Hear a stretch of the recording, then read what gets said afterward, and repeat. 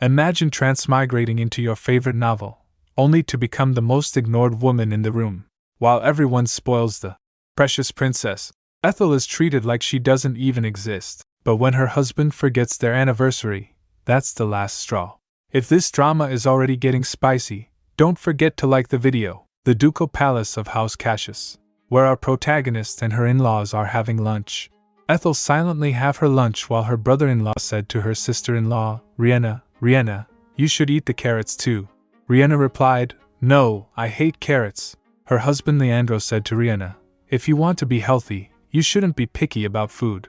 Riena said, I said no Leandro, I won't die even if I don't eat carrots. Lohim said, shouldn't carrots be your favorite food, little bunny?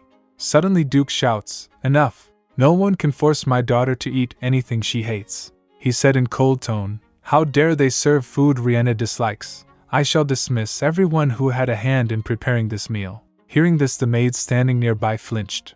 Riena stood shouting, no, you can't, Dad. She went close to Duke and holds his hand.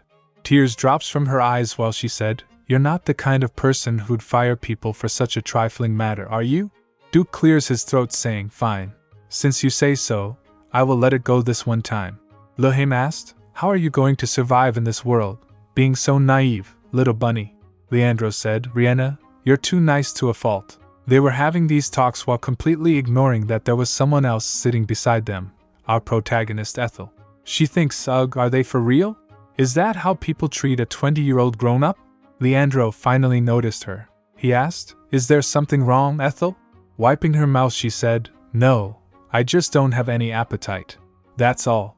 Meanwhile she thinks, because you people made me completely lose my appetite. Lohim said to Riena, I'll give you a present if you eat all the carrots on your plate. Leandro pats her too saying, I'll give you one too. Riena asked, you're going to give me presents when it's not even a special day? Suddenly Lohim realized something. He whispers to Leandro, brother, did you prepare a present for your wife? Otherwise, she'll sulk. Ethel asked, indeed? Do you have a present for me? Meanwhile she thinks, Lohim, that's so not like you to think of me. Leandro sighed. Then he said, what are you talking about? We don't even have any special occasion today. Hearing this Ethel said, today's our wedding anniversary. She thinks, we got married exactly 2 years ago today. Leandro gets surprised repeating, wedding anniversary. Lohim said, how can you forget your wedding anniversary? What a terrible husband, Riena said, my word. You're right. It is today. Duke said, you're married, son? You should pay attention to your family. Ethel shivers thinking, goodness, did hell freeze? What's up with these people today? Leandro said, it's my fault that I forgot our wedding anniversary, but... She thinks, but? Did he just say, but when even a sincere apology wouldn't be enough? He asked, is there a rule that only the husband should give a present to the wife on their wedding anniversary, and not vice versa? Ethel thinks, when I first found myself transmigrated to this fictional world, I thought I was lucky. I thought I was given a second chance at life after I met my end in a traffic accident. I awoke in the novel I enjoyed reading titled The Returner's Rosy Second Life. In the story, Riena is an orphan who dies after leading a miserable life. Lohim's second son of House Cassius, Leandro first son of House Cassius, and Duke Cassius nobleman of high rank and family head.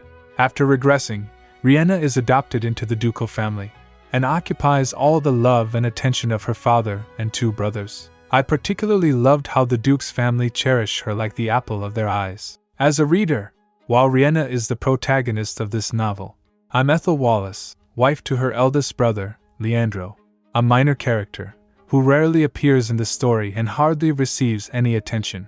I'm okay with that because my favorite character is Leandro, and I get to be his wife. His blonde hair sparkles more brilliant than the sunlight, and his blue eyes hold a breadth deeper than any lake. He is perfect in every aspect, from his capabilities to his appearance, just like his father, Lord Leandro, the heir to House Cassius. Although our marriage is of convenience, who cares? I'm his wife. How lucky I am to be a member of the ducal family in this story. For me, it's as good as getting a VIP seat to enjoy the novel. Or so I thought. Ethel felt rage. Leandro asked, Ethel? Marriage is of 2 people. Since you also failed to prepare my present. She grits thinking, my mistake when I read the novel is that I never thought about how Ethel would feel. Not only did he abandon me once we got to our honeymoon destination, But he also had his aide send me a gift for our first wedding anniversary. She recalled saying to him, "It's my birthday, Todd," but he interrupts saying, "I'm busy." One day she asked, "Would you like to go for a stroll W-?" He replied, "I've just got back from a walk with Riena." She calls him, but he went to his sister saying, "Riena is looking for me. She thinks I never thought I'd be overshadowed by Riena and treated as if I'm invisible like this." Back to dining table, Leandro said, "I don't think you can blame me for." He was about to complete his words, but she throws a box on his face. Everyone around gets shocked. He asked, what? She shouts, "I want a divorce." She turns saying, "Let's proceed with the divorce process as soon as possible." Dazed, Leandro asked, "Divorce?" Duke asked her, "Ethel, are you serious about what you just said?" Riena, shocked, said Ethel. Luhaim shakes his brother while also being shocked. She left saying, "Farewell, everyone." Maid said, "My lady." She went up to her room. While grabbing some jewels, she thinks, "I should take these with me. I can't just leave empty-handed, can I?" She heard footsteps and thinks, "How quick he is to follow me." He opened the door shouting, "Ethel!" He asked, "Are you serious about getting a divorce?" She replied while packing her things, "Yes, I'm very serious." He asked, "But why? What's the reason?" He tries to block her way. She said, "Step aside. I'm leaving." He said, "It's my fault that I forgot our anniversary. But you can't do this just because." She interrupts asking, "Do you think I'm doing this just because of that?" He said, "I admit that we're not very close as a married couple, but isn't some level of detachment common in arranged marriages?" She said, "This is not simply about us not being close enough." He asked, "Then what other reason could there be?" He suddenly noticed something. He said, looking at a dress, "Ethel, look at that." He uncovers the dress saying, "You remember when you got married to me in this dress, don't you? Try to recall that happy moment."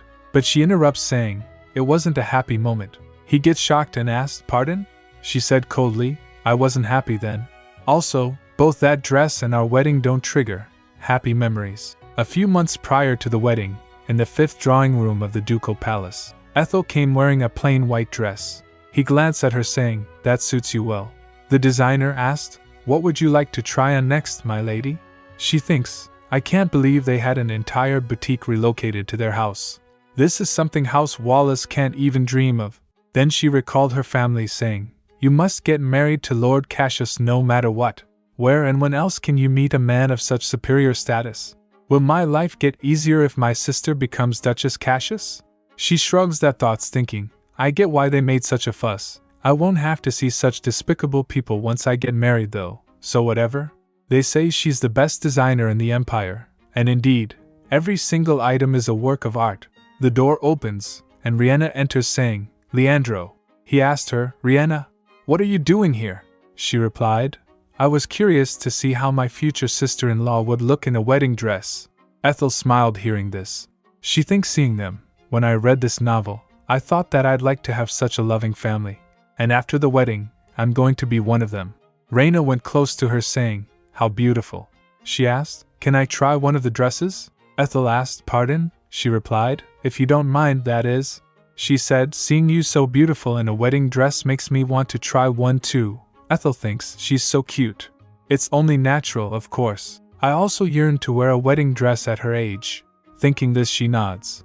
Leandro came and asked, "What? Why would you want to try on a wedding dress?" Riena pouts asking, "Maybe I shouldn't, should I?" Ethel asked to designer, "Isn't it all right? Letting her just try it on wouldn't hurt, right?" She nods. Leandro said, "Suit yourself." Riena shouts, "Yay, I'm so excited." While Riena was changing, Luhaim and their dad came. Luhaim asked, "Brother, is Riena here?" Duke said, "We thought we'd have tea with Riena. The servants told us she'd be here." Luhaim said, "You're here too, Lady Wallace?" Ethel thinks, "Of course I'm here, you jerk. It's my dress-fitting day." Riena came dressed up in a beautiful dress. "Dad, Luhaim, I didn't know you're both here too." Everyone gets shocked seeing her. She asked, "What do you think? Isn't this dress so gorgeous?" Luhaim asked, "Why are you wearing that thing?" She replied, "Because I want to."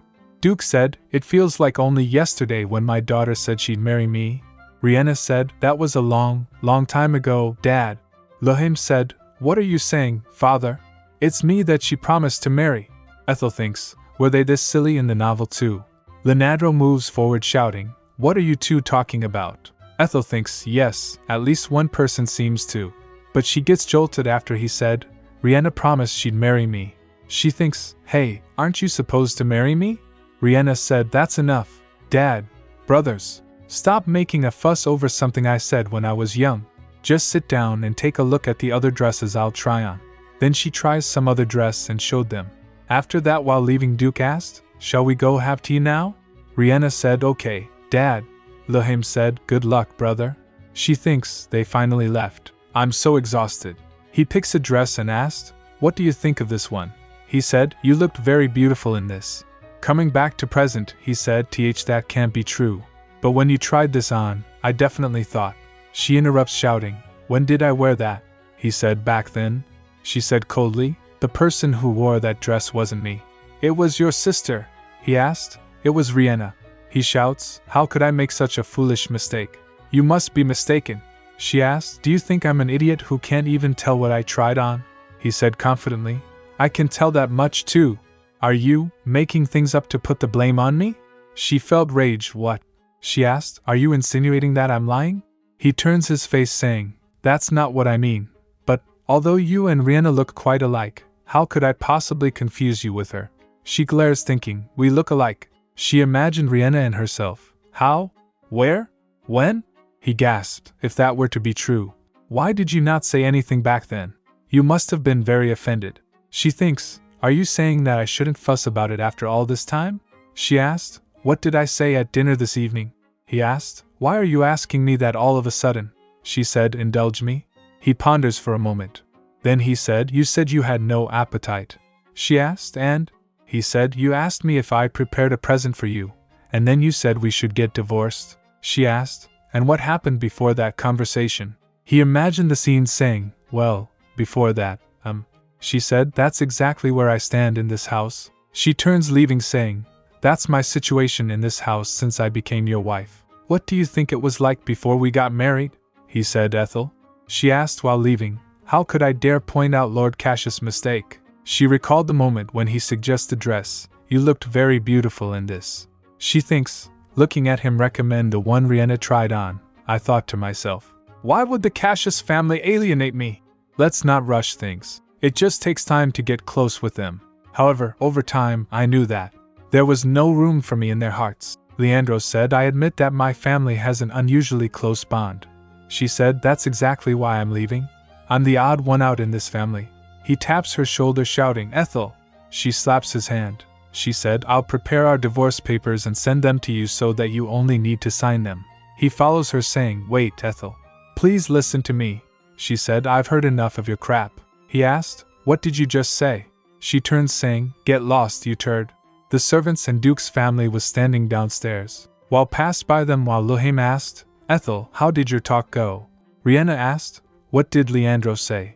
Duke said, Ethel, expressing your anger like this won't help. She opens the door and left. She walks away with her suitcase while Duke's family stood seeing her. She went to market. She booked a room in a hotel, and while laying on bed she said, this feels awesome. I was a bit worried that I couldn't bring much of my stuff with me, but now, I couldn't feel more at home.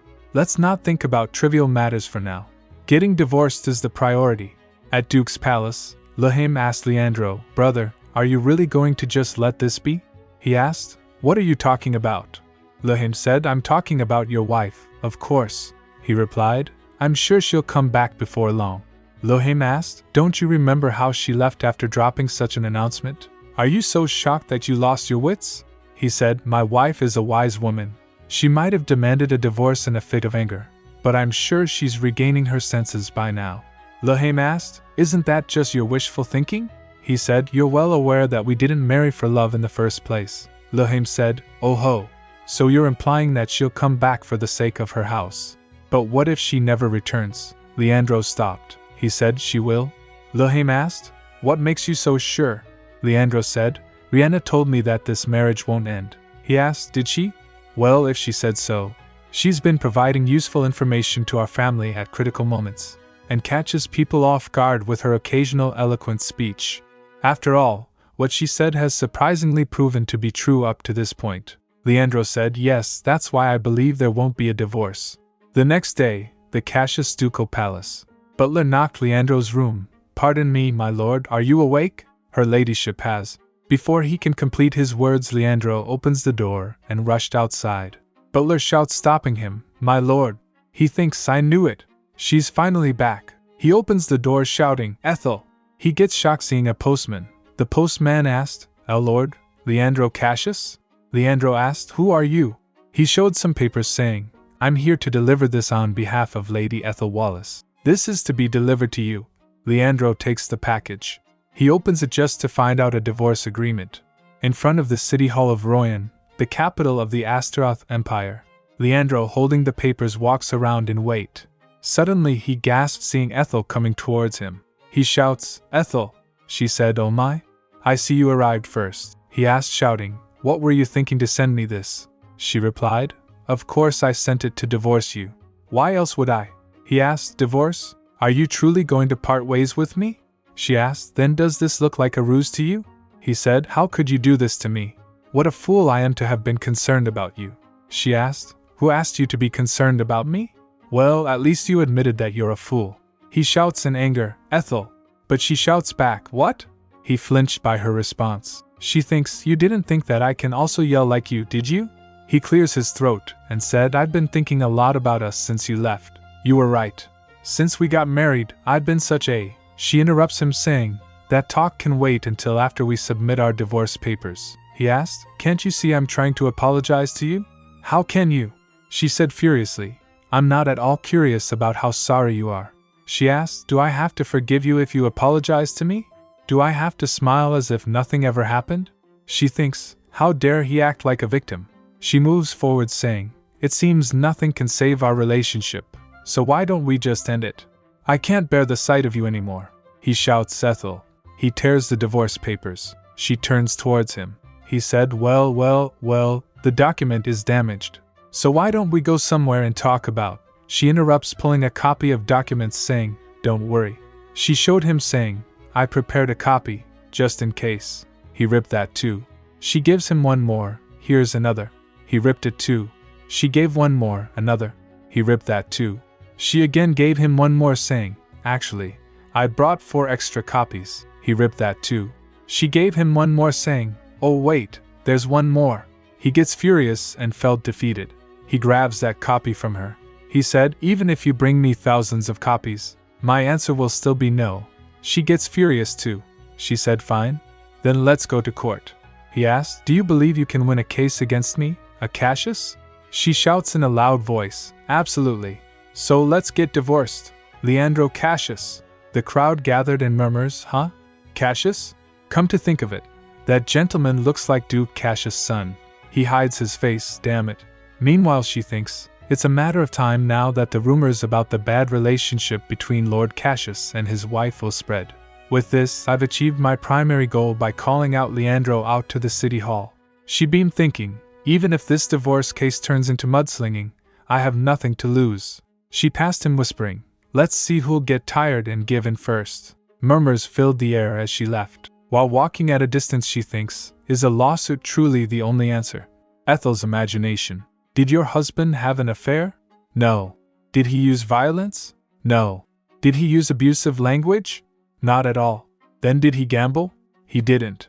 Does he have a child out of wedlock? Not that I know of. Did he refuse to pay your living costs for a certain number of months? He allocates about 5,000 gold every month for my living expenses and provides me a separate personal allowance. She thinks, feeling anxious. I don't want to admit it, but Leandro is an excellent husband on the surface. She thinks, if I have to, there's only one thing I can cite as reasonable grounds for divorce, but that issue is so sensitive I can't discuss it with a lawyer yet. Meanwhile footsteps approached. Leandro came and grabs her shoulder. "Ethel," he said, "perhaps you misunderstood as I'm not very good at expressing my emotions, but my feelings for you have not changed one bit. Although one thing led to another, and things have come to this." She thinks, "Ugh, he's so persistent." She said, "Am I supposed to believe that? You have no feelings for me whatsoever." He said, "That's not true. I married you because I liked you, and I don't want for us to divorce because I still do. There were so many other noble families I could have chosen from, but you were the only woman I considered to be my wife." She asked, "Do you think I don't know why you chose House Wallace, the abandoned mine in Anala?" Hearing this he gets shocked. She said, "Riena wanted that mine? which was owned by House Wallace, and that's why you married me. The mine was one of House Wallace's few valuable properties. Excavating magic stones used to be a lucrative business, but as its profitability decreased, the mine grounded to a halt. Who would have known that that white elephant would turn into a golden goose in the future? She thinks that be me, who read this novel, and Riena, a regressor of this world. He shocked asked how? She stood confident. He trembles asking, how do you know that? She said you confessed to me while you were drunk. He asked, did I? She replied, yes. Can't you even remember saying that? Meanwhile she thinks, of course, you can't remember because it's a lie. Have we even talked face to face before this? She said, one night you told me that Riena wanted the Enala mines so much that you decided to marry me. He shouts, absolutely not. He said with a trembling voice, well, I might have approached your family because of the mine at first, but when I laid my eyes on you, I immediately felt an attraction. After that, my feelings for you gradually grew. She asked, then why did your attitude change after our wedding? Why have you neglected me so far? He said, it's because. She turned saying, stop telling such a blatant lie. Do you think I'm a fool?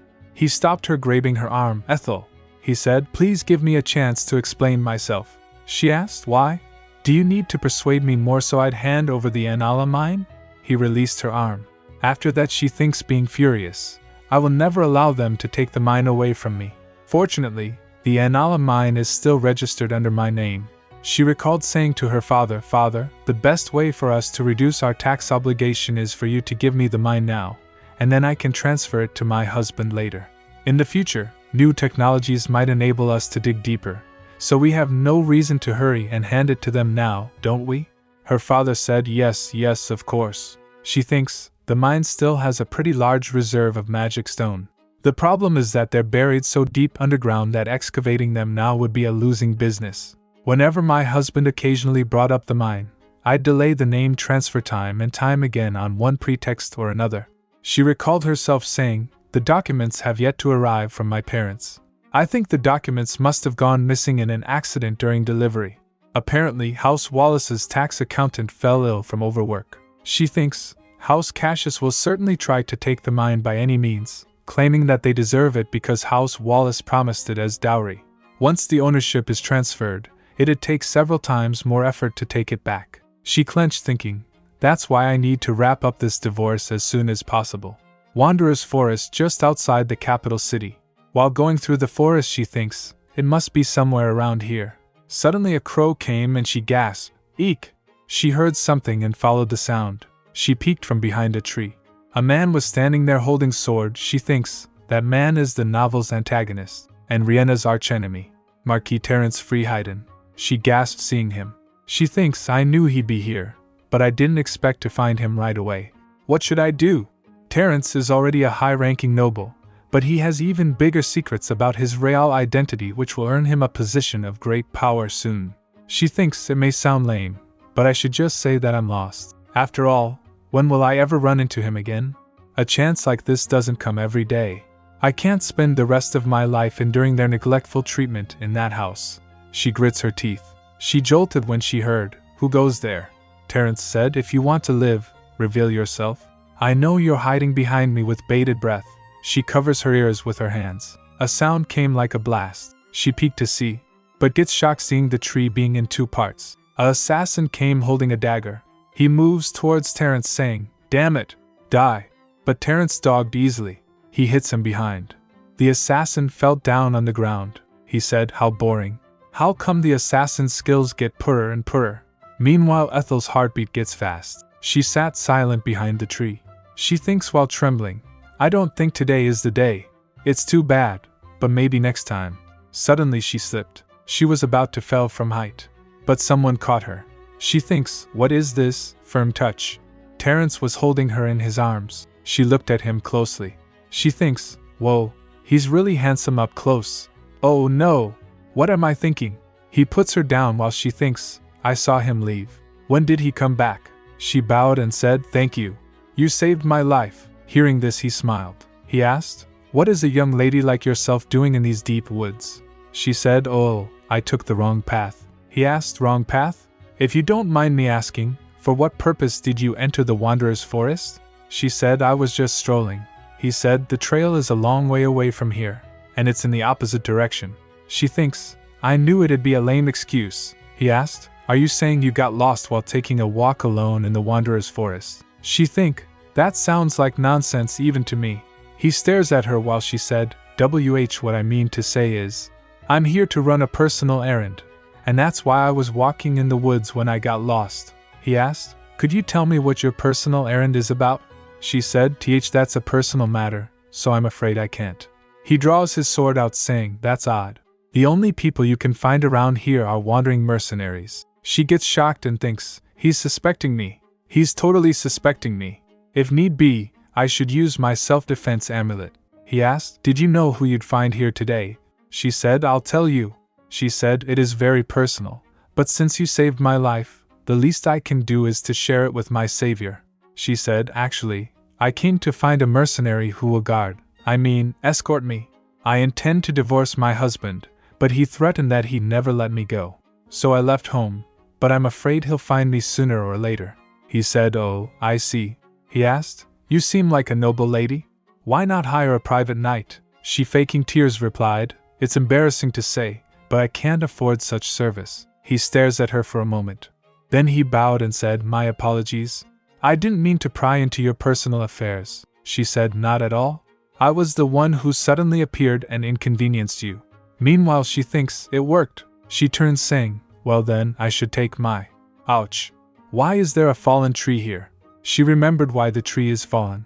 She said, this must be the one you broke while you were training. You must have amazing skills, sir. He said, I do. I'm not one to brag, but I am a pretty good swordsman, if I do say so myself. I'm sure you won't regret it if you hire me as your escort. She asked, pardon? I don't understand. He leans towards saying, hire me as your bodyguard. She shocked asked, why you, as my bodyguard? He beamed saying, I'm a wandering mercenary too. As it happens, I'm looking for someone to hire me. She clenched the papers in her hand thinking, bullshit. You're a marquis, she said. As I already mentioned, I'm not in a very good financial position right now. He said, I won't charge you more than my basic rate. She asked, I'm not sure if I could treat a person with such great skills like that. He said, please don't worry. Receiving my base rate helps plenty when business is quiet. Then she said, but still, I think I'd be more comfortable with a female guard. He said, that won't be a problem since we won't be staying in the same room. She said, but. Then she had an idea and thinks, wait, isn't this my chance? This could be a golden opportunity to form a close enough relationship to make a deal over that information. She said, well, if you say so. She bowed and said, I'll be in your care. He bowed back too and said, likewise. Please call me T. She thinks, that is how I came to hire the novel character with a dark past as my bodyguard. She gulped thinking, I made a good decision, right? While walking she said, I'm Ethel. I'm still using my husband's surname, but since I'm divorcing him soon, I'm just Ethel Wallace. Meanwhile she thinks, the Cassius name can only make him wary of me. Since Terence has been completely removed from high society up to this point, I'm sure he's not familiar with my maiden surname. He said, I'm T. I'm from a humble background, so I don't have a surname.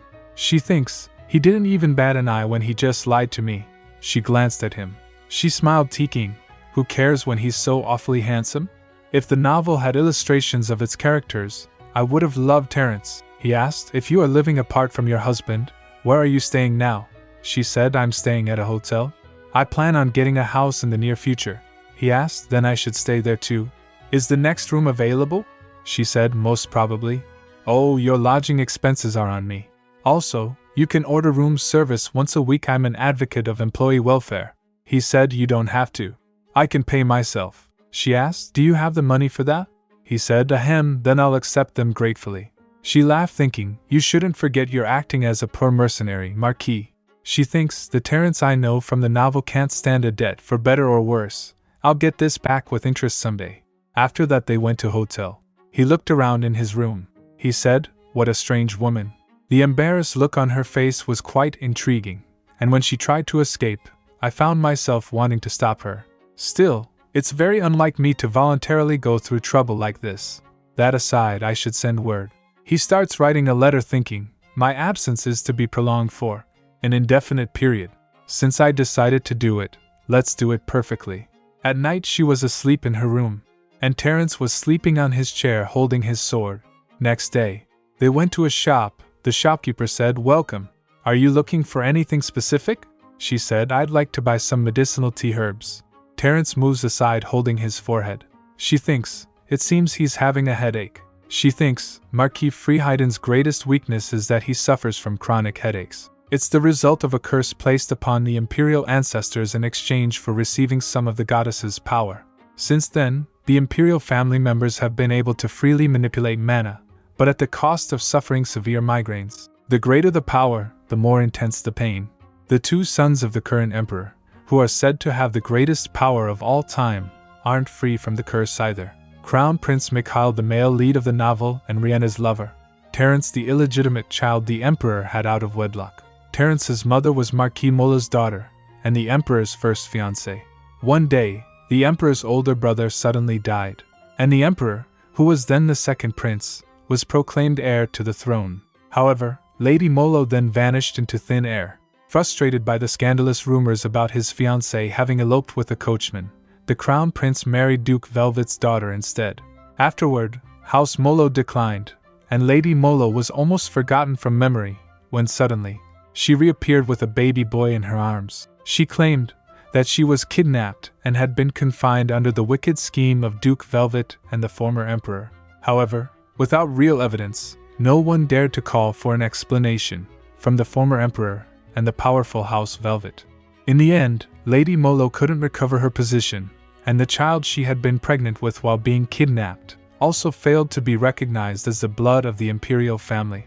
That child could have grown up to be the crown prince as the next emperor, but instead, he's a victim of a conspiracy and lost everything he rightfully deserved. That child is none other than Terence Freeheiden. Terence can't call the emperor his father, and he is constantly exposed to Duke Velvet's assassination attempts. She thinks, being teary, "I feel bad for him. He seems like a nice guy." In the story, his acute migraine is one of the main reasons why Terence goes astray. As the pain becomes unbearable, he resorts to using a powerful pain relief drug known as the Devil's Claw.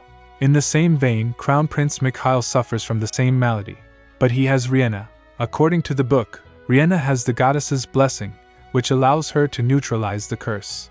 The writer's favoritism is way too absurd. One son becomes the crown prince and has a lover blessed by the goddess, while the other becomes an addict after living with discrimination, all because he's a bastard child. Overwhelmed by despair and the adverse drug effects, Terence loses himself and turns toward the dark side. And eventually the shopkeeper said, "Here you are." Ethel replied, "Thank you." She thinks Terence will be fine once he drinks the healing tea. The healing tea is a medicine which calms down the agonizing headaches of the imperial family. It's the future Riena who first invents its formula. But what does it matter if I steal it? She thinks, my plan was to get a divorce with Terence's help and then flee the empire before the fight over the throne becomes fierce. He was having headache, but suddenly became calm seeing Ethel. Ethel thinks, but after getting to know him a bit more, I feel sorry for him. She asked, "Shall we move on to the next place?" While leaving, she thinks, he won't lapse into drug addiction as long as he drinks the healing tea. While walking, he asked, "What do you need the holy water for?" She replied, "I need it to make something." Meanwhile, she thinks, "It's an ingredient for your tea." She said, "I didn't know there was a temple in the Wanderer's Forest." He said, "That's why this one is far less crowded than the Grand Temple." Suddenly, he felt something. He grabs her hand and runs this way. Confused, she asked, "TT?" After hiding her behind a tree, he draws his sword. She asked, "What are you doing? Tell me what's going." He shush her, "Shh." He grabs her and her heartbeat gets fast. She thinks, he's too close. Meanwhile, a lady came wearing a cloak. Seeing her, Ethel thinks terror.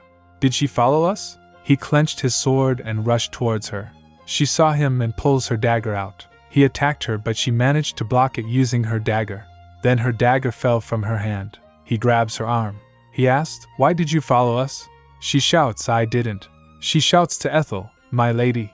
He asked Ethel, "Do you know this woman?"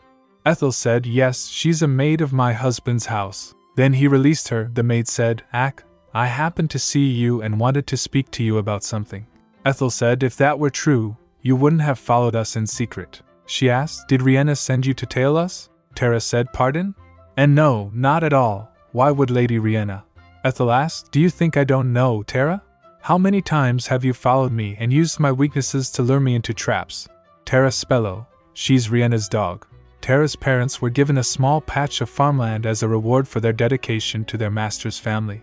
However, it all turns out to be a deceptive ploy by their master, and so, Tara's family lost their livelihoods overnight, and Tara lost her entire family in the aftermath.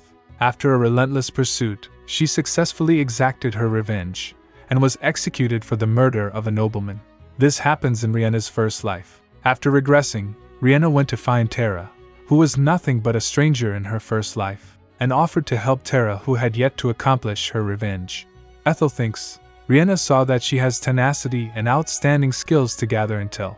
He puts his sword on her neck, asking Ethel, "How would you like me to proceed, my lady?" Ethel said, "Could you excuse us for a moment?" He said, "Very well. I will stay just out of earshot." Then Ethel comes close to Tara. She whispers, "Cooperate with me, and I'll tell you the whereabouts of your enemy, Viscount Chilian." Tara gets shocked and asked, "How did you dash?" Ethel said, "It's a secret, just like what Riena said." She asked, "You've had questions, right? Riena's not a god. How does she know everything?" Meanwhile, she thinks it's natural because Riena doesn't reveal that she's a regressor until the story is about to end. Tara said, "It doesn't matter even if you have the same ability as Lady Riena. She is my savior, and you're not." Ethel asked, "Is that so? Then why hasn't she told you where Chilian is yet?" Tara starts trembling, saying she said she would, when it's the right time. Ethel asked, "The right time? Why wait? You must know she's lying too." Tara interrupts her, shouting, "Shut up." Ethel asked, "Don't you want to know what information I have?" She thinks, to Tara, revenge comes before loyalty. Tara asked, "What do you want from me?" Hearing this, Ethel thinks, "Gotcha." Ethel said, "When you return home, tell Riena what I'm going to tell you." Then Ethel tells her something. After that, Tara asked, "Is that really all?" Ethel asked, "It's not too much, is it?" Tara asked, "Very well. When can I get the information?" Ethel said, "In 2 months." After that, Tara left. Ethel thinks, phew, there's something scary about her. Actually, Riena isn't intentionally holding back the information. She can't tell Tara because she doesn't have the information. All she knows about Chilian is his fake identity she read about in the newspaper before she regressed. Unlike her, I know where he is right now because I read the novel from cover to cover. Transmigration is better than regression in this aspect. She thinks, "I'm sorry, Tara, but I need you to suspect Riena until I successfully get divorced." Suddenly Terrence came and asked, "How did the talk go?" She gets jolted. He said, "You seem to have completely forgotten about me." She asked, Did you hear our conversation?" He said, "Of course not. I obey my employer's commands." She said, "I should treat my trusty bodyguard to a late lunch, then shall we return to our hotel?" At Duke's Palace, Tara said, "I'm back, my lady." Riena said, "Welcome back, Tara. Did you do as I asked?" Tara replied, "Yes." Riena said to other maids, "You girls can take your leave now." But the maid said, "My lady, please try on one more. What do you think of this?" No. This one will look better on you." Riena, making an innocent face, said, "Please, I really need to talk with Tara alone.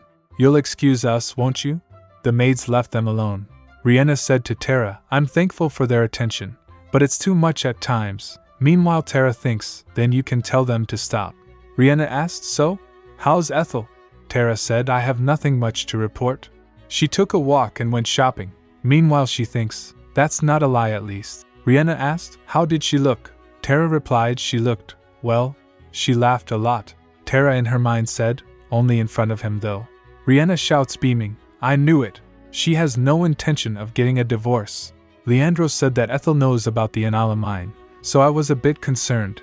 Tara clasped her hands. Riena continues, "All things considered, she's just throwing a momentary fit, isn't she?" "Oh, Leandro. Even if he was drunk, he should have watched his tongue. He should realize how much Ethel loves him." "Now, what gift should I prepare to make her feel better?" Tara asked. "Will you leave the mine under Lady Ethel's name then?" While seeing a design book, she replied, "I think I will. Its value won't increase until later on." "Oh my, this one will be just perfect on me." Tara asked, "Would you like me to continue watching her?" She said, "There's no need. Return to your original post." After that, Tara left the room. At a cafe, Ethel asked him, "How does it taste?" Terence replied, "It's not bad." she asked. And, he said, it tastes a little like medicine, but it sure has a good scent. She asked, is that all? You've been drinking it for 3 days now. He asked, should there be something more? She said, of course. Perhaps you feel more refreshed, you sleep better at night, or you feel more energetic. Is there no such change? He said, now that you mention it, I do think I feel it. She felt disappointed. He said, it's herbal tea, my lady, not medicine. The effects won't be as great as you might expect. She clenched her hand thinking, but it's not just any herbal tea. Ugh, if I ask him about his headache, he'd definitely notice that I know about his true identity. Could I have mistaken the ratio of the ingredients? She thinks seeing him asleep, awesome. Great timing. She closed her eyes and started focusing him. After that she opened her eyes again. She thinks I knew I got the ratio right. I have an ability called mental reading. It enables me to conjure up the pages of a returner's rosy second life and read them in my mind whenever and wherever I want. As convenient as this ability is, it exhausts so much energy that I can use it no more than twice a day. Seeing him, she thinks, he was dozing off like that yesterday too. The previous day. She asked, is the hotel bed not comfortable enough for you? He said, I wouldn't know. I haven't used it properly. She felt disappointed thinking, I guess this hotel is too shabby for a nobleman like him. He wakes up and asked, my lady? He noticed her and asked, you look tired all of a sudden. She flinched saying, and no. I mean, why yes, I'm tired. I'll go rest in my room. So why don't you go out for some fresh air? He said, I'm afraid I can't do that. I'm your bodyguard. My place should be by your side. Saying this, he moves his hand towards her. She holds his hand saying, thank you. She thinks, he's such a decent guy indeed. On their way some said, seeing Terence, Marquis. He glares at him, and he stopped. Then Terence turns towards Ethel saying, my fellow mercenary seems to have something to tell me. She said, sure, you can take your time. I'll head in first. Meanwhile she thinks, fellow mercenary, my foot. It's obvious that he's a servant of a noble house. Suddenly they heard clip-clops of horse. A carriage came and stopped in front of them. Seeing the carriage, Ethel thinks, that's the carriage of House Cassius. The carriage's door opens and someone came out. It was Riena. She dashed towards Ethel and hugs her saying, Ethel. After that they went inside a hotel. Riena and Ethel sat in front of each other having tea.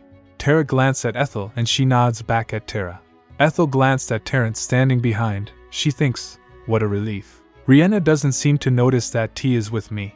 Ethel then asked, Riena, what do you want from me? Riena's guard shouts, how uncivilized, Miss Ethel. Lady Riena came all the way here to see you. She thinks, so he doesn't even call me Lady Ethel now? That's very big of you, swordsman. Riena said, Matisse, don't be so rude to Ethel. He said, Biba, my lady. Riena said, apologize to her. This is an order. Matisse said, please forgive me, Miss Ethel.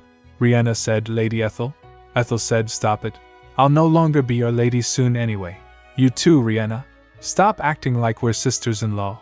Riena shouts, how can you say that, Ethel? Tears welled up in her eyes as she said, I apologize on behalf of Leandro. Though everything began with the Alamine, I swear it's not the whole truth. Ethel moves her hand away. She sips her tea while Riena said, I'm not sure how to put this, but I tend to have good instincts for things to happen. For example, a porcelain vase I bought at a flea market turned out to be a rare piece by a master craftsman, and the investment I made on a company just because I liked its name made huge returns. Ethel thinks, good instinct, my foot. You regressed, and that's how you know it all. Riena said, I know it's hard to believe. Even my family thought I was playing a prank at first. Ethel thinks, the only person in the novel who believed her till the end was that simpleton Luhaim. Riena then tells, I was traveling the Anala region one day. I was passing by the area of your family's mine and then I felt it. I thought, oh, this mine will be a big hit in the future. That's why Leandro visited your family to purchase it, and fell for you at first sight. Ethel thinks, Riena is a nice girl, but she can also lie without batting an eye if necessary. I liked her character in the novel because she didn't seem like a pushover, but, Riena said, do you remember the day when you first visited our house? I've really liked you since then. Ethel asked, do you really like me just the way I am? Riena beamed, of course. Ethel said, then you'll still like me even if I don't own the mine, don't you? Riena asked, huh? Ethel asked, can I go back home to the Cassius estate without the mine to my name? Actually, I've been feeling uncomfortable because of it. Now that you told me your true feelings, I'm relieved. Riena shouts, wait, Ethel, she said, if it was simply that reason that you wanted it, I think I should just give it back to my parents. Riena said, but it's your dowry. Ethel said, you said yourself just now that you like me. Do you not like me if I don't have it? Riena replied, and no, I didn't mean that. Oh, right. What was I thinking? I completely forgot about the presents. Matisse, Tara. They complied, yes, my lady. They presents a lot of gifts. Riena said, please give me some time to think about the mine. I'm fine without it, but father might think differently. It concerns our family name too, so…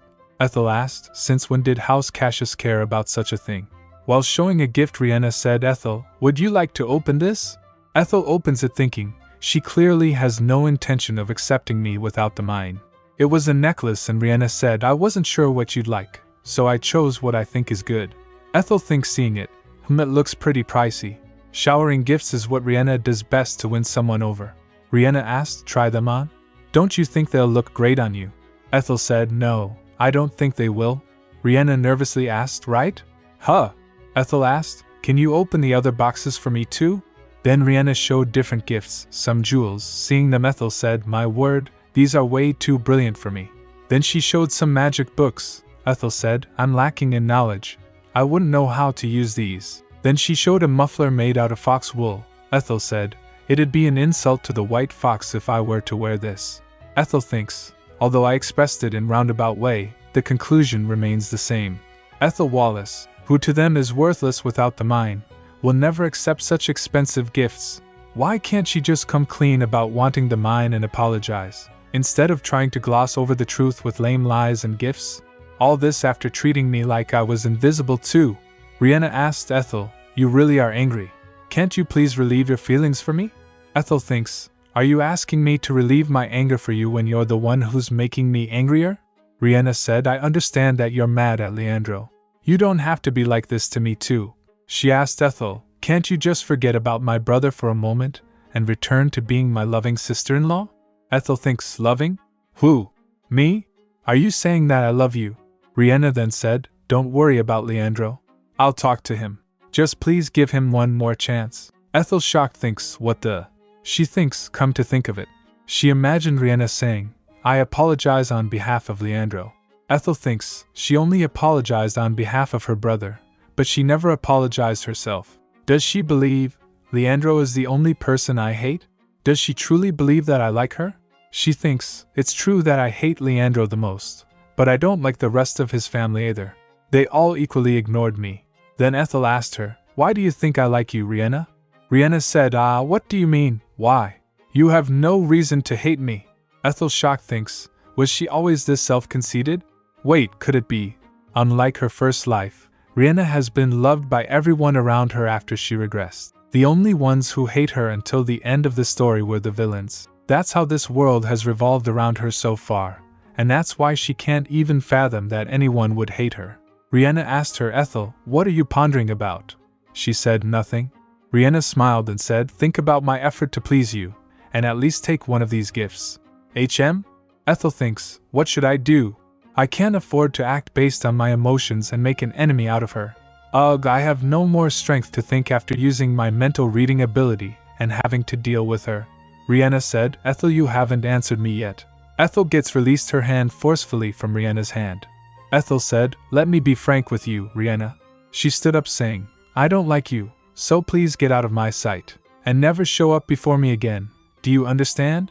Words didn't came out from Riena's mouth. Matisse and Tara get surprised. Ethel left saying, I'm sure you can see yourself out. Goodbye. Matisse steps towards her saying, how dare you speak to Lady Riena like that? I won't let. But Terence make him fall on ground, moving his foot in his way. He said, smiling, oh, my apologies. I didn't see you there. Matisse shouts, who the hell are you? He replied, I'm a hotel guest just passing by. Ethel, surprised, thinks, how long has he been around me? Did he hear my conversation with Riena? Matisse draw his sword out, shouting, how insolent. Terence was also ready, but Riena interrupts. She shouts, stop. That's enough. Do you intend to tarnish the Cassius name? She turns, saying to Matisse, I'm going home. Come. While Riena and Matisse was leaving, Tara turns and bowed. Terence asked Ethel, "Is everything all right?" She said, "I'm sorry you had to witness such an unsightly scene." He said, "Don't worry. They're saints compared to my family." She thinks, "I can't deny that." He said, "I didn't know your husband is a Cassius." She said, "Oh, I didn't mean to hide it."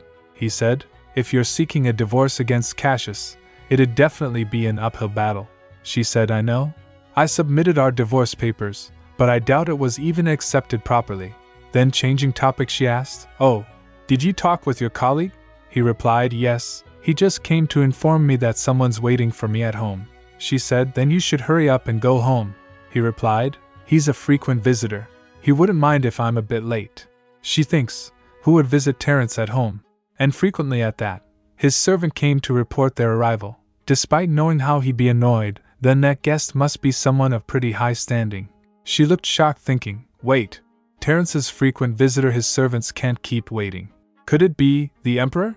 Thinking this, she starts pushing him saying, I think you should go right now." He said, "No, I can stay a little longer." She said, "I'm really fine, so off you go." Then he left. She thinks, if it really is the Emperor, he'll most likely bring up that subject to Terence. She thinks, the Emperor has finally decided to officially recognize his son as his blood, after neglecting him in the shadows for a long time. The estate of Marquis Freeheiden previously, the house of Marquis Molo. Terence reached there and seeing him, Butler shouts, "Marquis," he said, "you promised to come soon." While going inside, Terence asked, "Where's His Majesty?" Butler replied, "He's still waiting in the drawing room." Terence said, "You should have sent him back instead of keeping him waiting." Butler asked, "How could I when he insisted he should see you, my lord?" "My lord, don't you need to change before?" Terence enters the room saying, "I don't have time for that." Emperor was sitting inside waiting for him. He bowed and said, "Greetings, your majesty." Dominic the 23rd Emperor of the Astaroth Empire said, "I thought I had to wait forever." Terence kneeled saying, "I apologize for keeping you waiting. If only you had sent word in advance." Emperor said, "Never you mind. We don't need such formalities between us." Then Terence sat on sofa in front of him. Emperor asked, "There's nothing wrong with enjoying your youth outside, but isn't it about time you settle down? And what slovenly clothes you're wearing." He clenched thinking, these were gifted from her. He recalled Ethel saying, "Don't worry about the money, just pick whatever you like." How the employee is dressed represents the employer's image too. Being so greedless, how are you going to survive in this rough world? You should take advantage of a chance like this. He thinks, she's just so irresistibly kind. Noticing him, Emperor asked, "Terence?" He asked, "What else can I do, except for going out and seeing the world?" Then the Emperor chuckled and said, "Well, you'll be very busy soon once you begin to learn the tasks of a ruler." Hearing this, he asked, being confused, "Pardon?" Emperor said, "Terence, my son, I intend to register your name in the Imperial Family Registry." Terence said, "I need some time to think." Emperor asked, "What do you need to think about?" He thinks, "It'd be a lie if I said I've never imagined becoming an Imperial Prince." Well, now that House Velvet is eclipsed by House Cassius, perhaps the timing couldn't be better. Besides, the Crown Prince lost the Empress's favor because of his relationship with Riena, an orphan. Emperor asked, "Do you truly not want power?" He remains silent. He thinks, "Not really, but I do wonder how the Empress, who's been constantly sending me assassins, will respond to this." I'd also like to see the look on Mikhail's face, who's been taking everything he enjoys for granted since he was born. Emperor asked, "Power provides you many great things. Isn't there anything you truly desire?" He thinks, "Something I desire. Something I desire so much that makes me want to become an imperial prince." He clenched his fist thinking, "What am I thinking? Once I say yes, my life will be entirely different than what it has been until now. It's a choice I can't step back from, nor take back." Then he said, "I accept the position of imperial prince." Emperor beamed and asked, "So you do have something you desire?" He said, "Yes, I'd like to help someone out of trouble." Emperor asked, "Help someone? Who is it?" He said, "Why don't we just leave it at that for now?" Emperor said, "How insipid." Then he asked, "Speaking of which, your majesty, I recently heard a very interesting story." At Duke's palace, he asked Leandro, "How in the world did you handle things?" He said, "I'm sorry." Duke said, "The Emperor will certainly use this as an excuse to demand something from me." Imperial Central Court, a few days ago. Leandro bribed court officials to destroy the divorce papers. Emperor asked Duke, bribing a court official to destroy a divorce application. Your son must love his wife immensely. Duke said, I am at fault, Your Majesty. Emperor said, you know this is clearly an illicit act, but I shall keep it undisclosed for you. Duke said, thank you, Your Majesty. Back to present, Duke asked, what are you going to do now? Since they accepted your documents, your divorce will be handled in court soon. Duke slams on table shouting, it'll be a matter of time before they know it's you. Leandro said, I won't let the divorce trial happen. I'll talk to Ethel and change her mind before the court date. Duke said, if you could, things wouldn't have come this far in the first place. He said, trust me, father, I can handle this. Duke said, I shouldn't have spoiled you. Leandro said, you've never treated me that way, father. Not even once. Suddenly Riena came shouting, please stop. She said, Dad, that's enough. Please stop scolding him. Duke said, this doesn't concern you, dear. She said, I'm sure Leandro means the best. He said to her, go outside, Riena. She shouts, Dad. She said, this is about our family, yet you tell me to go out. If you treat me like this. She shouts, I won't eat lunch. Duke and Leandro get shocked and asked, Riena, what nonsense are you saying? She said, I won't eat dinner either. Duke said, you'd damage your health. Leandro added, what if you all ill? Liam came shouting, you can't do that, little bunny. You're too delicate. Riena said, I won't skip my meals, Dad, so please give Leandro another chance. Duke said, Riena. He said, very well, see to it as you see fit, Leandro. She smiled, saying, thank you, Dad. While walking in hallway, Riena asked to Leandro, do you have a plan, Leandro? He replied, not really. I think I'll just have to make a sincere apology. She said, be careful. She seemed to be much angrier than we thought. She tells, I actually went to see her yesterday. She said she hates me. I know she didn't mean it, but... Liam added, for her to tell such a lie, she really must hate you, Leandro. Leandro said, I'm sorry you had to hear that because of me, Riena. She said, I was shocked at first, but on second thought, I knew it couldn't be true. You know how close Ethel and I used to be. Liam asked, still, Ethel went too far. She should have directed her anger only to Leandro. Why did she say such hurtful things to you? She said, if you really want to bring her back, you'll have to give it your best. Leandro said, I don't know what else to do, things just get worse and worse every time I see her. Then suddenly she had an idea and said, I have an idea. Meanwhile Ethel said, seeing the hotel garden, wow, I didn't know this hotel has such a beautiful garden. She asked Terence, it's a splendid day. How about having tea out here? He replied, very well. I shall prepare tea service. Ethel thinks while sitting on chair, I didn't expect our divorce application would be processed so soon. Maybe it's thanks to Terence. Whether it was him or not, I'll have him drink the healing tea as thanks. She heard some ladies saying, oh my, look at that. That's... Seeing a carriage coming, Ethel thinks, is that House Cassius' carriage again? It was Leandro, dressed well and holding a bouquet. He shouts, Ethel. Seeing him she thinks, El Leandro. She jolted seeing him. She thinks, what is he doing here? He steps towards her. He kneeled in front of her presenting the bouquet saying, it was all my fault, Ethel. Please give me another chance. She shocked thinks, what the... He said, please come back to me, my love. She said, stand up. He said, no, I'll stay on my knee like this until you forgive me. She said, please be quiet and stand up right now. He said, don't worry. My knee and pride won't hurt so easily as you think. She said, being angry, hey, stand up. She turns to leave saying, follow me. He said, Ethel. Then they went somewhere else. She asked him, why are you here? He said, why else? I came to beg for your forgiveness, of course. She said, I'm really surprised that you still have the courage to seek my forgiveness. He asked, why is that surprising?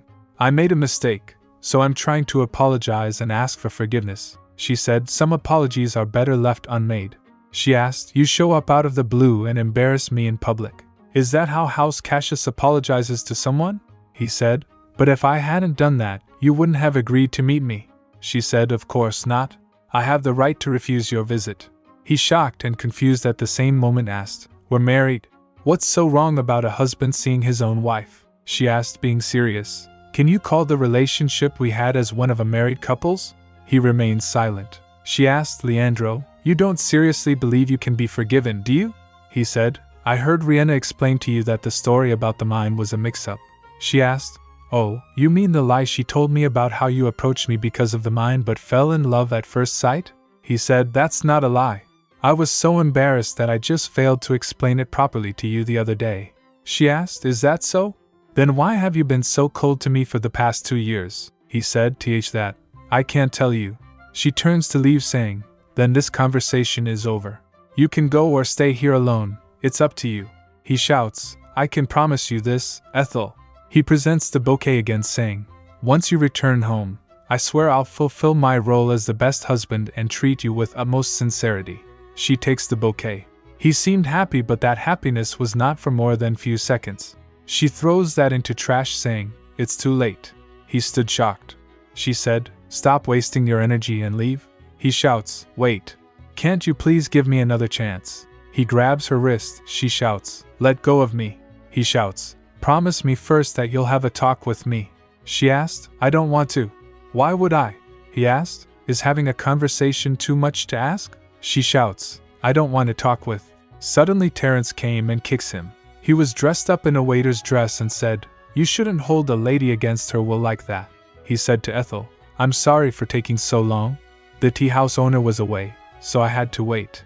Leandro gasped seeing him. Who are you? He noticed his sword and said, You don't seem like a waiter.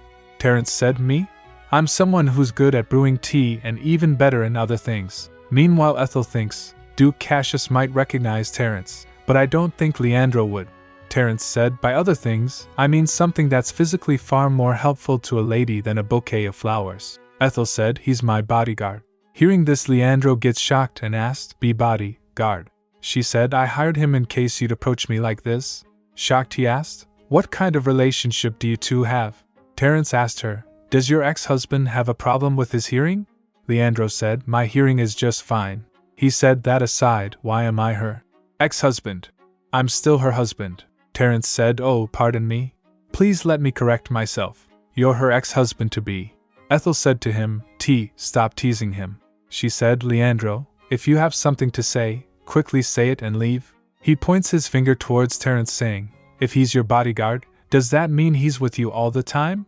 Ethel said, When I go out, yes. He starts trembling and said, How could you? Why, you're a married woman. She asked, Why is that a problem? His word shakes as he asked, What if people get the wrong impression? She asked, What do you mean by that?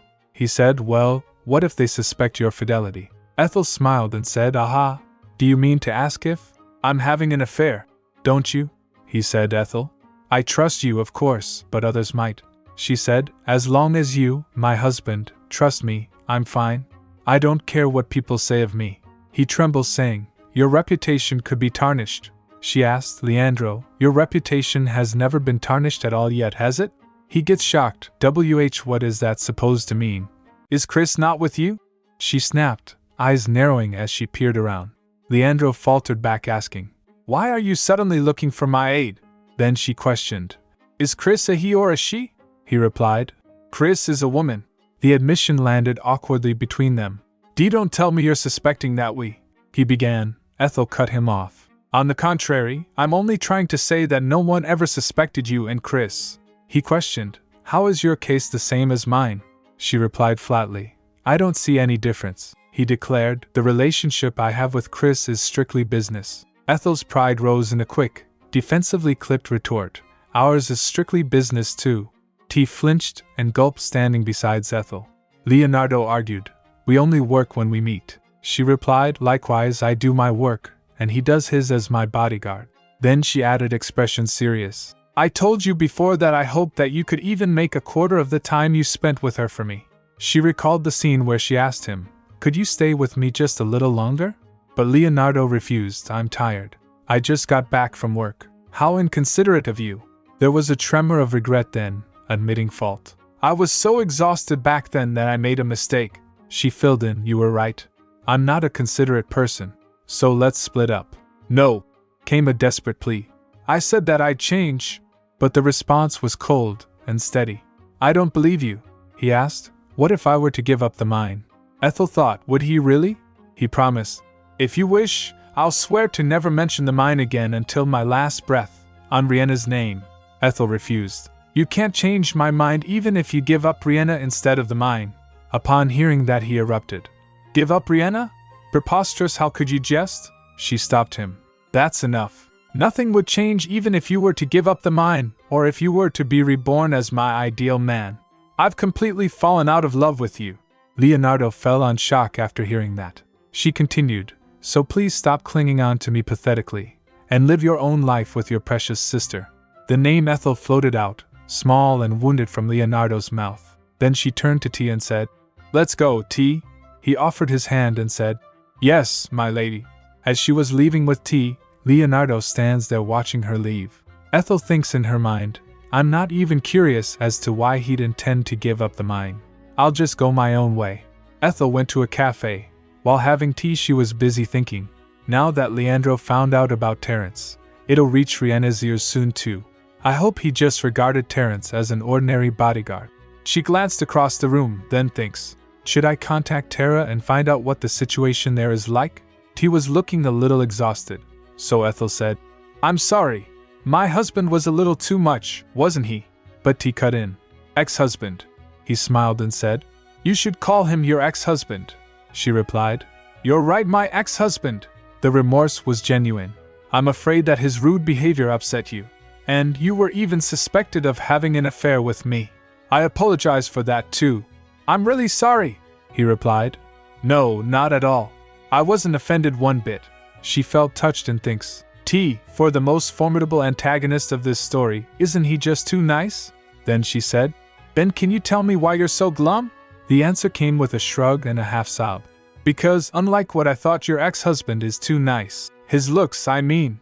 She thought, what's Leandro's good looks got to do with Terence's mood? She said, "Is he really?" "I've never thought that way," she said inwardly. "I can tell a white lie like this for someone who will cover my back." "Really?" came the surprised reply.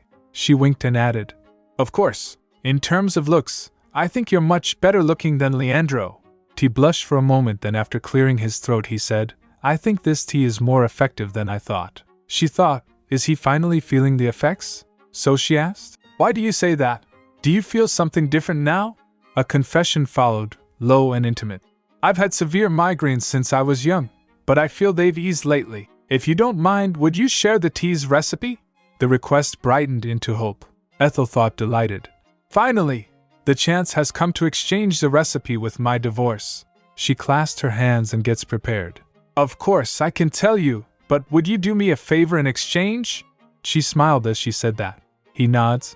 "I'll do anything if it's within my ability," came the instant answer. She then said sincerely, "Please help me to get a divorce, Marquis Freeheiden." "How did you know?" he demanded. She shrugged as if it were the most ordinary thing. "I happened to hear your acquaintance from the other day address you as Marquis." He took a sigh. "Jack, that careless bum." She offered a quick, apologetic smile. "I'm sorry, Jack." Then T asked, "However, I don't think he mentioned my name then," she replied. "Although I haven't been actively engaged in society recently, I was once the future mistress of a prominent ducal house. I was introduced to several marquises at my wedding, and I memorized the portraits of those I hadn't met by heart. You're a young marquis I haven't met nor seen a portrait of, and who's in the capital when it's not the social season? I deduced you must either be based in the capital or not own your own fief," he filled in. "There's only one person who meets all those conditions, and that person is Marquis Freeheiden." He tapped on table and asked, incredulous, "Even so, I can't believe you figured out who I am merely based on my servant's slip of the tongue." "Actually, I was certain a moment ago," she replied coolly. He realized she'd been gauging his reaction the whole time. "So you were gauging my reaction?" She smiled it off.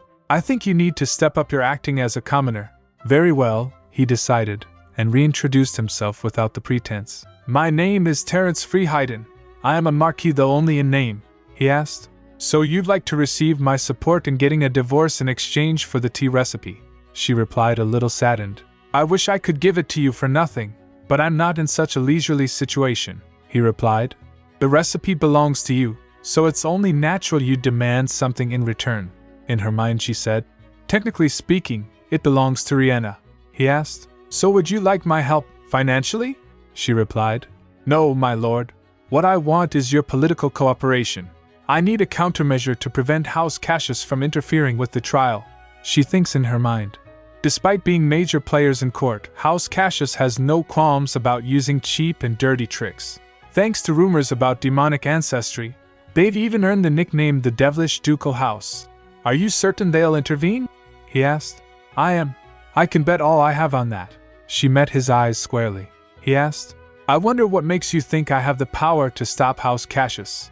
I am but the Emperor's powerless, illegitimate child. She gave a knowing smile. Because I know from reading the novel that you'll soon be recognized as an imperial prince. Then she said, Well, you saw to it that my divorce application would be processed properly, he said. Didn't it cross your mind that it might have been a mere coincidence?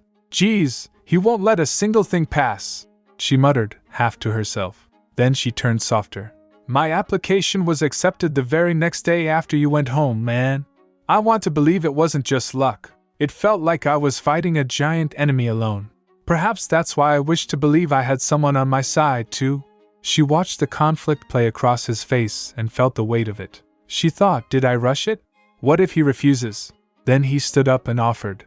My lady, would you like to go on a walk with me? Pardon?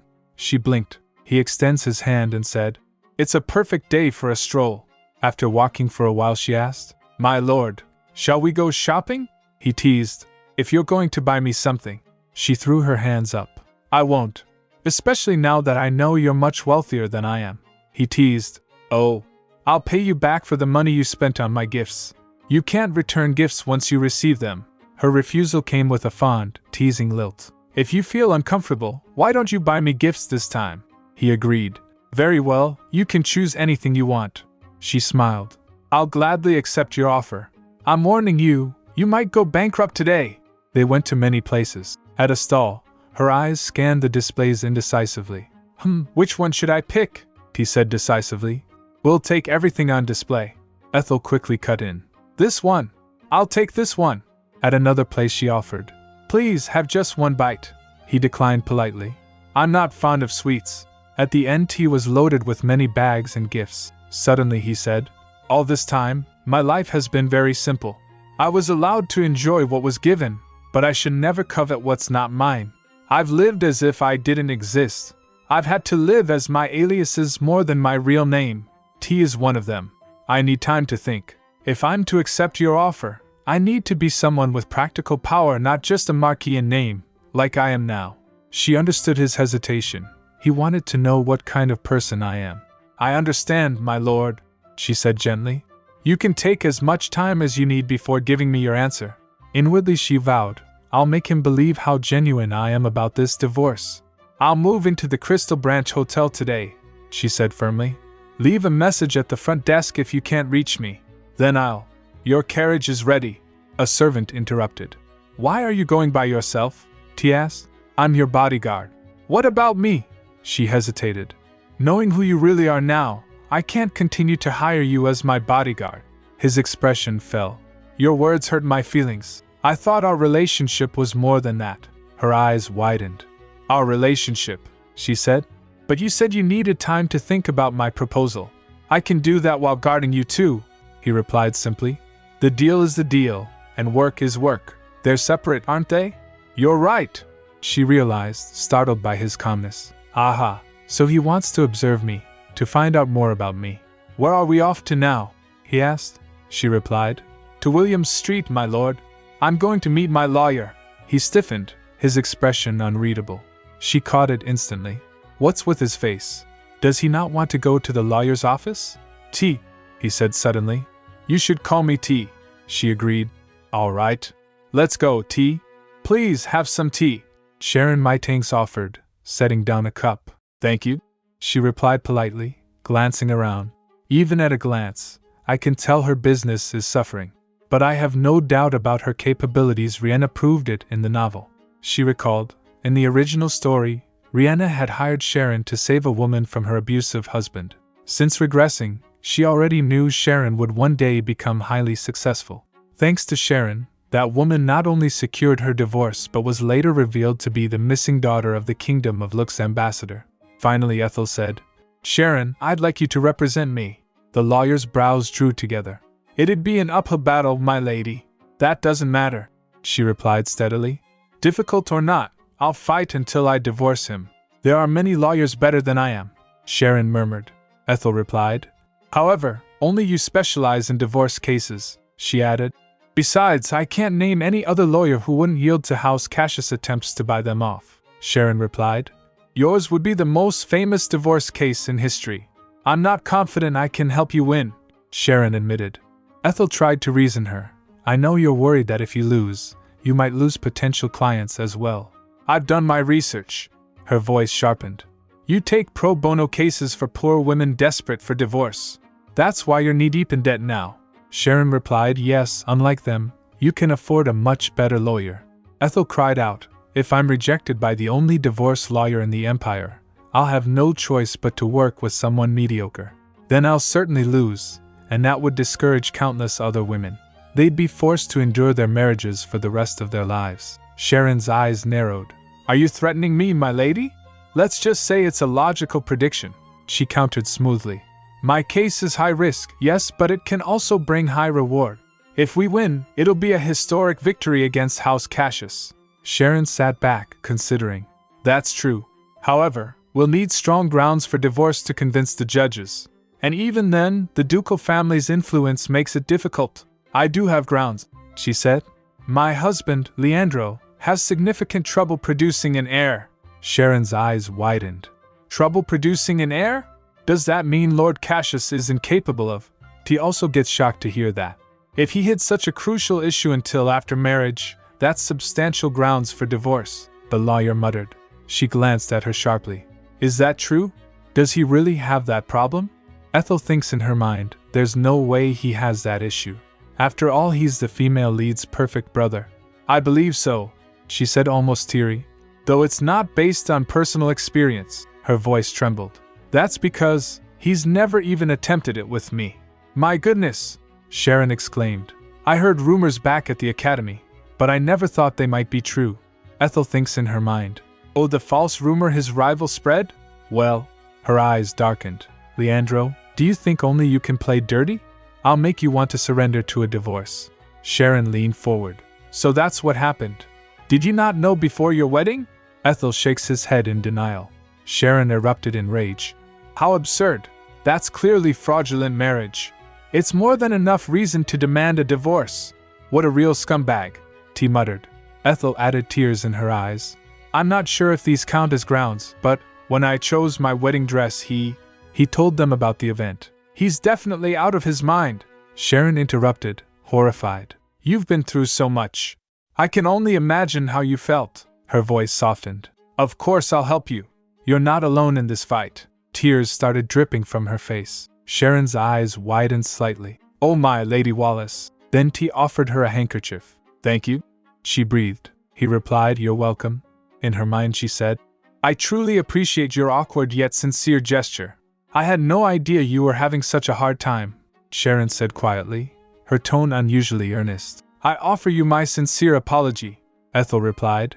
How could you know? I didn't tell you everything before. Thank you for accepting my case. This is the remuneration I've prepared. I'm sure it's enough to cover your debts and hire reliable staff. Goodbye. My emergency fund, she thought bitterly, sliding the pouch across the table. Sharon hesitated, so Ethel asked, Is something the matter? Oh no, nothing's wrong at all, she said quickly. Ethel asked, Your face says otherwise. What is it? Sharon said.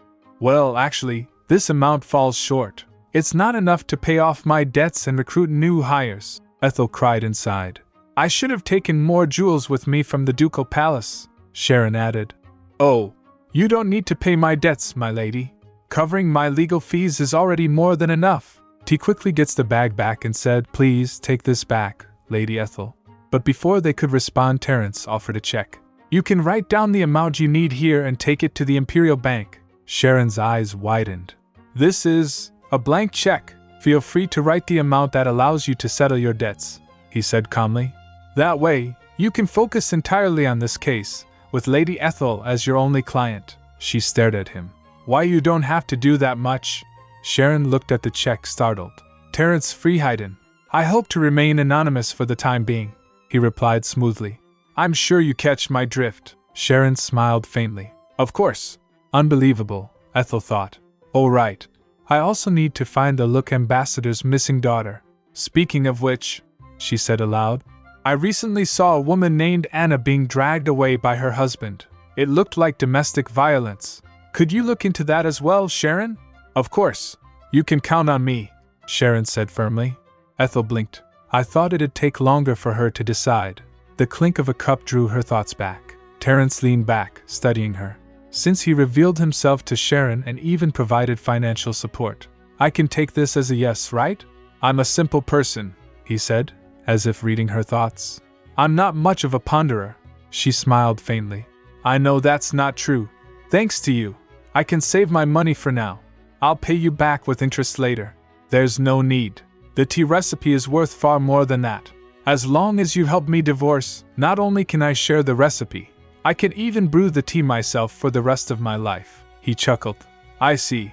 As soon as we get to the hotel, we'll need to check into another place, in case House Cassius sends people again, she muttered. Terrence shook his head. This carriage isn't heading for the hotel. She looked up sharply. Pardon, we're going to my house. I'm sure you'd feel more at ease there. Her face turned pale. What? I appreciate your kindness, but I'm still married.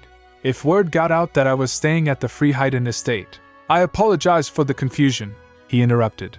Not the estate. We're going to my villa just outside the capital. It's under someone else's name, so even House Cassius won't easily find out. Her shoulders eased slightly. Then, I'll gratefully accept your kindness.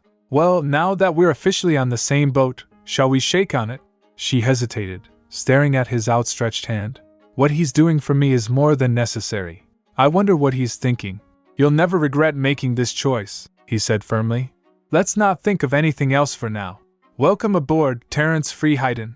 He blinked, momentarily dazed. This is very unlike me. Why did I offer her that check? I only intended to observe her for another week. Goodness, I even exposed the location of my villa. Her voice was steady when she spoke again. Please help me to get a divorce, Marquis Freeheiden. Later, at his villa, a servant whispered, My lord, is the lady you brought today truly just an ordinary guest? Shall I tell the maids to be more attentive? Cut the nonsense and get ready, Terrence ordered curtly. Whatever for? I'll be going on a trip with my guest. Several days. Pardon? Where are you going this time? Ashton, capital city of the Cassius dukedom. We've finally arrived. Ethel stretched as she stepped down from the carriage. Aren't you tired? Terrence asked. Not at all. How could I be, when we traveled first class? She laughed. We have time before our appointment. Shall we walk instead? I'd love to, she said brightly. Will the maid really come to meet us? Terrence asked quietly. I'm sure Laura will, Ethel replied. I brought her with me from House Wallace when I married into House Cassius. She'll testify that Leandro and I never had marital relations. I sent her an express mail. I hope she'll come. They walked into the bustling streets. Music, banners, and the fragrance of food filled the air. It seems there's a festival today, Terrence noted. Yes, the Cassius Duchy has many festivals. He paused. Even if people here aren't familiar with your face, it won't hurt to be careful. He leaned closer, adjusting her hood. She flushed. I appreciate the thought, but I really wish he'd give me a heads up before coming so close. Her heart thudded. Ba-thump. He muttered, glancing up at the decorations. Happy birthday to my little Riena. They're holding a festival on her birthday? The Duke's love for his daughter is truly great. Oh, actually, Ethel hesitated. Little Riena doesn't refer to Riena Cassius. It's her pet dog, Percy. That's his nickname. Riena's birthday is different. It's her adoption day. He blinked. Her celebration lasts 15 days. Ethel continued dryly. This festival can't compare at all. Terrence gave a short laugh. I can't believe they hold a festival for a puppy's birthday. Lady Ethel! A voice suddenly called. Ethel turns and shouts, Laura! She hugs her while Laura said, It's been a while, my lady. Then Ethel introduced Terrence to her. Oh, this gentleman is Lord Terrence. He has kindly been helping me a lot. Terrence nods. Ethel said, Have you thought about my offer? You may get on House Cassius' bad side, but, Laura said, You don't even have to ask, my lady.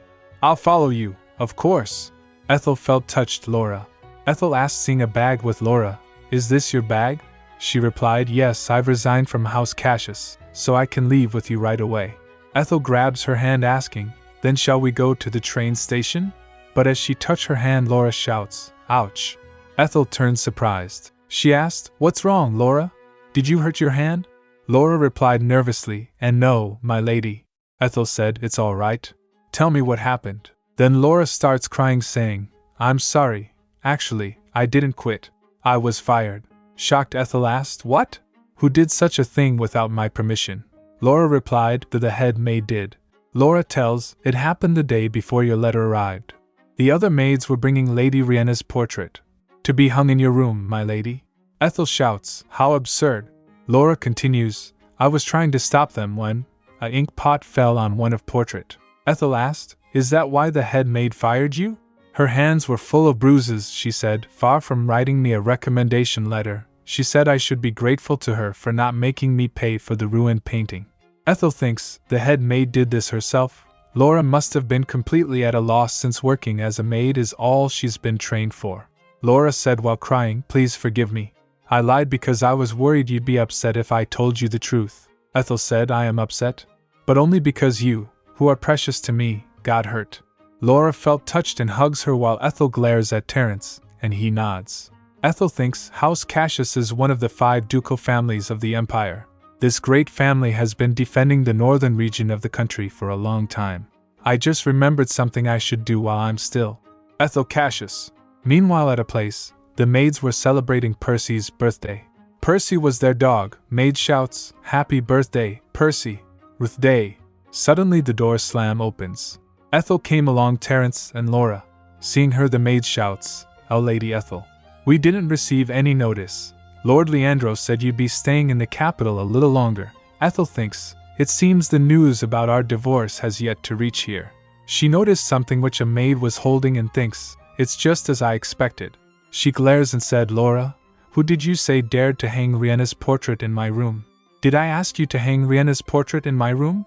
The maids replied, and no, my lady. Ethel said, since when do maids change their mistress's room arbitrarily? Is there such a custom in House Cassius, HM?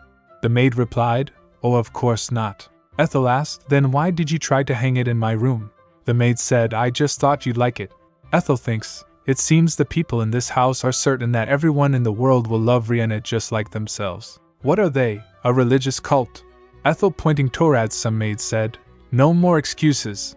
You and you 3 are fired. Don't even expect to get recommendation letters. The maid shouts, my lady, please don't do this. Please let us stay beside Lady Riena. The head maid came and said, would you please stop now? She bowed in front of Ethel and said, my apologies. We should have been prepared to welcome you properly, but we didn't get any word about your arrival in advance. Please forgive us. Laura gasps seeing her and hides behind Ethel saying, it's the head maid. Ethel said to the maid who was holding the box, you over there. What is it that you are holding? Bring it over here. The maid gets startled, pardon. And me, my lady? While opening the box, Ethel thinks, I'm going to start a very important conversation now, and I need this for this talk. The head maid said, that's a magic artifact for Lady Riena. Ethel said, I'll deliver this to her myself. I'm heading back to the capital soon. The head maid bowed and said, it was I who made them hang the portrait in your room. If someone is to be punished, it should be me. Ethel thinks, seeing her, the head maid used to be Riena's nanny. It's no surprise that she's Riena's biggest fan.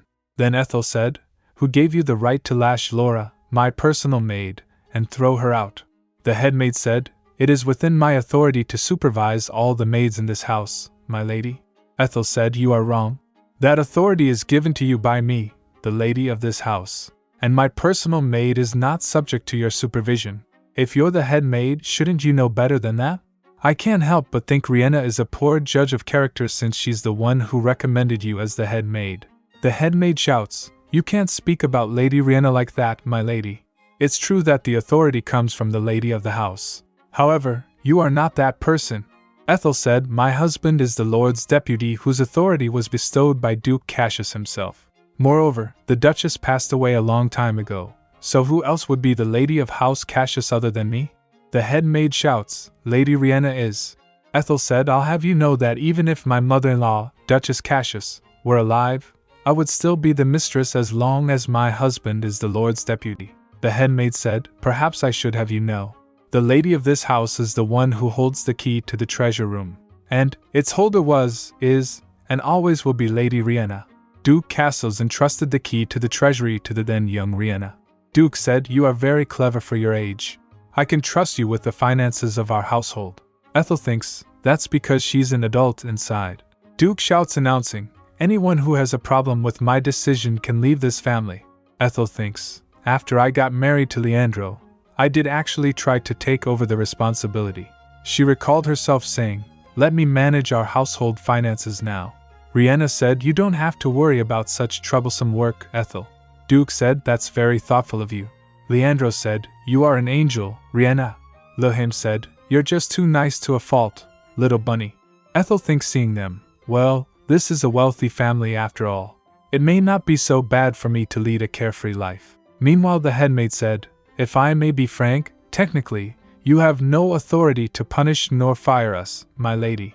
Ethel thinks, "One thing I know for sure is that it was resignation, not contentment, that made me accept the way things are in House Cassius." Ethel shouts, "How dare you take me for a pushover? I'll tell my husband every single detail about this impertinent attitude of yours." The headmaid said, "I beg your pardon, but the young master also said that Lady Riena should continue to be in charge of household affairs." Ethel thinks, holding the box which was a recording device, "Yes, I've just secured strong evidence. This will be a critical piece of evidence at my divorce trial. It proves that Riena has been holding the authority that should have been mine, and not only has Leandro been aware of the fact, but he also has been going along with it." Ethel asked, "Is that so? That means I can't do anything whatsoever about you." The headmaid said, "Nevertheless, as your servants, we'll serve you well as we have thus far." Ethel turned, saying, "Don't bother. I'll just go to my room. You can return to your posts." Ethel wished Percy, "Oh, happy birthday, Percy." She thinks, "And thank you. Had it not been for your birthday, the eccentric inventor's recorder wouldn't have been here." The inventor is one of the talents Riena scouted based on her memory about her past life. In return for her financial support, Riena gained many ingenious and useful artifacts, and this recorder is one of them. Her maids would record interesting events and special occasions with this artifact and send it back to her. Of course, Percy's birthday is one of such occasions. While she was going to her room, the head maid along the other maids came rushing. "My lady, please wait." Ethel opens the door and was shocked for a moment, seeing different portraits of Riena hanging on the wall. Ethel asked the head maid, "This is quite a number of portraits. Are these all gifts for me?" The head maid replied, "Yes, these are the latest pieces by the new artists House Cassius sponsors." Ethel said, "Although I'm not the lady of this house, I have the right to do whatever I want to my gifts, don't I?" She orders the maid, "Take all of them down this instant. Destroy them." The head maid asked, shocked, "My lady? I beg your pardon. Terence, destroy one with his feet." He asked, "Shall I do it like this?" The head maid and the other maids get shocked. "What just?" Ethel shouts, "Have you not realized your mistake? How dare you hang those blasphemous paintings in my room?" She asked, "Between the woman in the paintings and Riena herself, who is more beautiful?" The head maid said, "Oh, of course, Lady Riena, my lady. Such paintings can never hold a candle to Lady Riena's beauty." Ethel said, "Exactly. These paintings are nothing but imitations of the real Riena." The head maid said, But that's what paintings are for." But Ethel interrupts her. "That's what paintings are for? You don't really think such a lame excuse can explain this situation, do you?" The head maid shouts, "And no." Ethel said, "Then tell me why you think I shouldn't destroy these things. Speak." The head maid lost her word. Ethel said, "Why can't you say anything?" She bowed and said, "I deeply apologize, my lady. I shouldn't have overstepped. Please forgive me." Ethel said, "If I could do as I please, I'd burn all the paintings in this house, but I'll be lenient this time." Meanwhile, she thinks, "I should give the carrot after the stick." The head maid and others bowed, "Yes, yes. Thank you." Then Terence and Laura starts destroying the portraits. Ethel said, "This is the judgment on the blasphemy against Riena. We must destroy all the paintings in my room at the very least." Laura throws the paintings, saying, "Yes, my lady. I'll tear up every one of them to pieces." The head maid shouts, "No." She kneeled, saying, "Please stop, my lady. I beg of you." Ethel said, "How dare you insult me and Riena by putting up such vulgar things in my room?" The head maid said, "Please forgive me. I apologize for asking the artist to paint such things and putting them in your room." The other maid next to her starts crying, saying, "We're truly sorry. Please forgive us." The head maid also starts crying, "However, I simply can't watch the faces that resemble her ladyship get destroyed like this. Please just punish me instead. Ethel said, I wish I could, but unfortunately, I'm not the lady of this house, am I? I can't punish you. The head maid said, it was impudent of me. Of course, you have every authority over us, my lady. The other maid said, yes, so please punish us. Please forgive us, my lady. Ethel said, don't you have someone else to apologize to too? Laura was unfairly thrown out just because she stood by her duties. Unless she forgives you, I can't forgive you either. The head maid and the others starts apologizing. Laura, I'm sorry. Laura, I'm so sorry. Ethel whispers, I was acting a little weird, wasn't I? Terence whispers back, I had no idea you cared about Lady Cassius so much. Ethel whispers, are you having fun teasing me? He said, yes, a bit. She asked, just a bit? He smiled and said, a lot, actually. Hearing this, she pouts. Then she pushed the head maid out, saying, now, take your leave and go back to work. The door slammed closed. Ethel turns to pick some jewels. Meanwhile, Terence was seeing her from distance. Then they packed the things and left the manor. While on her way, she thinks, I'll never set foot here ever again. There was a hole in the wall, seeing which she said, we can go out through that dog hole.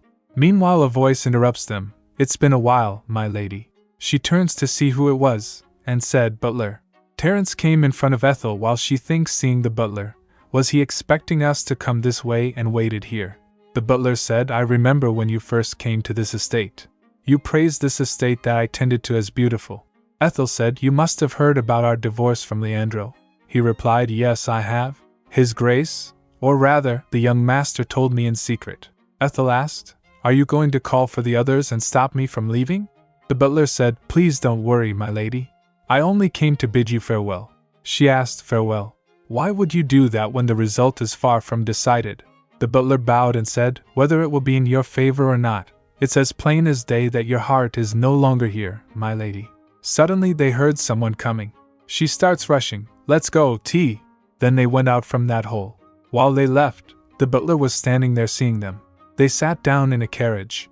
Terence asked, let's head for the Ashton train station as planned but Ethel interrupts saying, wait.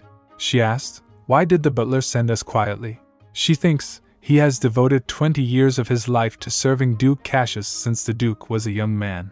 However, when I was simply existing like a doll at the Cassius estate, he would come and ask if I'd have tea with him from time to time. And although we didn't talk much, the time spent with him felt comfortable. Terence said, there may be at least one sensible person in that house after all. Laura said, oh, you may be right, my lord. The butler did indeed treat me nicely. Ethel asked, did he now? Laura said, when your ladyship was away, he often made me run simple errands for him, so that I could spend some time in town for a change.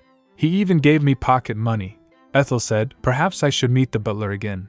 A testimony from someone who's been in House Cassius for a long time would work well to my favor.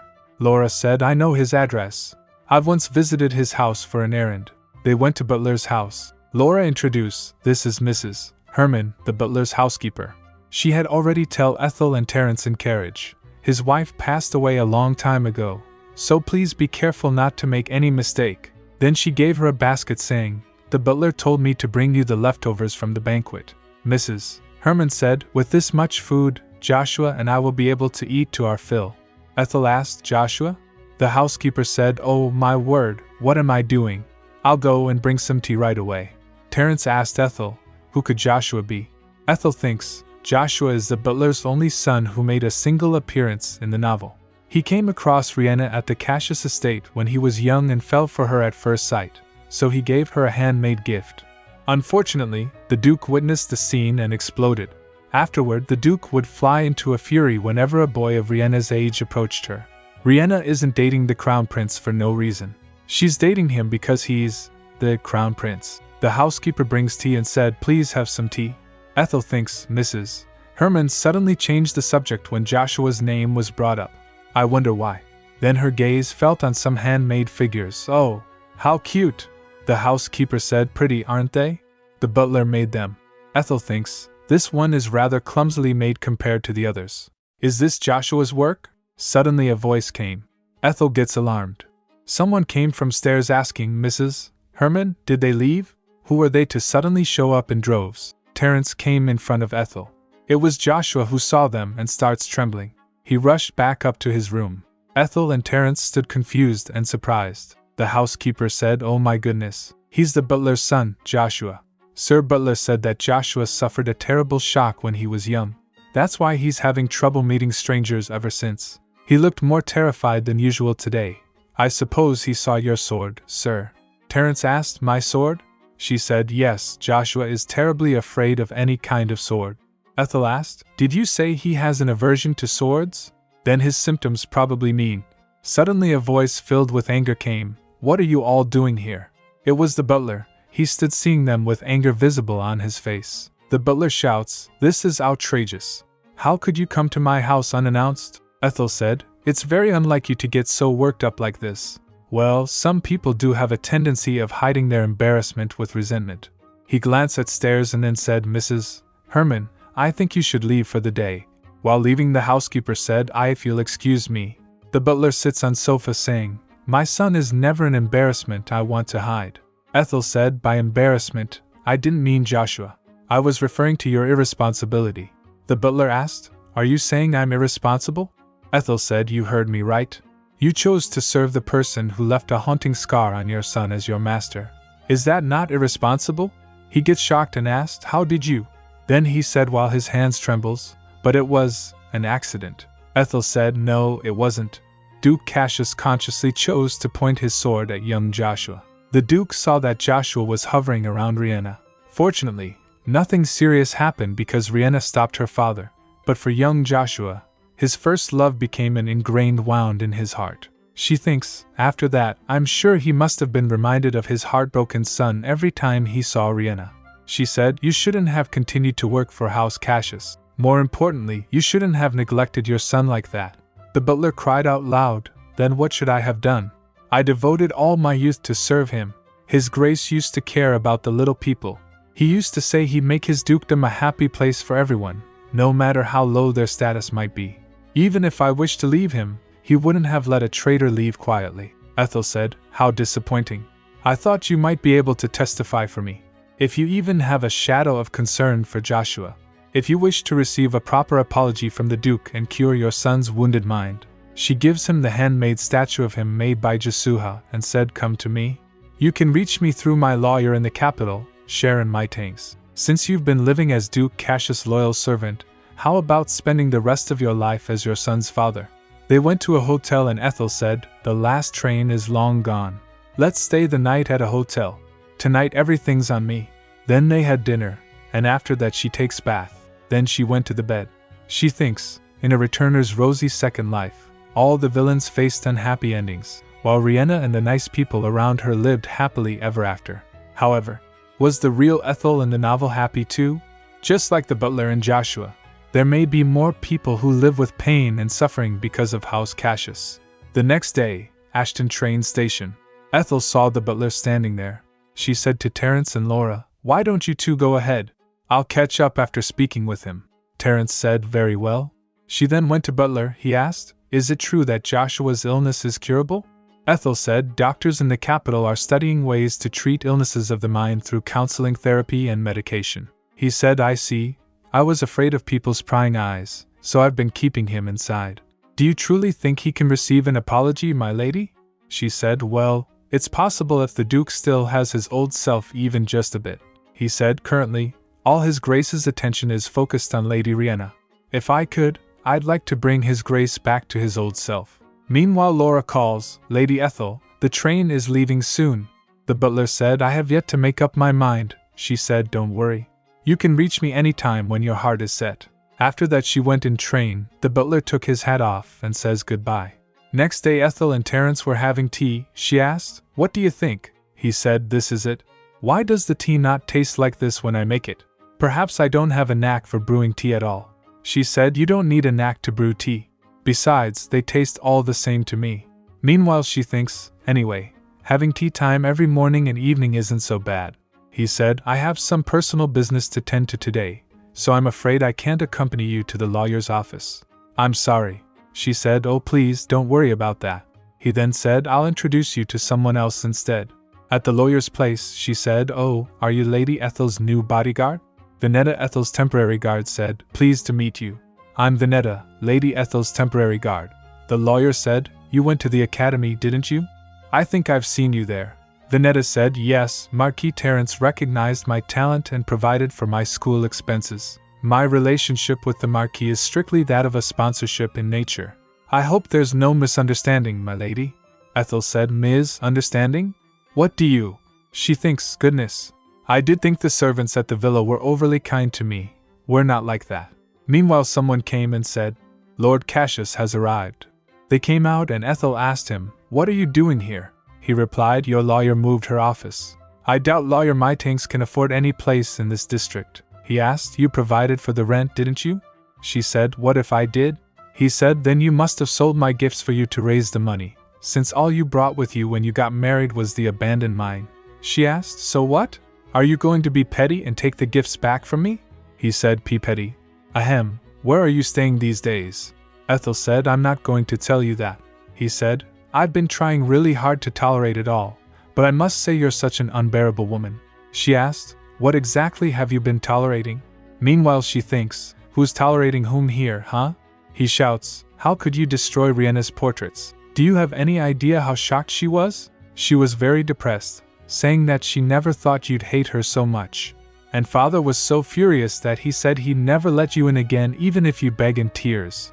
She thinks, "Who said I'd come back?" He said, "But Riena asked him to give you another chance. She's just too nice. She's an angel without wings. Luckily for you, father is quite busy with other affairs at the moment.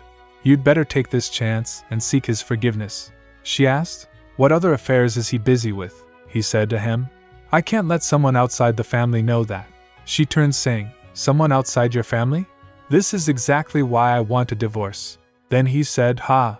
The butler disappeared after leaving a resignation letter on my desk. She asked, "Did his son disappear too?" He asked, "His son? Oh right, the butler has a son." He said, "Seeing that he's never been mentioned in a long time, I suppose he probably has been living as he pleases somewhere else." Ethel said, "Perhaps you're wrong. He might have a reason not to mention him." He said, "That's absurd. The butler has been with my family for a long time. We are like a family." She thinks, "Like a family. You and the butler. I'm not sure if the butler will decide to side with me. At least he didn't seem to ignore what I said." He said, "Father suspects that he's been kidnapped." Ethel turns, thinking, "That's what he wants to believe." She said while leaving, "You should leave now." But he tries to stop her. "Wait. I need you to come with me." She asked, "Why would I go with you?" "I don't trust you." He said, "I reserved a table at a nearby hotel restaurant." She said, "I don't want to speak with you anymore." He said, "You can speak with someone else." He said, "Actually, Countess Wallace is waiting for you." She thinks, "Looks like the time has come." In the novel, Ethel is a poor noble lady who sacrifices herself for her family. There's no way the Wallace family would agree with this divorce, especially when they're financially dependent on House Cassius. However, that's the story of the real Ethel Wallace, not mine. Then she said, "Fine, let's go." They starts walking and Venetta joins them. Seeing her, he asked, "Who's that woman?" Ethel said, "Can't you see? She's my guard." He said, "So you fired the arrogant fellow from the other day. Good for you." They starts walking towards their destination. After reaching there, murmurs filled the air. "That man over there, isn't he Leandro Cassius? Oh, the Duke's son who's getting a divorce?" Then is the woman next to him. They enters the room where Countess was waiting for them. She said, "Ethel, my dear, it's been so long. Let me see your face." Venetta came in front of Ethel and said, "Halt. You can't approach Lady Ethel without her permission." The Countess said, "Excuse me? I'm her mother." Venetta said, "I'm afraid there's no exception. You must have her permission first." Leandro shouts, "How dare you?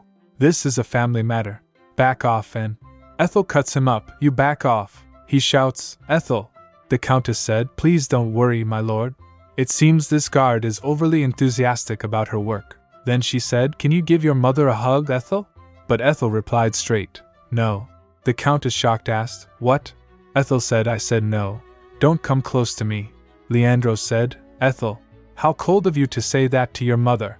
Ethel said, "Countess Wallace, as of today, I will cut all my connections with you and the rest of the Wallace family." Shocked Countess said, "What are you? If we made you upset somehow." But Ethel interrupts, saying, "From today onward, I will not lend you any money, nor will I continue to pay for Hollis Wallace's debts." Leandro said. Ethel. The Countess grits in anger. Then she shouts, "Shut your mouth." Leandro said. "See, Countess?" She gasped, then she said, "Oh my, I was so angry that despite myself." Ethel thinks she can't keep her temper even for a moment. I can see how she usually treated Ethel. She asked Leandro, "Would you please excuse us for a moment? I'd like to talk with my daughter alone comfortably."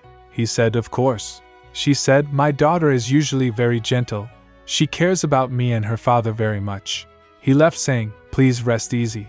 I'm sure she'll soon realize her mistakes and return to her usual self."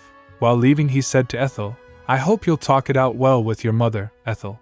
Then he left and closed the door. The Countess turns towards Vinetta and said, "I'd like you to stay outside too." But she replied determined, "No way, ma'am." The Countess said, "Oh please, just want to have a mother and daughter time." The Countess felt annoyed but then straightened her expression. Then she noticed a boy behind them and asked, "Who are you? How long have you been here?" He said, "I am a messenger. I was here from the beginning." Before they left the lawyer's office, the lawyer said, "Lady Ethel, I think you should bring Cobble with you. He can move nimbly and covertly. You can send him to me if you're in a pinch." The Countess said, "I don't care. I need you to leave at least." But Ethel said, "No, stay, Robbie." Then she sat down on the table and Countess said, "Have a seat, Ethel.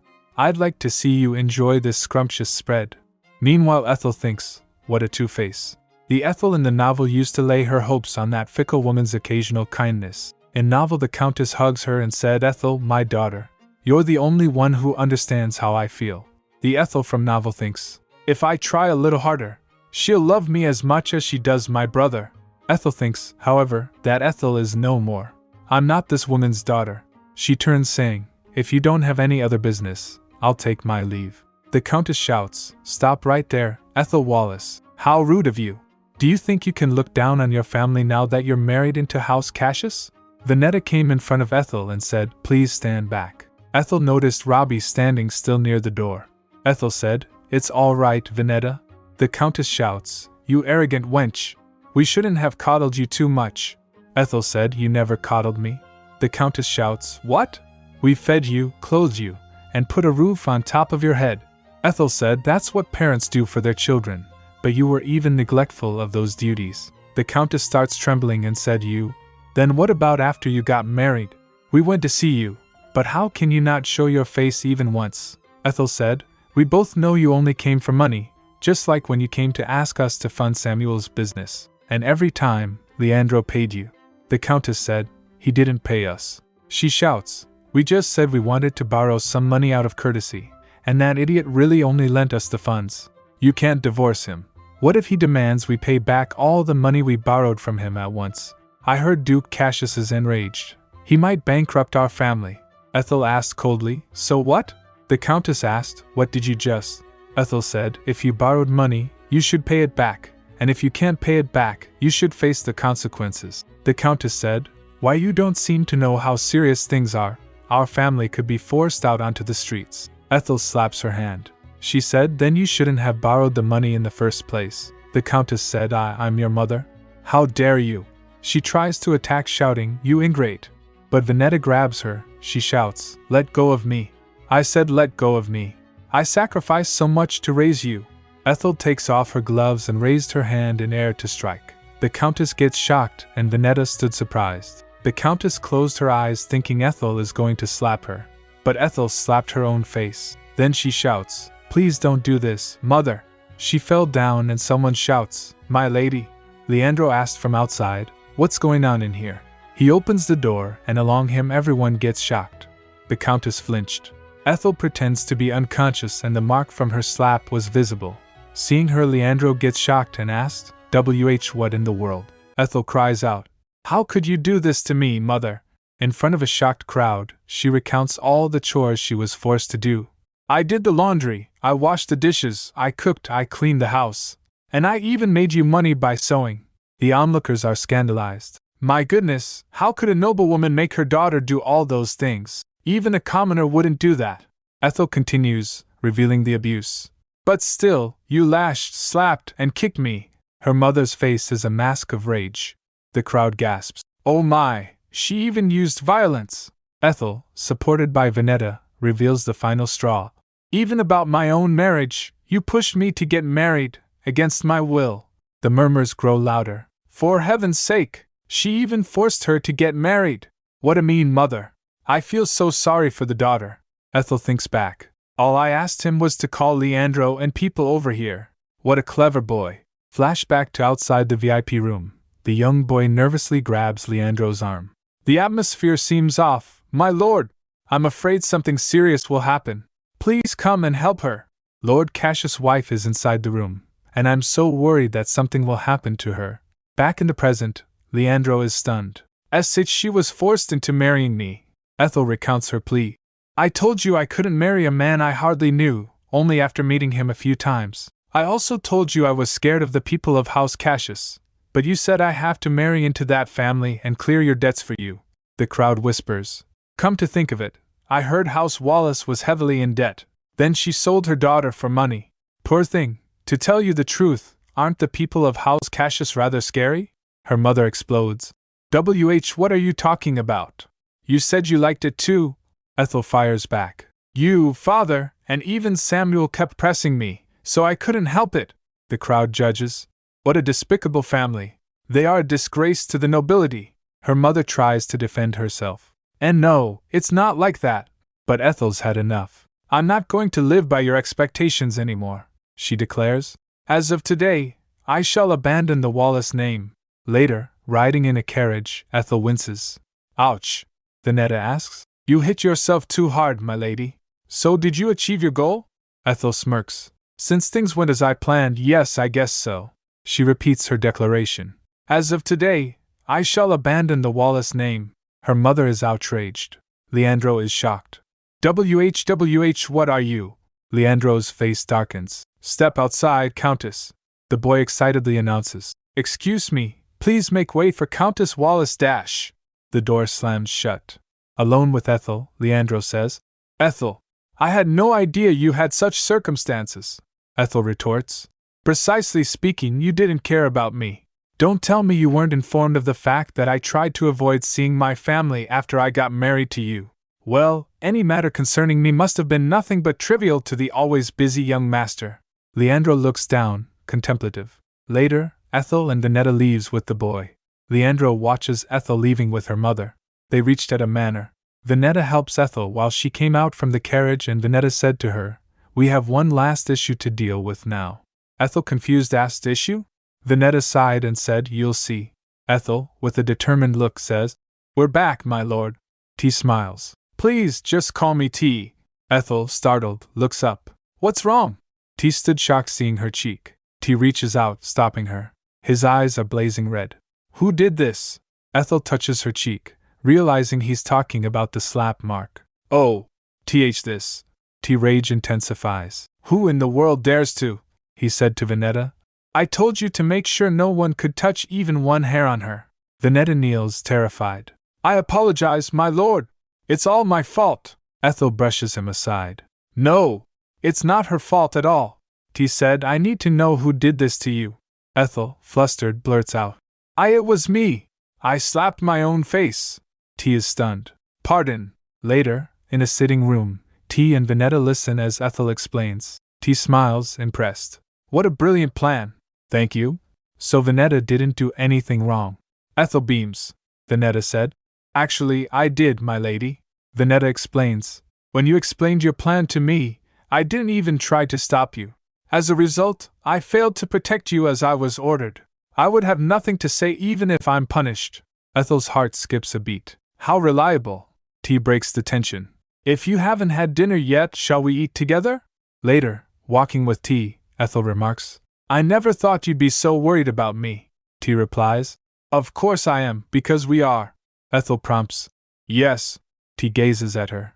We are. T, ever the charmer, leans in. Of course I am, because we are. Ethel, a bit flustered, prompts. Yes. He finishes. Partners. Ethel's eyes widen. Partners? T, ever so casually, replies. Yes, because we need each other. Ethel nods. You sure helped me a lot. You are of great help to me too. T responds. Ethel explains. But I've already told you all I know about the healing tea recipe. Ethel brightly suggests. If you can't brew it yourself, you can just teach the recipe to someone else so that T cuts her off. That's enough for that topic. Shall we eat first? And with that, they head to a lavishly set table. Later, under the moonlight, T sat at balcony. Meanwhile, Ethel came and stood behind the window. He noticed her and calls out, "Lady Ethel." Ethel turns, surprised. "My lord," T asks, "is it uncomfortable for you to call me T?" "He pours more wine," she replied. "Oh, I didn't realize I was doing it again." Leaning in, Ethel continues, "Well, I suppose there are some people in this villa who might be unaware of your true identity." Ethel said, "All right, but you have to promise to call me Ethel too," he whispers. Ethel, flustered, wonders, "Why am I getting shy?" T asks softly, "Does it still hurt?" Ethel smiles, touching her cheek. "Do you mean my cheek? After putting some ointment and an ice pack on it, it's all right now," T says. "I think you should cherish yourself more. How do you feel right now? I'm sure it wasn't easy for you to completely cut off such important family ties from your life." Ethel replies, "I feel fine." Ethel thinks to herself, "I'm actually deeply despised by my father's wife. If I could, I would have severed my connections a long time ago." Ethel said, "Your situation seems to be much more serious than mine." T shrugs, "No, it's more or less the same." Ethel smiles, "Thank you for comforting me." T responds, "Don't mention it. That's what partners are for." Ethel thinks, "I used to feel ill at ease when I was left alone with Leandro, but I feel so comfortable with T even though we've known each other for less than a month." T then asks, "Do you have any plans after your divorce, Ethel?" Ethel answers, "I haven't thought out the details yet, but I'm going to leave the Empire." T, surprised, asks, "Pardon?" Ethel explains, "Once the trial begins, the whole nation will get to know who I am and gossip about me. I don't think I can handle such publicity." She thinks, above all, "I can't bear the sight of House Cassius. Riena will marry the crown prince and eventually become the empress who is loved by the people." Ethel continues internally, "Following that, Duke Cassius will rise to the pinnacle of power. Moreover, House Wallace won't leave me alone for sure. So I'll just move to another country and live off the money from the Anala mine." She thinks happily, "Money is the best."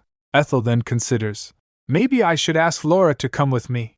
Once I settle down, I should invite Sharon and Vanetta to visit too, as well as the closest one among my newest friends, the person who's before me right now." Ethel noticed his expressions and asks, "T, what's wrong?" He asks, "Are you really going to leave?" She said, "I'm sorry, I didn't think I needed to tell you that." T responds, "That's not something for you to apologize to me for, of course not. I suppose I considered myself more important than I actually am. I've just woken up to reality." She asks, "Pardon?" He then asks, "Shall we make a toast? As comrades?" Ethel, beaming, responds, "My pleasure." T proposes, "Here's to the successful achievement of all your goals." They clink glasses. Ethel adds, "And yours too." T wonders, "What is my goal?" She said internally, "Isn't it to become the emperor instead of the crown prince?" Then she asks him, "Don't you want to become the crown prince?" T responds, "Frankly speaking, I'm not sure if I have a goal. That's why I've decided to look for one going forward." Ethel smiles, "I'm sure you'll find the best goal for your life." T thinks, "If only I could do just that." Later that night, they sat there for hours while having drinks, but T looks on with a somber expression. Next morning, Ethel is reading documents, but clearly not having a good time. "Ha! I didn't know getting a divorce would be so hard." She plops back dramatically on the couch. The lawyer suggests she gets some fresh air. "Exhausting, isn't it? Why don't you get some fresh air?" Ethel perks up immediately. "Can I?" Suddenly the door opens with a burst of sound. A boy arrives with a letter. "Lady Ethel, I have a letter for you." Ethel examines it, noticing something odd. "Huh! This doesn't have the sender's name on it," the messenger tells her. "He said you'd know who it's from when you read it." Her eyes widen in realization. "I'll be right back," she announces to the room, and dashes off. Outside in the garden, she finds the butler waiting on a bench. "You chose to see me in the heart of the capital. Isn't it too risky?" she asks gravely. He responds, "Although it's been some time since I stopped training new recruits, everyone currently serving His Grace used to be my pupils. Would this answer your question?"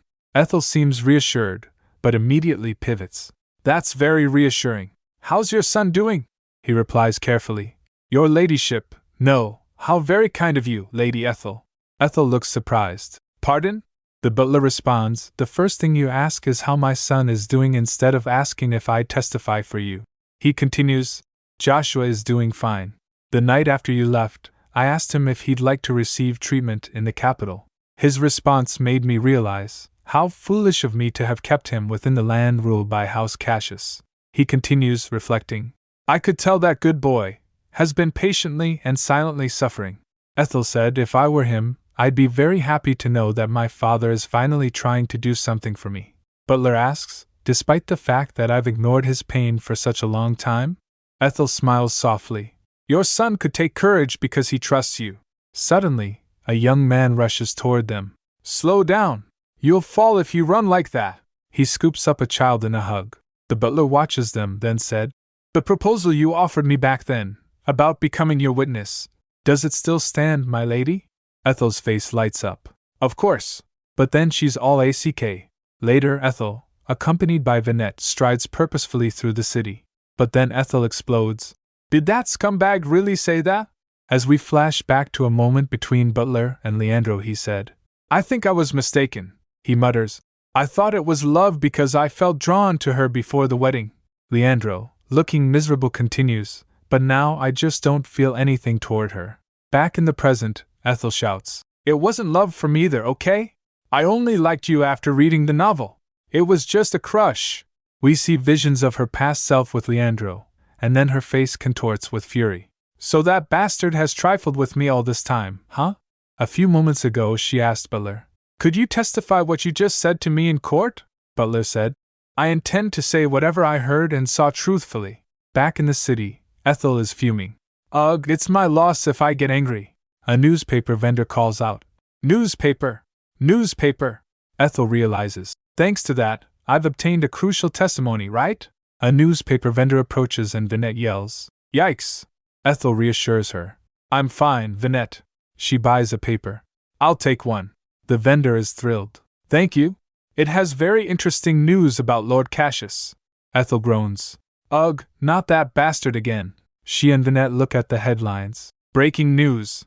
With the public attention fixed on the impending divorce of the young Cassius couple, multiple witnesses who participated in the event have said that Lord Leandro Cassius was unusually intoxicated at the banquet hosted by Count Felix yesterday. One of the attendees, who requested to remain anonymous, told the paper that Lord Cassius' tremendous emotional distress, which presumably is what led to such unusual behavior.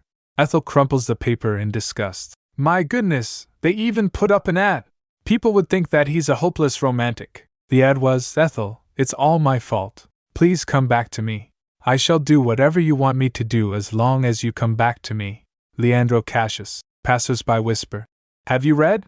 "Yes, I feel so sorry for Lord Cassius. He seems to deeply love his wife. A busy husband might naturally be not at home sometimes. What an inconsiderate woman." Vinette looks concerned. "My lady," Ethel reassures her, "don't worry, I'm fine." Manipulating public opinion through the media is Riena's usual tactic. Ethel thinks, "Isn't there a way to reverse the public's opinion? I need a way to get everyone's attention and use it to my advantage." Suddenly, her lawyer approaches. "Here you are! I've been looking all over for you," she exclaims. "I've found the person who ticked all the descriptions you mentioned." Ethel is intrigued. The next day, a carriage carrying Ethel arrives. Inside, Anna is looking anxious. Ethel thinks, "I've found my trump card. Look is a small but rich and mighty kingdom." When the Look ambassador lost her daughter during her trip to Astaroth, she never returned to her home country. Instead, she remained in the Empire, searching for her missing child. Anna, looking distraught, thinks, "I have no recollection of my childhood, yet you just said I'm the missing daughter of the Look ambassador. It's hard to believe." Ethel remembers when she first saw Anna. "I was certain the moment I saw Anna. From her circumstances to her name and appearance, everything about her was exactly as explained in the novel." She thinks, "I knew I could count on Sharon. I've seen the missing child poster back then. I think to myself that I wish I was that child, but..." Anna fidgets and said. She continues, "As you can see, I have brown hair, while the child they're looking for is blonde." Ethel smiles reassuringly. "Don't worry. It's common for blonde hair to turn brown as one grows older. You can trust me, Anna.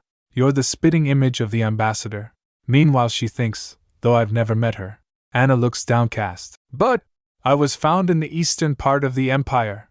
The ambassador lost her daughter in the south, Ethel responds. Actually, they arrive at the Look embassy. Ethel and Anna walk towards the gates. Halt! Guards block their path. I'd like to meet with the ambassador, Ethel announces. I'm here with her missing daughter. The guard scoffs. Pfft. Her missing daughter? Here's yet another fraud, he said. We've seen countless people like you showing up here with fakes. Ma'am, you should have tried to match the hair color at least. In what way do you think this dowdy woman resembles the ambassador? Anna is crestfallen. Perhaps I shouldn't have followed you here. Please look at this, Ethel said as she presents something to the guard. What's that? The guard's eyes widen. It's the crest of the House Cassius. He stops them. Please wait. I'll be right back with the ambassador. Ethel turns to Anna with a confident smile. I told you can trust me. You have nothing to worry about. Inside the embassy, the ambassador is informed. Did you say we have a visitor from House Cassius? She looks shocked as she saw Ethel standing there with Anna. What's the matter, my dear? Her husband asks. Trembling, the ambassador points. That's. His eyes widen in recognition. Goodness, Diana. Is that you? Diana? Anna looks overwhelmed.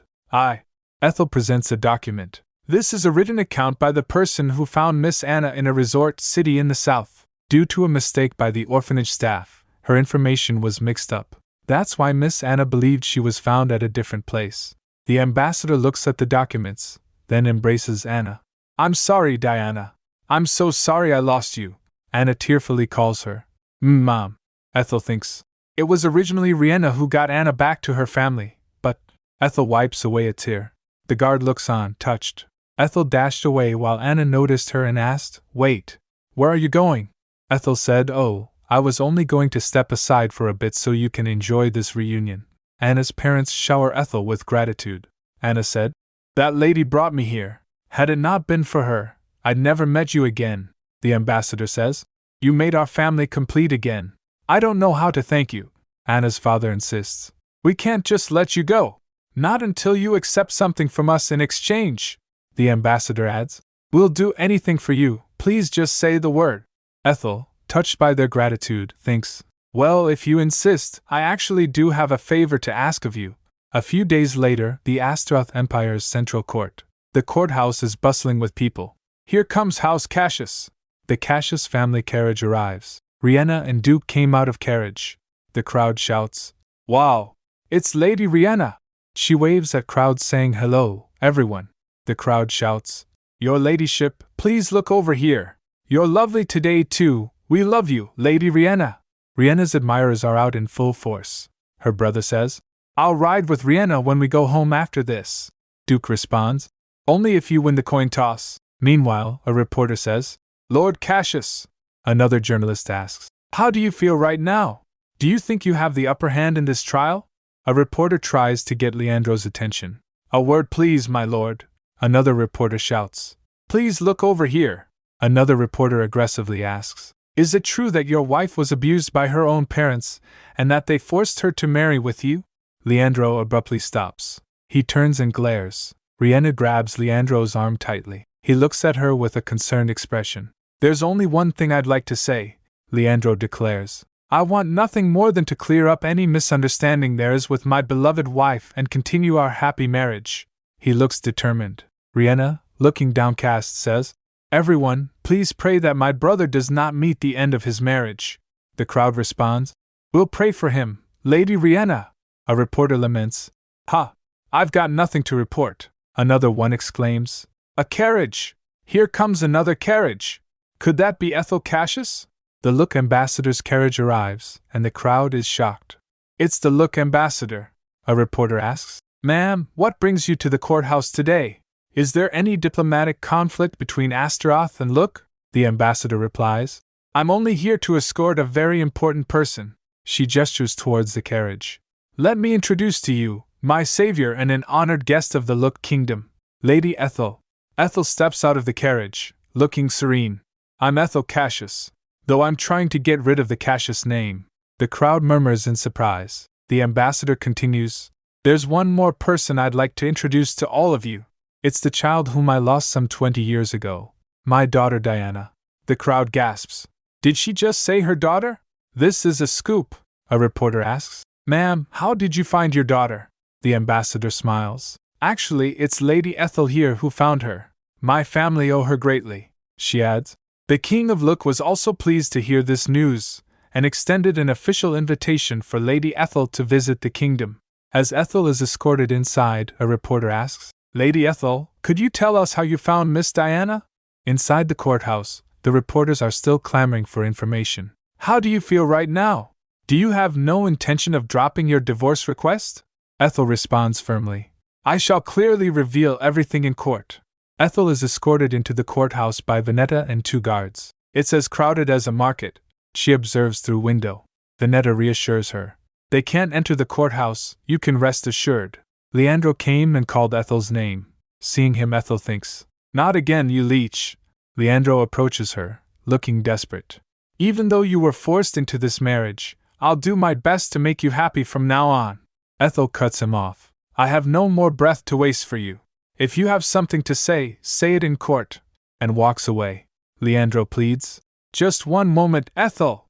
Please talk with me. Suddenly, Riena intervenes. Leandro, let me talk to her, she says. Leandro looks shocked. You will talk to her.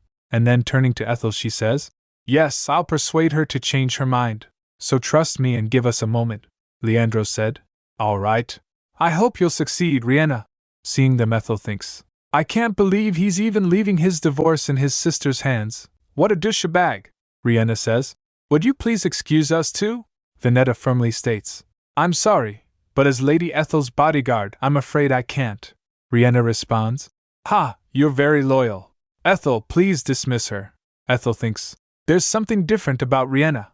I can feel it, though I can't pinpoint exactly what it is. Ethel said, Venetta, please leave us for a moment. Ethel and Riena face each other, and Riena takes Ethel's hands. Startled, Ethel asks, what are you doing? Riena says, I heard from Leandro that you were treated poorly by your family. Oh, how hard it must have been for you. Ethel cringes. Riena continues tearfully, I understand how you feel. When I was in the orphanage, I was abused by the director too. He was a really bad man. He used to starve me and even hit me. Ethel thinks, I know that you're the one who reported the director to Duke Cassius, and got him punished. Riena said, so I know how you feel better than anyone else, Ethel. Ethel looks at her cautiously. Riena's smile widens. Let me help you take revenge on House Wallace. A flashback shows her parents, looking sinister. Ethel thinks, revenge. Riena looks intrigued. Not only that, I also promise to make sure Leandro treats you well. So, please retract your divorce request. Ethel's quiet, but inside her head, it's a battlefield. Ha! The real Ethel might have accepted this proposal. Riena is right there though, and she's having none of it. We get a flashback montage of Riena's crucial role in Tara's revenge in the novel. Riena's got the power, the ability to make this revenge a success. Back to the present, Riena's grabbing Ethel's hands, her eyes wide with concern. I already warned House Wallace to stay away from our estate. Ethel doesn't doubt that she meant it when she said she'd help her. But Ethel, oh Ethel. However, I'm neither Tara nor the real Ethel. Riena. Ethel's voice is soft as she looks straight at Riena. I appreciate your offer, but I have no intention of seeking revenge. Please, if you truly understand me, help me divorce Leandro. Riena is floored.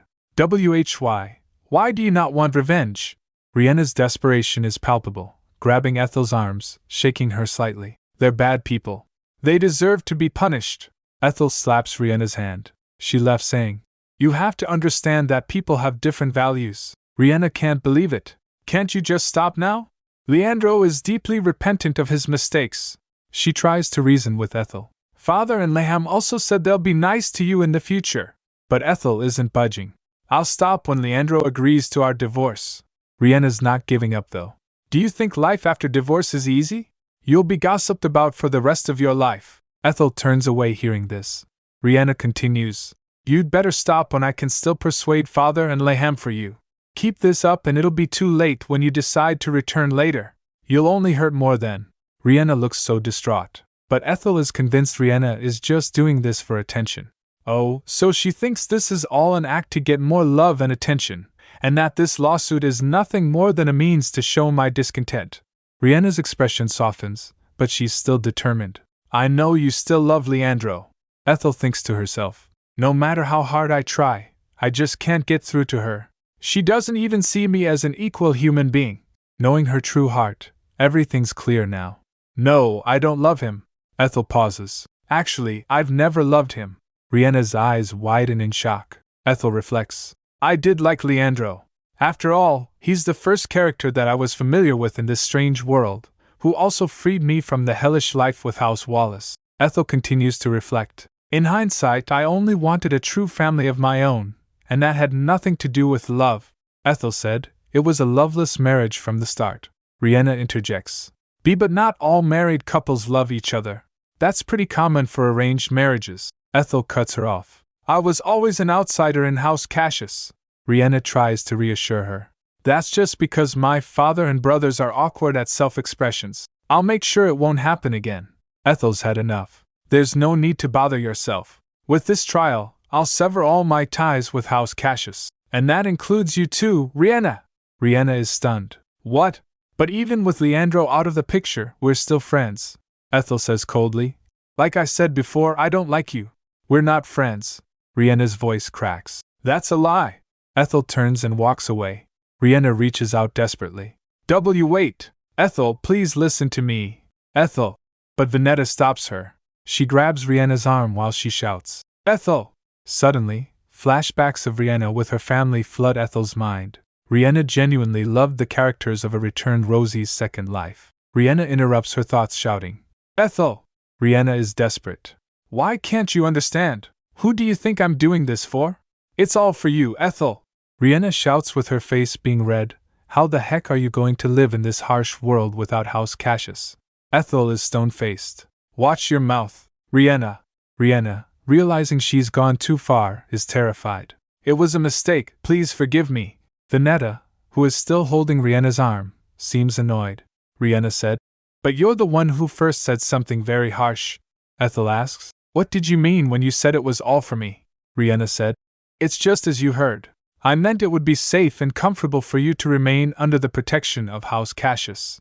Ethel thinks to herself. That sounds like an excuse. I don't think that's what she meant. Riena, putting on a bright smile, says. Oh my, look at the time. I'll see you in a minute, Ethel. Riena leaves and Venetta asks. Should I have stopped her, my lady? Ethel responds. No, that could be seen as using physical force and be used against us in court. Ethel thinks to herself. She didn't seem like the Riena I've known. Ethel thinks. Wait, the Riena I've known. Just how much do I actually know about her? I read the novel, which is essentially Riena's life story, numerous times, but does that mean I know everything about Riena Cassius? Ethel recalls scenes from the novel. She concludes, I simply thought everything that's happened so far was due to everyone's excessive love for her, but Riena's smiling face appears in Ethel's mind. What is Riena really like? Riena, walking down the hall, thinks, Phew, it was so unlike me to get worked up like that. I don't need to be nervous. She went to the room where her family was waiting. I'm back, Leandro said. Welcome back, Riena. Riena sees Leandro and others waiting for her. But Riena is thinking, because I know for sure this divorce won't go through. Leandro, looking nervous, asks Riena, How did the talk go? Riena shakes her head, looking defeated. Duke reassures her. Riena, you don't have to care about such an ingrate. But Riena retorts, But it's true that what we did to her was wrong. Duke scoffs. Wrong? She's just throwing a tantrum for not getting enough attention, just like a baby. Duke Cassius sips his tea, adding, Did you really have to make a fuss, refusing to divorce, and make your sister hear unpleasant things? Riena defends Leandro. No, Dad. It was my idea to talk to her because I also want her to come back. Riena, ever optimistic, declares, Don't worry, we'll definitely win this case. She then asks, How about dining out after the trial? Duke and Lohaim are silent, and Riena wonders, Why? What's wrong? Lohaim smirks. Oh, you haven't heard it yet, little bunny. While you were with Ethel, we learned that things have gone a bit awry. Here, read this. Riena takes the newspaper, questioning. The paper? What? Is there something big going on?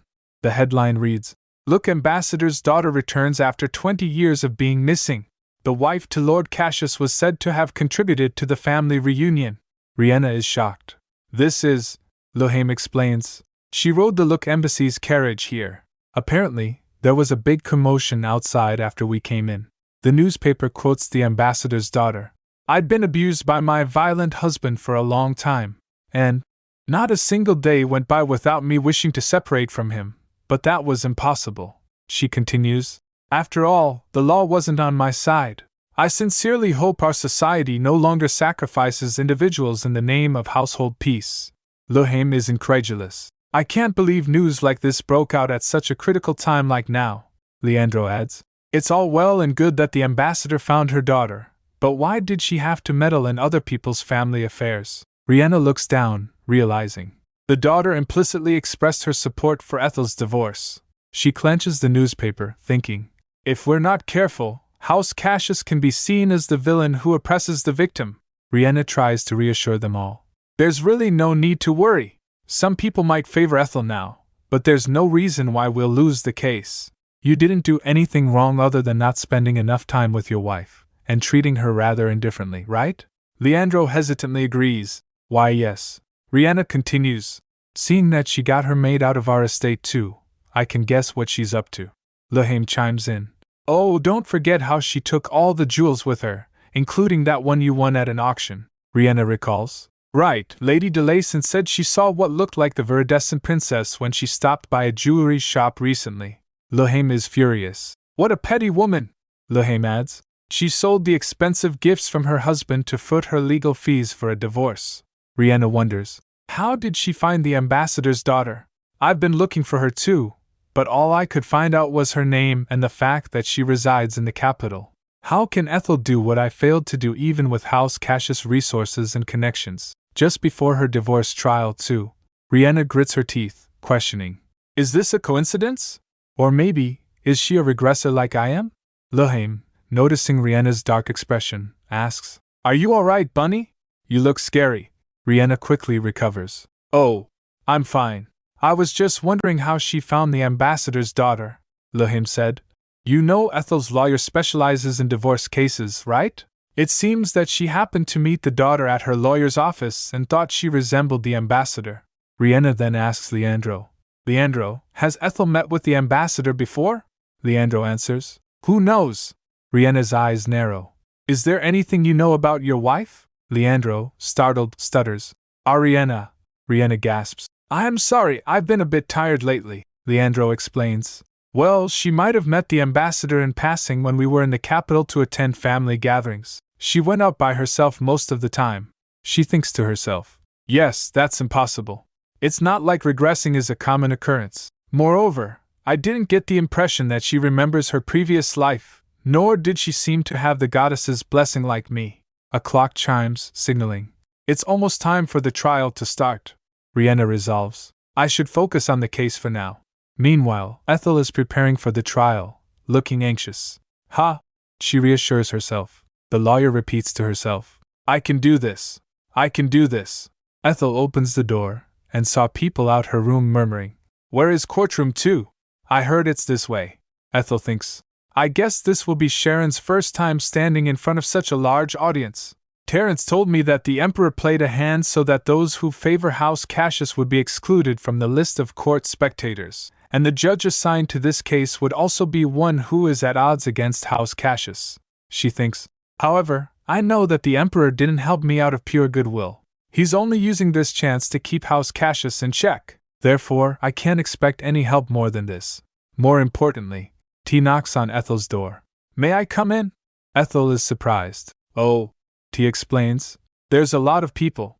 No one will notice even if I sneak into the crowd. Ethel questions.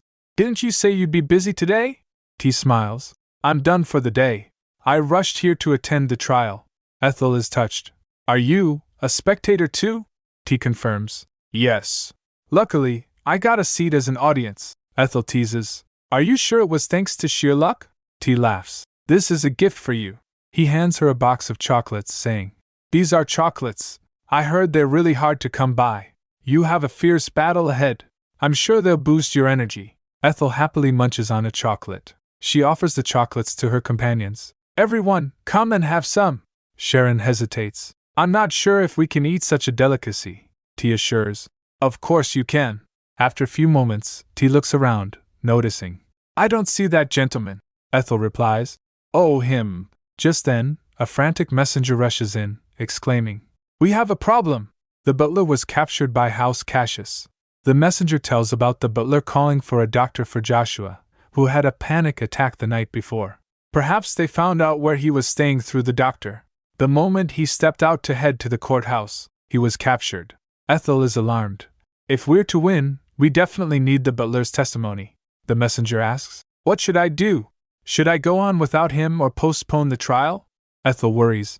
I'm not even sure if I'm eligible to reschedule. If so, she tells Sharon. Sharon, can you shuffle the butler's testimony toward the end instead? Sharon readily agrees. Of course. I'll adjust the order. Ethel then asks Laura. Laura, can you make your testimony as long as possible? Laura nods enthusiastically. You can count on me, my lady, T adds. Then in the meantime, I'll bring the butler back. Ethel is concerned. Are you sure you don't mind? T said. It won't be a problem, as long as they're not keeping him inside the Cassius estate. T smirks. Jack will distract the guards. I'll sneak in and free the butler. Jack looks nervous. And me, my lord, messenger boy encourages. Way to go, Jack, T winks. I'll come back in time so that my seat won't go to waste. With a flap of his cloak, T and Jack leave. Sharon informs Ethel. Lady Ethel, it's time for the trial. Laura nervously clutches her purse, and Ethel reassures her. Don't worry, Laura. Ethel smiles. Shall we go then? She thinks. Let's trust Terence, and focus on my own fight. The courtroom is packed. People whisper. Are those people from House Cassius? They're all good-looking as people say. Others gossip. Did you hear? Lord Cassius' wife was hit by her own mother. I've heard. My friend witnessed the scene at the restaurant. Apparently, the husband, that man sitting over there, brought his mother-in-law to his wife that day. I feel sorry for the wife. I thought she's a very nice person based on what she did for the ambassador's family. Ethel observes. The atmosphere isn't so bad. Well, it's natural that people are drawn to newer and more interesting news. Ethel watches Riena, thinking. I'm sure Riena is racking her brain right now to figure out how I found the ambassador's daughter. Ethel smirks. Think as much as you like, Riena, and don't mind about your brother's divorce. The judge bangs his gavel. Order in the courtroom. The trial for divorce case G54 HFD 11 shall now commence. Let us first hear the plaintiff's case. Sharon begins. Thank you, Your Honor. 2 years ago, on April 13th, year 652 of the imperial calendar, the plaintiff and defendant solemnly vowed before Goddess Mila that they would do their best for a happy marriage. However, the defendant not only consistently ignored the plaintiff's wish to spend time with him, but he also made no effort to maintain a normal marriage life on the pretext of being occupied by work. Worse yet, he even neglected the plaintiff even though he knew about the unfair treatment she'd been receiving in House Cassius. Nevertheless, far from repenting his mistakes, all he's done so far is make excuses and cause her distress and anxiety by threatening the plaintiff to have his people investigate or follow her in secret. Hence, according to the Civil Code Article 408, Paragraph 5, the plaintiff demands a divorce. Sharon concludes, the plaintiff demands a quick divorce without seeking alimony nor property division. The courtroom murmurs. The judge asks Ethel, Is that true, plaintiff? Ethel replies, Yes, Your Honor. All I want is a divorce and nothing else. Ethel thinks, There were people who believed that I'm getting a divorce for money. That's not entirely false, but I know I need to give up a small gain to get the jackpot. The alimony would be small change compared to the profits my abandoned mine would rake in the future. It's the big picture of my future. Perel, chief legal officer of House Cassius, steps forward. Your Honor, the case made by the plaintiff attorney is utterly outrageous. It is merely based on the plaintiff's misunderstandings which stemmed from different perceptions. Even if the defendant behaved as such, it was just because the circumstances were beyond his control. As soon as he was married, the defendant took over the duty of managing his family's dominion, and worked as the acting lord on behalf of his father. He could hardly take his meals properly due to the excessive workload.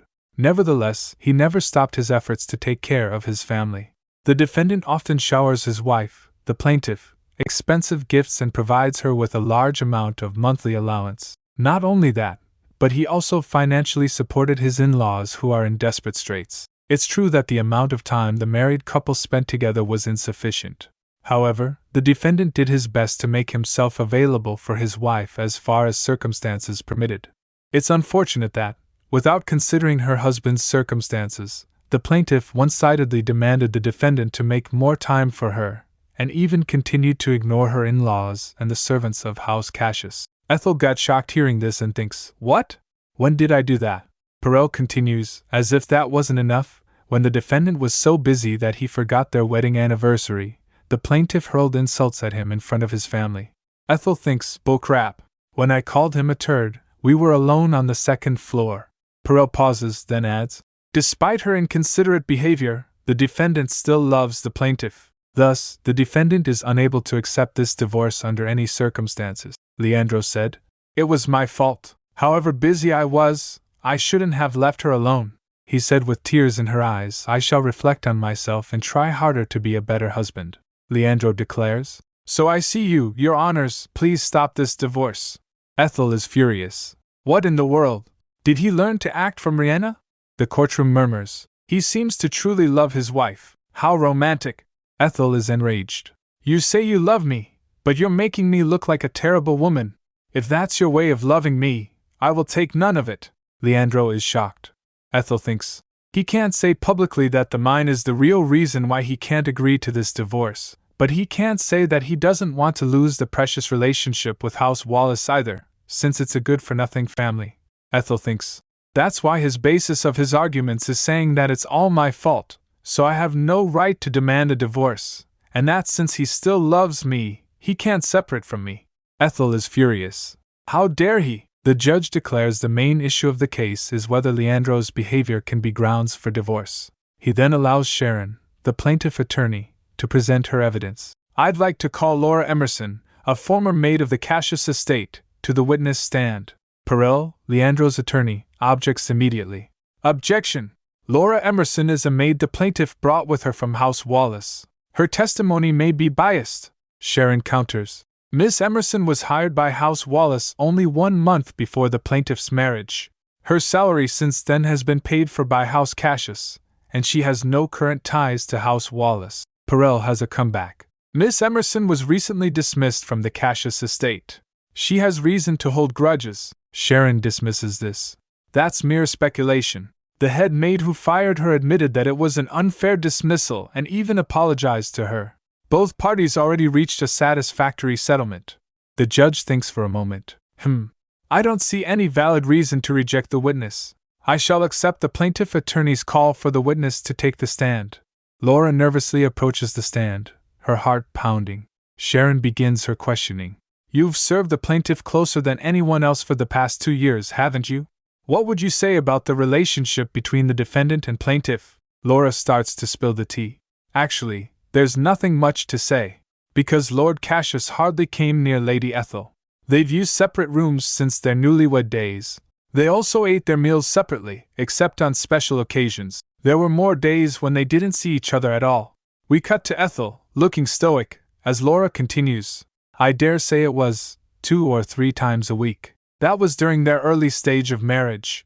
About half a year later, it was no more than 2 to 3 times a month." Sharon asks. "One of the times you mentioned must have been for the Cassius family meeting held in the capital. Am I right?" Laura confirms. "Yes. When there was no family meeting, they didn't see each other, not even once." The audience is shocked, whispering amongst themselves. Perel tries to intervene, saying, "Objection. It's not uncommon for a married couple to not see each other very often due to certain reasons." But the judge replied, overruled. "Defense attorney, refrain from speech during questioning unless you have substantial rebuttal." Sharon asked Laura, "You said they saw each other 2 or 3 times a week in their early days of marriage. Was their relationship closer then?" Laura shakes her hand, saying, "That's not the case. It only seems that way because Lady Ethel gave up on their relationship as time passed. She made numerous attempts to get close with her husband at first, but his lordship always refused to spend time together. One day I even saw her cry right outside his office." Meanwhile, Ethel thinks, "I was just yawning back then. It hurts my pride to be seen as clingy, but it can't helped." Sharon asked, "Did Lord Cassius seem really busy to you too?" Laura replied, "I can't say he seemed free, but I'm not sure that he was really as busy as he claims either." Even when he had free time in his office, he refused to see Lady Ethel. Oh, I remember his lordship suddenly went out for a walk when Lady Ethel came during tea time. Sharon declares, I have no further question for the witness. The audience murmurs in shock. How is that a married couple? Why in the world did he get married? Hearing all these murmurs, Riena looked concerned. Ethel thinks, as good as Leandro's public image is, Laura's testimony is causing greater shock. Perel announces, the defendant's party would like to cross-examine the witness. He approaches Laura and begins his questioning. Miss Emerson, you mentioned that Lord Cassius went out for a walk when the plaintiff appeared. When did this happen? Laura replies, it was spring, so around this time last year. Perel continues, so it was late spring. Late spring last year, the Cassius dukedom had a party to celebrate little Riena's birthday. You must recall said event last year. Laura looks confused. Pardon? Sharon objects. That's irrelevant to this case. Perel retorts. It isn't irrelevant. The judge bangs his gavel. Order, please. Defense attorney, what is your question? Perel repeats. Miss Emerson, do you remember little Riena's birthday from last year? Laura hesitates, then responds. Yes, I do. Perel asks. To my knowledge, the Cassius estate provides different special staff meals for each festival. Laura said that's correct. Perel asked, what was the special menu on that day? Ethel wonders how Laura can remember when there are at least 2 events every month. Laura stammers. It was. Sharon interjects. What does the menu have to do with this case? Perel said, it may appear unrelated. However, as you can see, human memories can be unreliable. Sharon asks incredulously. Do you mean to say the witness's memory is faulty? Perel says. I was only considering the possibility of that. Yet the witness has just proved that she can't properly recollect another event that happened around the same time. Sharon said there's a huge difference in the gravity of the 2 events. Moreover, the Cassius Duchy has over 40 official events each year. The audience murmurs, what? 40? Unbelievable. Perel said exactly, the 2 issues are indeed different in gravity. That is why solely relying on a former maid's testimony could lead to an erroneous conclusion. Perel continues, the witness said Lord Cassius looked free, but that's only her subjective judgment. Laura objects. No, what I said is true. Riena looked happy when Perel said. She also testified that the defendant refused the plaintiff's request to spend time together, even when he was free. Could that really be the truth? Perel continues. As the plaintiff's personal maid, is it even plausible for Miss Emerson to know the defendant's schedule in detail? Ethel realizes. He's a pro, all right. He made Laura's testimony seem unreliable. But we also have a lot to say when it comes to Leandro's allegedly tight schedule. Sharon presents more evidence. Your Honor, please look at the submitted evidence titled Schedule of Periodic Report. That document is about the business trips the defendant takes once or twice a month, for a week or so each time. The judge examines the document. It occurred so frequently, but I see no details about the trips. Perel clarifies. Those business trips are an important part of the defendant's work, where he reports back on the governance of the Duchy Cassius to Duke Cassius. Sharon counters. It's a maximum of 4-day round trip from Ashton to the capital even by direct train. For someone who's so busy, the defendant seems to have plenty of time to waste on the road while having none to spend with his wife. Is there any particular reason why the report has to be done in person each time? Perel explains. Reporting is not the only work he does in the capital. He also attends the Noble Council at the Imperial Palace, offers business advice to his family members, participates in a number of social events. Sharon slams her hand on the table. This is the evidence we've prepared to get a truthful answer directly from the defendant. She continues listing events. The year before last, you attended the banquet at Count Agrigento's estate with Lady Riena. 1 month prior to that, House Cassius hosted a party at Lake Marilyn, and then you took an extended trip with only your father and 2 younger siblings. Sharon concludes. I can see why his lordship was always so busy. In order to have time to spend with your family in the capital, you had to finish all the work while you were in your own territory. Does the defendant agree with this fact? Please answer. Perel admits. Your Honor, we admit that the defendant and his family are unusually close. However, that can't be the only reason why the plaintiff and the defendant have to divorce. Perel continues. The defendant and his family requested many times that the plaintiff join them. However, the person who turned down their requests each time was none other than The plaintiff herself. Ethel looked shocked as he points his finger towards her. The trial continues, and Perel states that if a married couple has issues, the blame is almost always equal on both sides. Ethel is furious. How dare he blab like that? Sharon stands up to object. Are you accusing the plaintiff is at fault? She continues. What kind of husband sees his family so often while leaving his wife alone throughout his married life? The judges murmur amongst themselves. That definitely doesn't seem to be a common case. Perel argues. That was just because the defendant doesn't know how to act around his wife. How can a man who was single his whole life become a good husband overnight? The defendant had never been in a relationship before marriage. It was simply due to this clumsiness that made him spend more time with his family and avoid being left alone with his wife. The courtroom erupts in murmurs. Ethel can't stand it. He's glorifying Leandro as a repentant husband who realized his love for his wife belatedly. She clenches her fists. Sharon objects again. How does it make sense that the defendant shunned his wife simply because he didn't know how to treat her? Perel smoothly replies. His lordship is regretting that part too. Riena is watching from the gallery, and Ethel thinks to herself. He's trying to gain sympathy by milking known facts. It's a similar tactic Riena used when she gained public support by using her pitiful image as a commoner orphan. Her eyes narrow. I'm sure Riena is involved in this. Ethel realizes. The one I'm dealing with right now is neither Perel nor Leandro. It's Riena. Sharon asks. Then why didn't the defendant change his attitude despite his wife's repeated pleas? Perel says. He intended to change when time permits, but unfortunately, this situation happened before he could even try. The judge bangs his gavel. Order, order! We'll have a short recess. Court is adjourned. If you have witnesses to present, have them prepared in the meantime. When am I going to look through all these papers? Perel announces. Yes, Your Honor. We'd like to call our witness, the head maid of the Cassius estate. He reveals the witness's name. Marianne Neuer. After that, the courtroom starts emptying. Ethel, Laura, and Sharon leave the courtroom. Ethel groans. The trial will resume in 40 minutes. I think I need at least a 2-hour break, Sharon says. Still, it's a good thing that the court is adjourned even for a moment. The messenger boy came and said, Lord T hasn't returned yet. Ethel looks worried. She thinks, T. Caden, please be safe. She clasps her hands in prayer.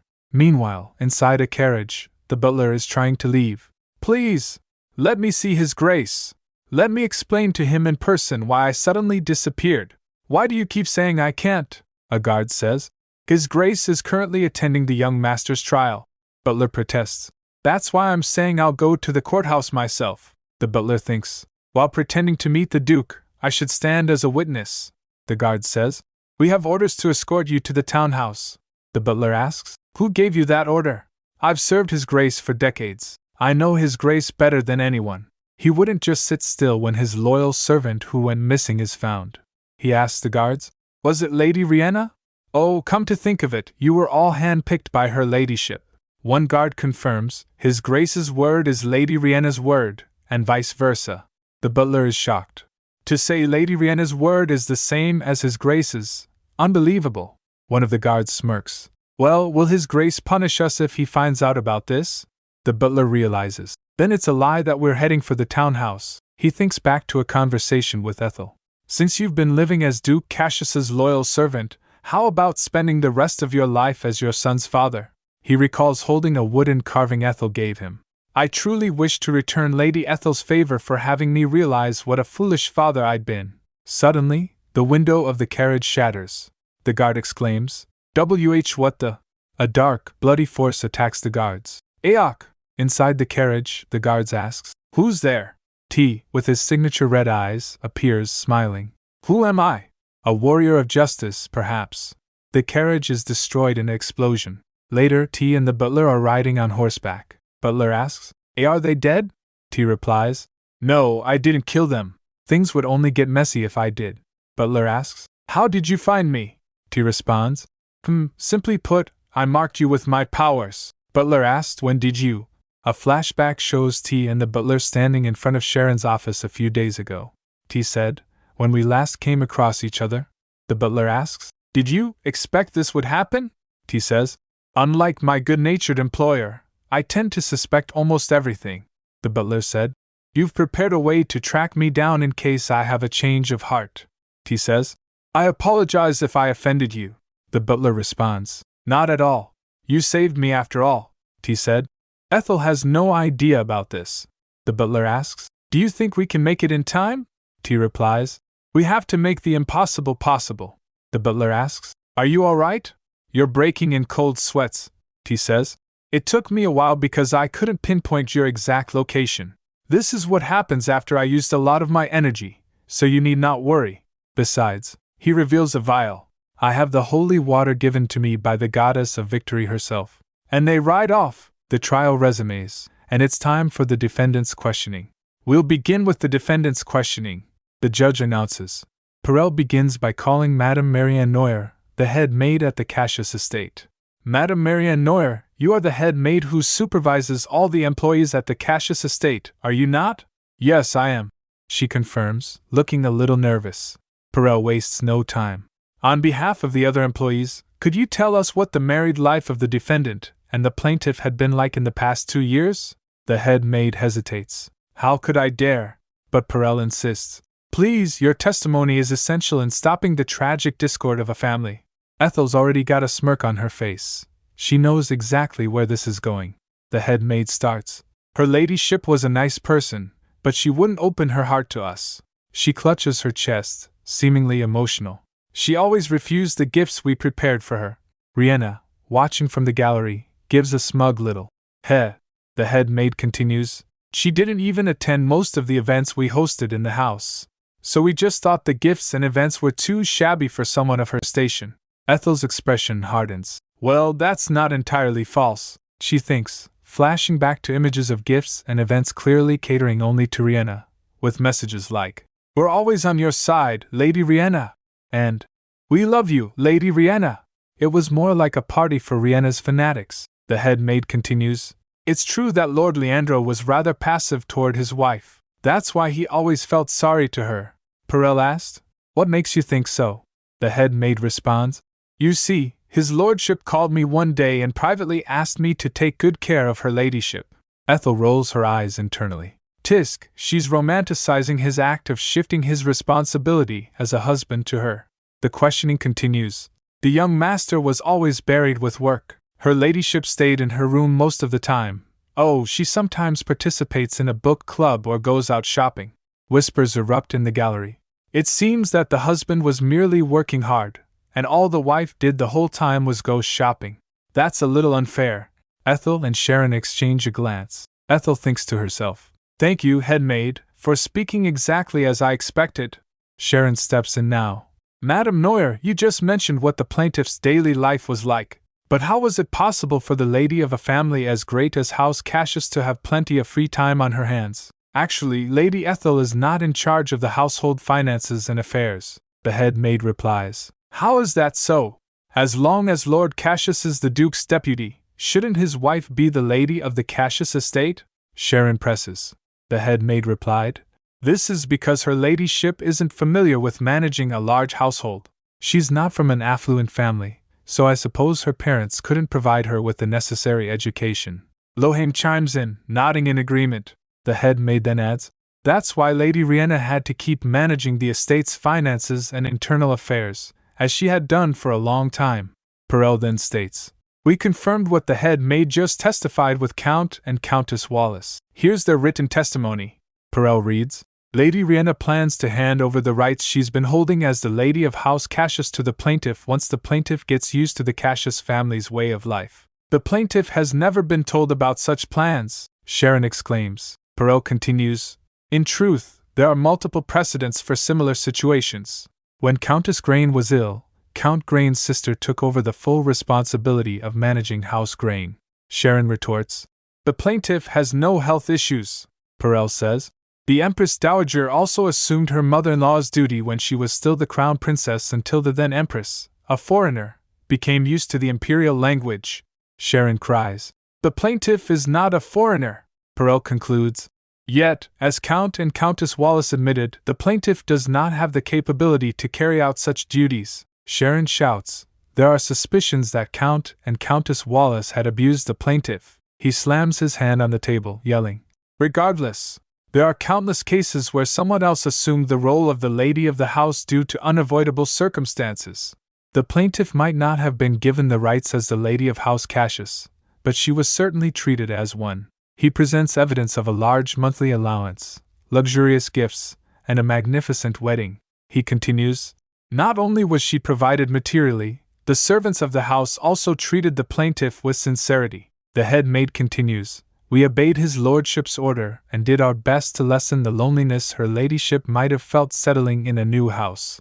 The head maid, looking incredibly teary-eyed, pleads, your ladyship, please come back. We shall strive so that we could meet your expectations. Ethel, watching the performance, asks, then, can you do me a favor?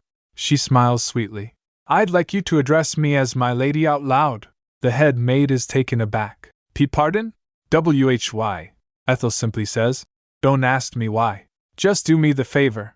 The head maid reluctantly glances at Perel before uttering, my lady? I can't hear you. Louder, please. Ethel insists, and the crowd starts murmuring. The head maid said again, my lady. Ethel says, I'm sorry, but you need to speak up a little louder. The head maid, face contorted in frustration, shouts, my lady! Suddenly a voice echoes, you can't speak about Lady Riena like that, my lady. It's true that the authority comes from the lady of the house. The head maid jolted as she heard her voice when she said all these things to Ethel. However, you are not that person. Sharon was holding the recording box, which continues with Ethel's voice, my husband is the Lord's deputy whose authority was bestowed by Duke Cassius himself. Moreover, the Duchess passed away a long time ago. So who else would be the lady of House Cassius other than me? The head maid shouts, Lady Riena is! The young master also said that Lady Riena should continue to be in charge of household affairs. The head maid gasps in shock. Sharon snaps the recording box shut and says, that was a conversation that the witness had with the plaintiff at the Cassius estate just 11 days ago.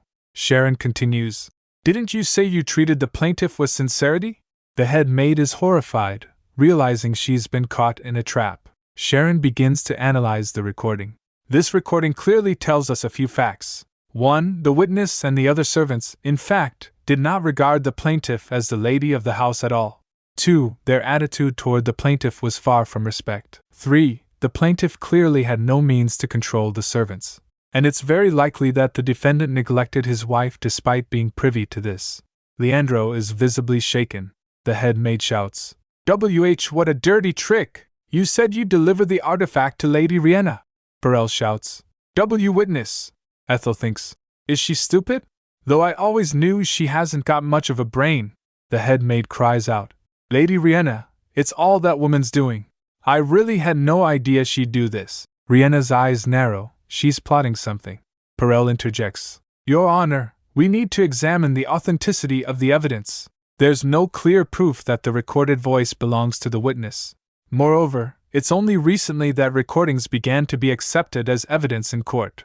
Sharon cuts him off. How strange. Sharon counters, weren't you the first attorney who submitted a recording as evidence in our empire's history? The judge said, yes, I remember. It was for Duke Cassius versus Duke Velvet. He thinks to himself, thanks to the eccentric inventor Riena obtained by luck, Duke Cassius could win the trial. Sharon continues, back then, many people had their doubts about the recordings. However, Attorney Perel flawlessly proved its legibility as evidence. Sharon gives Perel a sweet smile. Thank you, Attorney Perel. You just saved us a fight over the recording's authenticity. Perel is seething.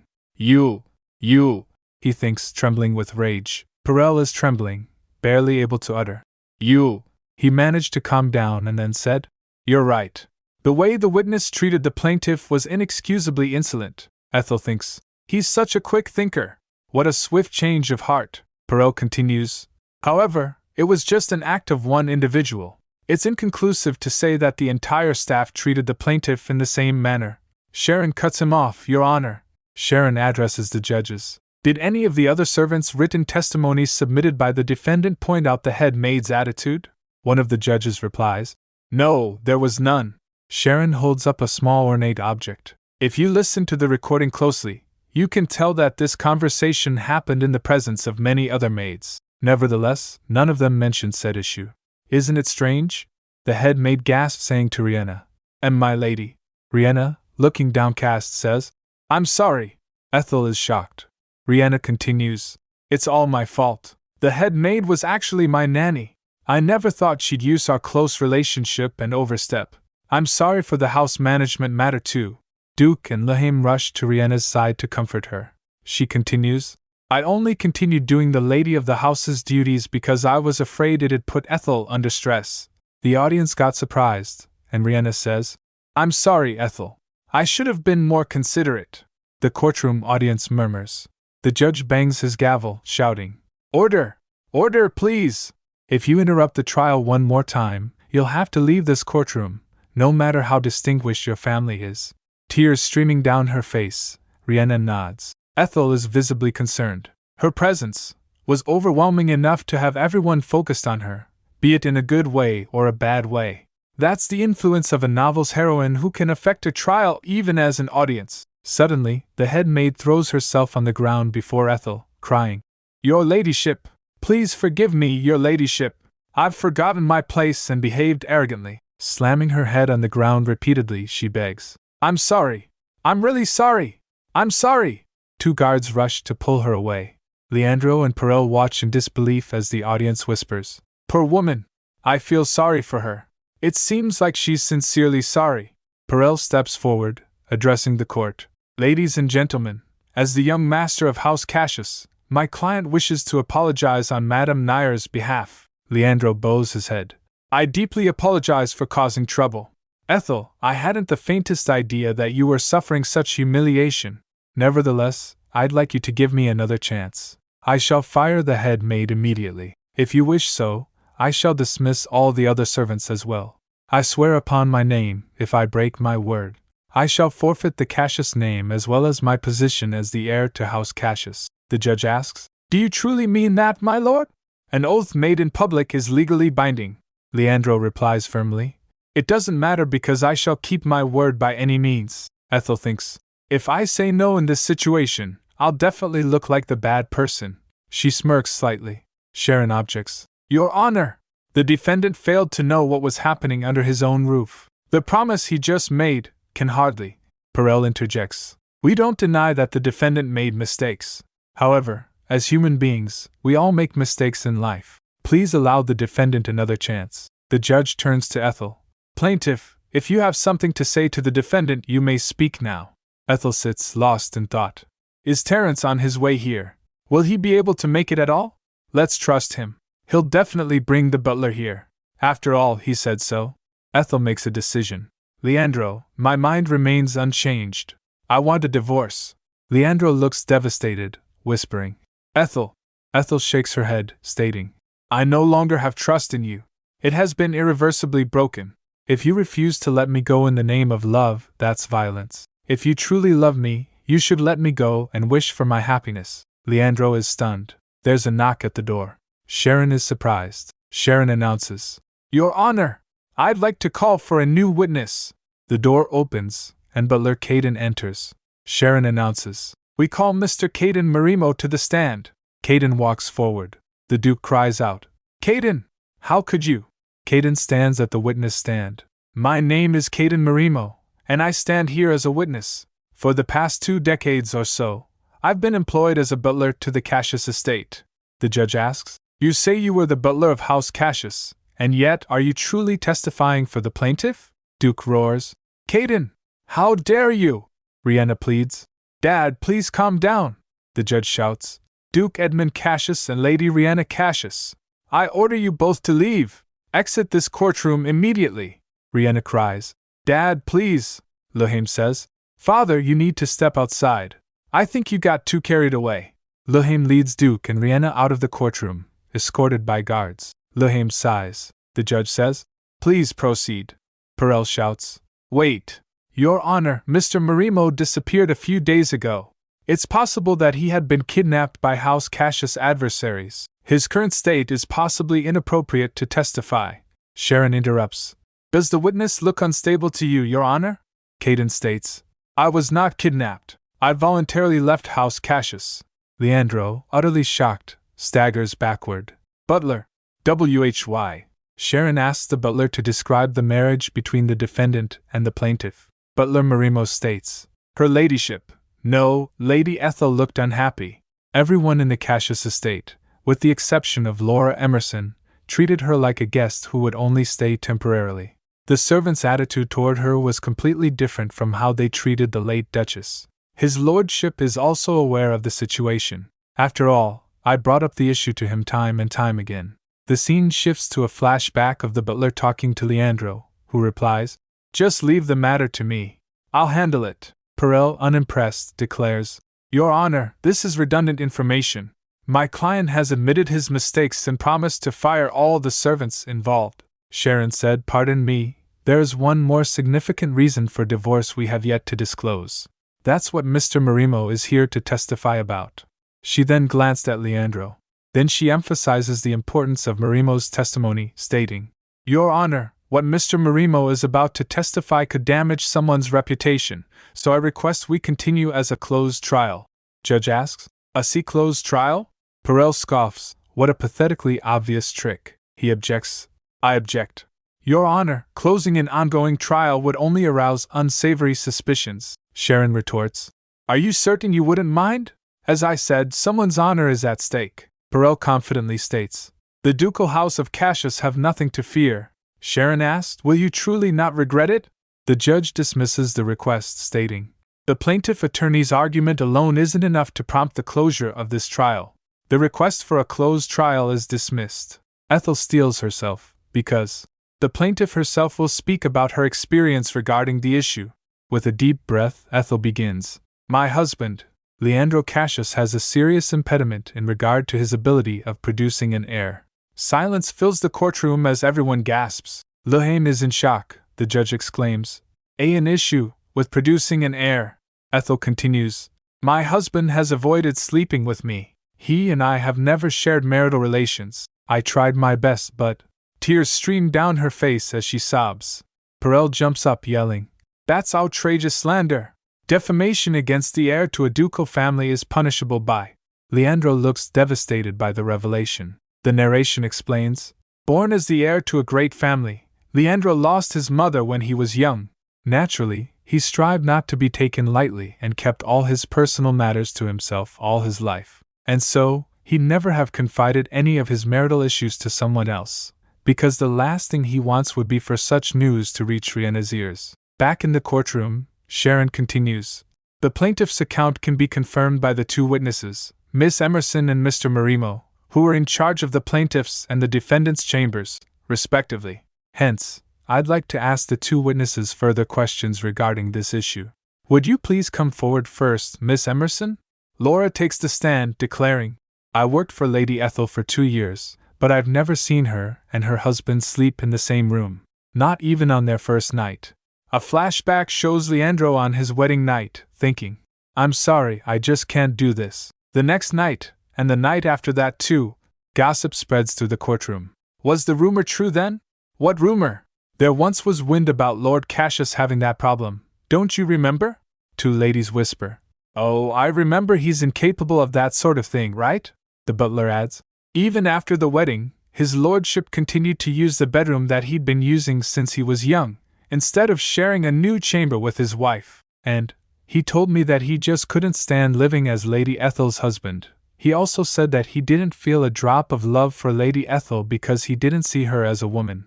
Sharon asks Leandro, "Defendant, you've been consistently arguing that you love the plaintiff since this trial began." "I love her, but I don't see her as a woman, and that's why I've never shared a bed with her. Does this make sense to you?" Perel bursts out, "Your Honor! It's only two individuals' opinions," Sharon counters, "and the two individuals watched the plaintiff and the defendant more closely than anyone else. Mr. Marimo served House Cassius for several decades as their butler." Sharon challenges, "What benefits would Mr. Marimo get if he sided with the plaintiff? Money?" Slamming her papers, Sharon declares, "As we all know, my client is not demanding any alimony." Ethel thinks, "That's right, I'm an empty pocket. That's why I owe Terence a great deal." Sharon continues, "Reputation? No family would welcome a servant who once betrayed his master. Mr. Marimo gave up not only his decade-long loyalty, but also his future to speak the truth." Sharon concludes, "So I see you not to distort his sincerity. Attorney Phillips. Suddenly, a woman in the audience jumps up, shouting, "That's a lie! Don't pretend that you're penniless! I know you sold all the gifts you received from Lord Leandro and hired that lawyer with the money. How dare you disgrace him with such absurd slanders? I saw the ring she sold at a jeweler's." The judge sighs. "Ha, this trial is such a—" The woman continues, "Lord Leandro is innocent." Ethel grabs her purse and went to Leandro. She gave a box asking, "Is this the ring that lady just mentioned?" She thinks, "When he gifted me with a ring called the Viridescent Princess, he bought Riena a necklace called the Viridescent King. Isn't it obvious which one would be higher in value?" Ethel opens the box, revealing the ring. Ethel said, "This is the only jewelry you gifted me, and I brought it with me when I left." The woman who accused Ethel exclaims, That can't be true. I saw it clearly with my own eyes." Guards take the women out. Ethel thinks, "This is exactly why I sold it, and then bought it again." She recalled saying to T, "I'm going to throw the ring to his face and say, 'Take this and don't show your face in front of me again.'" T adds, "I'd sure like to see the scene." The people in the courtroom whisper, "I believe that's the same ring Lord Cassius bought for his wife. I saw it at the auction. But the woman from a moment ago told a different story. Then she probably lied, like the head maid." "My goodness! Again? It seems like everyone's lying for the ducal family. I never expected that they'd be like this. How disappointing." Finally, Ethel confronts Leandro. "I don't want to keep any of the things you've given me. The only gift you can give me is divorce." The judge slams his gavel, declaring, "Please be quiet," he announces. "Since we're running out of time, we shall wrap up today's trial here. We shall resume in 2 days, at 2 o'clock in the afternoon." The audience was in an uproar. "What? I thought we'd hear the ruling today," one woman whispers. Her companion agrees. "It was getting so much interesting. How disappointing." The judges leave the courtroom, one sighs. "Ha!" Ethel observes them, thinking, they must have thought that it was beyond their judgment, because they didn't expect Leandro's fertility issue would be brought up. The chief judge might run to the emperor, and sure enough, the chief judge asks the emperor, "What should I do, your majesty?" The emperor is clearly stressed. The future of House Cassius depends on this." Back at the courthouse, a hand rests reassuringly on Leandro's shoulder. His lawyer says, "You can rest easy, my lord. We have enough time to prepare countermeasures before the next trial." Leandro slumps in his chair. Ethel and her lawyer watch them leave. "I had hoped we'd be done today," Sharon laments. "I'm sorry it turned out this way." Ethel smiles gently. "Please don't blame yourself." Leaning in, the assistant whispers, "Still, things went exactly as you expected." Ethel smiles, saying, "They sure did, right? Now, shall we hurry back too? We need to prepare ourselves to bring this fight to an end." Outside the courtroom, the House Cassius's members were waiting for Ethel. Suddenly, the sound of approaching footsteps. Ethel turns to see Duke, Riena, and their entourage. The Duke glares. "How in the world did you influence Caden to your side?" Ethel smiles sweetly. "Seeing your grace asked me such a question. I'm sure you haven't heard about what happened at the trial." Riena turns to Leandro, and he turns his face away. Ethel announces, "Well, you can take your time to talk about it among yourselves. I shall visit your townhouse at 10 tomorrow morning." The Duke gets furious. "With whose permission?" Ethel faces him, smiling. "Do you not approve? I was going to accompany Mr. Caden." The Duke explodes. "Ethel, how dare you?" He grits his teeth. "Fine, make sure to show up at my house tomorrow. I shall be waiting for you." Turning abruptly, he orders, "Let's go." Riena looks back at Ethel, calling, "Ethel!" The Duke yells, "Riena! Let's go!" Ethel watches them leave, thinking, "Phew, now I can see how he got the nicknames Devil of the Battlefield and the Evil Duke." "My legs are shaking," her assistant asks. "Are you all right?" Later, the butler and Laura arrive. Ethel exclaims, "I'm so glad you're safe." Caden apologizes. "My apologies, Lady Ethel. If I hadn't been caught by them." Ethel reassures him. "Don't worry, things came out favorably for us, and that's all that matters." He continues, "I heard that we have an appointment tomorrow morning." Ethel agrees. "That's right. If you feel uncomfortable, I can go by myself." But he insists, "I can't let you go alone. As a father, I have to confront that past at least once for my son's sake." Ethel smiles brightly. "Then let's knock down their pride together. Let's have it out once and for all." But then, Ethel glances around and says, That aside, I don't see T. Where is he? He replies. He's. Moments later, Ethel was in a lush garden. She was in a rush. She recalled Caden saying, He left after he escorted me to the courthouse. He asked me to tell you that you should return home first after the trial. Although he asked me to keep this from you, he looked quite pale as he left. Ethel thinks, I'm pretty sure he overused his energy to find the butler. The healing tea removes headaches, but it doesn't help recover the used energy. In the novel, there was a scene where Terence hid himself in the forest after he was drained out of his strength. Ethel starts searching the garden. He couldn't have gone very far. As she walks, she overhears two men gossiping. Did you hear the news of Lord Cassius' divorce trial? One asks. The other replies, Of course. The whole capital is talking about it. Ethel hides from them. They continued, Who would have imagined that the noble Cassius family could be so petty? The other adds, I'll say, they not only made their servants lie in court, but they got themselves kicked out from the trial for making a scene. The first man continues, Anyway, I wonder if I wonder if Lord Cassius really can't perform at night. The second man gasps. There was a similar rumor in the past too. It went away after House Cassius desperately put a stop to it. Then could it be? He's cut off by his companion. Hey, watch your mouth. Let's go. After they left for their petrol, Ethel sighs. Just then T interjects. Why the long sigh? Isn't it good news? She finally spots T perched in a tree. T! She calls out. There you are. T asks. What are you doing here? Ethel replies. Pardon, T asks. Didn't you get my message that I would see you at home?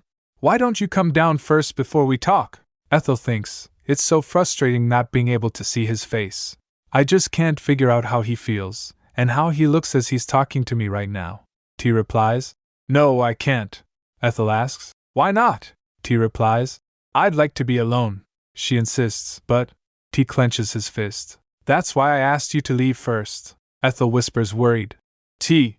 Terence, shrouded in his cloak, tells Ethel he'd like to be alone for now, asking her to leave first. Ethel, looking a little worried, agrees, saying, All right. I'll go then. Ethel adds, Oh, the trial went as I expected, though it isn't completely over yet. Well, it can't be helped, right? She muses. She then bows. Thank you. It's all thanks to you bringing the butler safely to the courthouse, T replies quietly. You're welcome. Worried about him, Ethel continues, I'll leave you to rest now. I'm sorry for interrupting you.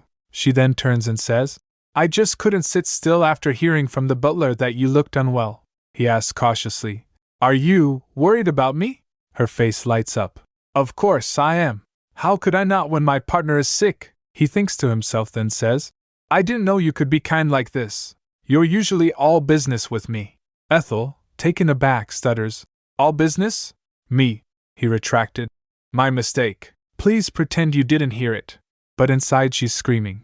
How can I pretend not to hear what I already heard? It's already bothering me so much. She carefully asks, Are you angry with me? He says, Not at all. Ethel continues tentatively. Then did I make a mistake? He replies quickly. No, you didn't. Ethel, putting it all together, wonders. Are you by any chance sulking right now? T denies it. Absolutely not. But Ethel knows better, giggling. Yes, you are sulking. Terence sighs heavily. This is exactly why I wanted you to leave first. My apologies, please forget what I said earlier. Ethel sits beside the tree and insists. I will if you tell me why you're upset. Terence tries to brush it off. Please, I'm serious. You really don't have to worry about me. Sometimes, I say silly things when I'm exhausted. She replies, countering. Don't you mean that you speak your mind because you have no strength left to hide your true heart? Terence gets speechless. Ethel, lost in thought, remembers. While I was so focused on my divorce, time continued to pass, and summer has arrived. She suddenly realizes. Oh, I think I know. Was it something from that night we had a toast on the terrace? I remember worrying about you because you seemed a bit strange after. Memories flash of Ethel telling someone, I'm going to leave the Empire. And later, Lois replies, I'm sorry, I wish I could come with you, but I can't leave my family in the Empire. Sharon adds, What a shame. I wish we could be friends and have drinks together from time to time. Ethel reflects. In his position, it may not be as simple as feeling sorry and saying goodbye. He watched my back, provided me with a place to stay, supported me financially, and even offered to escort me. I'm sure he thinks of me as such an ingrate, since I told him that I'd escape overseas without a word about repaying his favor. But I will pay back everything I owe him once the Anala mine goes into development. Cheering herself up, Ethel says, Well, although things may look bad for me now, I know things will change for the better in the future. Terence asks, Pardon? Ethel, caught up in her enthusiasm, declares, I'm only telling you, once I win my divorce case, my life will take a turn for the better. She then panics. Now that I've spoken that out loud, I sound more like a swindler. Ethel, trying to reassure him, continues, Anyway, if you need my help, you can contact me anytime wherever I will be. I mean it. What I'm trying to say now is that we'll continue to see each other. Inwardly she adds, So please don't misunderstand me. I'm not a Dine-and-dash ingrate. Terence, looking thoughtful, repeats, We'll continue to see each other, you say? He then says, I think you misunderstood. I never considered you leaving as turning your back on me for all the things I did for you. After all, you already taught me how to make the healing tea. Ethel is taken aback. Oh, right. The healing tea. I forgot about it, Terence says. That's not like you, Ethel. You must be very tired after the trial. Ethel replies. That's part of the reason. But I guess I was more affected by the sudden iciness I felt from you. Terence trails off, and Ethel wonders, why is he suddenly so silent again? Suddenly, she senses danger and jumps. I didn't literally mean that you were cold. I was saying that's how I momentarily felt. Before she can finish, Terence appeared right behind her. He asks, looming over her. So, it was because of me? Ethel, flustered, says. Yes. I felt that you were suddenly giving me the cold shoulder. Terence says to himself. Your forthrightness makes me speechless. I was throwing a tantrum like a child. Ethel realizes. Oh, that was a tantrum, Terence admits. Anyway, I'm a little surprised. I thought you'd remain detached regardless of what anyone says or does to you. After all, you were never shaken by your ex-husband. You cut your ties with House Wallace without hesitation too. Ethel explains. That's because the people you just mentioned aren't very important to me. She pauses, considering what that means. Terence, reaching for her, says, Does that mean? He jumps down from the tree. Ethel wonders. He sounded cold and distant just a second ago. But he's smiling now. He notices. H&P. I can tell you changed your clothes. Is that for disguise? She replies. Oh, yes. Vinetta is wearing the ones I was in earlier. She should be getting in the Look Ambassador's carriage by now, wearing a cape over my clothes. He puts his cloak on Ethel, saying, But still, just in case, I think you should wear my cape. He counter-offers. Can I borrow this instead? Holding up her hat. She replies, Of course. Then, smiling, It looks pretty good on you. Later, as they sneak away, T spoke. Fortunately, everyone seems to have rushed toward the front gate. Ethel replies, Let's hurry and sneak away. As they get on carriage, Ethel felt relieved. For what it's worth, I'm glad that Terence is back to his usual self. The next day, at the Cassius townhouse, Riena was busy thinking hard, tapping on table. Then she stops and orders her maid. Bring Elliot to me right now. First, we get a profile of Elliot Rudd, described as the best of the 7 geniuses Riena recruited. He's a prodigy in law, economics, mathematics, and military science, and House Cassius owes its advancement mostly to him. Back in the present, Riena tells her maid to send word that she needs Mr. Rudd to return immediately, and at all costs. She also instructs her to tell Perel to find a way to buy time until Elliot returns. Riena's worried, lamenting that Leandro was put to such shameful disgrace, all due to the butler's words and the recording. But she's sure the Emperor won't intervene anymore. Oh, it's time for Ethel to arrive soon, Riena realizes, adding, I need to see Dad. She reassures herself. This is nothing but another temporary ordeal that will come to pass. After all, I know for a fact that my future is only filled with brilliant victories.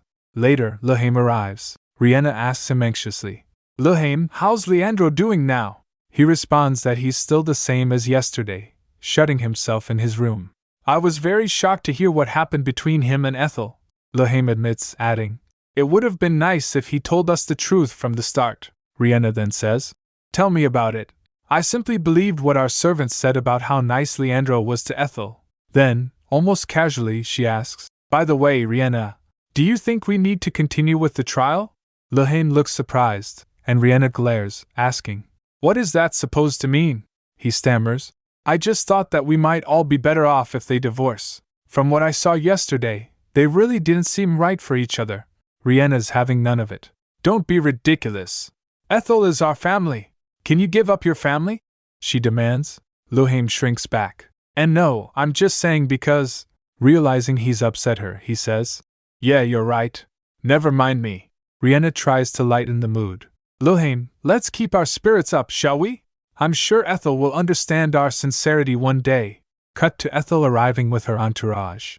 Good afternoon, everyone, she greets cheerfully, but with a hint of malice, adding, Or not so good afternoon for you, perhaps? Caden, Riena's father, is furious. How dare you tarnish my son's honor? He roars.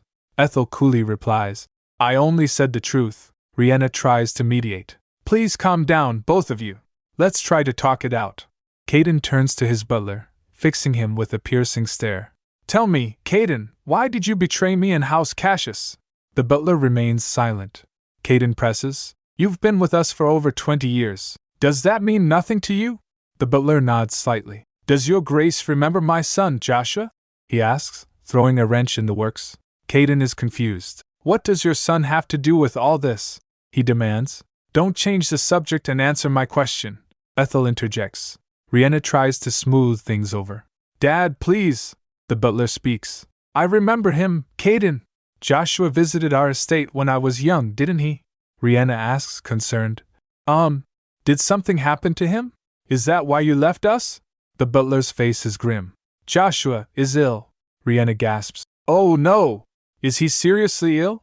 I think we should pay him a visit. I feel so bad to hear that. The butler adds. It seems none of you remember what happened back then. I suppose young Master Leandro, his lordship is no different. Caden is suspicious. Back then, we get a glimpse into the past, a flashback of a young Joshua being held at sword point. The butler narrates. My son still has nightmares about the events of that day. Riena scoffs. What? Is he seriously traumatized by such a trivial thing? He was only held at a sword's point, so what? It's not like he was actually injured. Caden's face darkens. Oh, I remember now. I can't believe you turned your back on me just because of that, Caden. The butler freezes. Just because of that. He stutters. Caden retorts. You can't blame me for your son's faint heart. Riena tries to intervene. Dad, you don't need to speak so harshly. Ethel cuts her off. Stay out of it, Riena. This is between me and Caden. Caden continues. Back then, I was on a rigorous training routine and had cuts from real swords all over. He then asks, Are you saying your son has been stuck indoors nearly half his life just because he was threatened? Riena, clearly distressed, begs, Please stop. You both have gotten too emotional. Ethel, I think you should leave for now. When both sides calm down, we can meet again and… Ethel's mother interrupts, her eyes narrowed. Are you not going to regret it? Are you sure you won't regret what you just said? Caden, equally stubborn, declares, Of course not. Ethel's mother scoffs. I see. Expecting an apology from your grace was vain hope on my part. You've just made me realize how self-centered you are. Caden is livid. How dare you, Caden? Such insolence. He slams his fist on the table, shattering a teacup. Now it's my turn, your grace, Ethel's mother says smoothly. Caden explodes. What? I don't want to hear a word from you. Leave this instant. Ethel's mother remains unfazed. I came because I have business with you. Why don't you hear me out? She sips her tea. I'd like to end our trial here. If you consent to our divorce, the case will automatically be moot. Caden is taken aback. Why are you telling me that? Go discuss it with your husband. I'm sure you clearly realized yesterday that you wouldn't be able to win this trial easily. I can see that you prepared yourself. Nevertheless, you're dealing with House Cassius. Crushing you is like dusting away lint from my shoulder. Ethel's mother remains calm. Let's see you do so. What's in it for you? If we continue this game of slander, it'll only harm your eldest son's reputation. I know you're continuing with this not for your son's sake, but out of your stubbornness.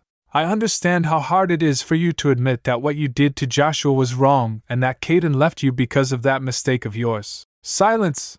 Ethel's father shouts. Ethel's mother continues. Do you think I took Caden away from you? No, that's not true. You let him down first, Your Grace, and that's why he left you. Silence! Caden roars, slamming his fist again, causing even more chaos. He's trembling with rage. Ethel, I'm afraid the method you chose to persuade my father can't be more wrong, Wilhelm says nervously. Even if what you said were true, rather, because what you said is true, my dad will never admit it.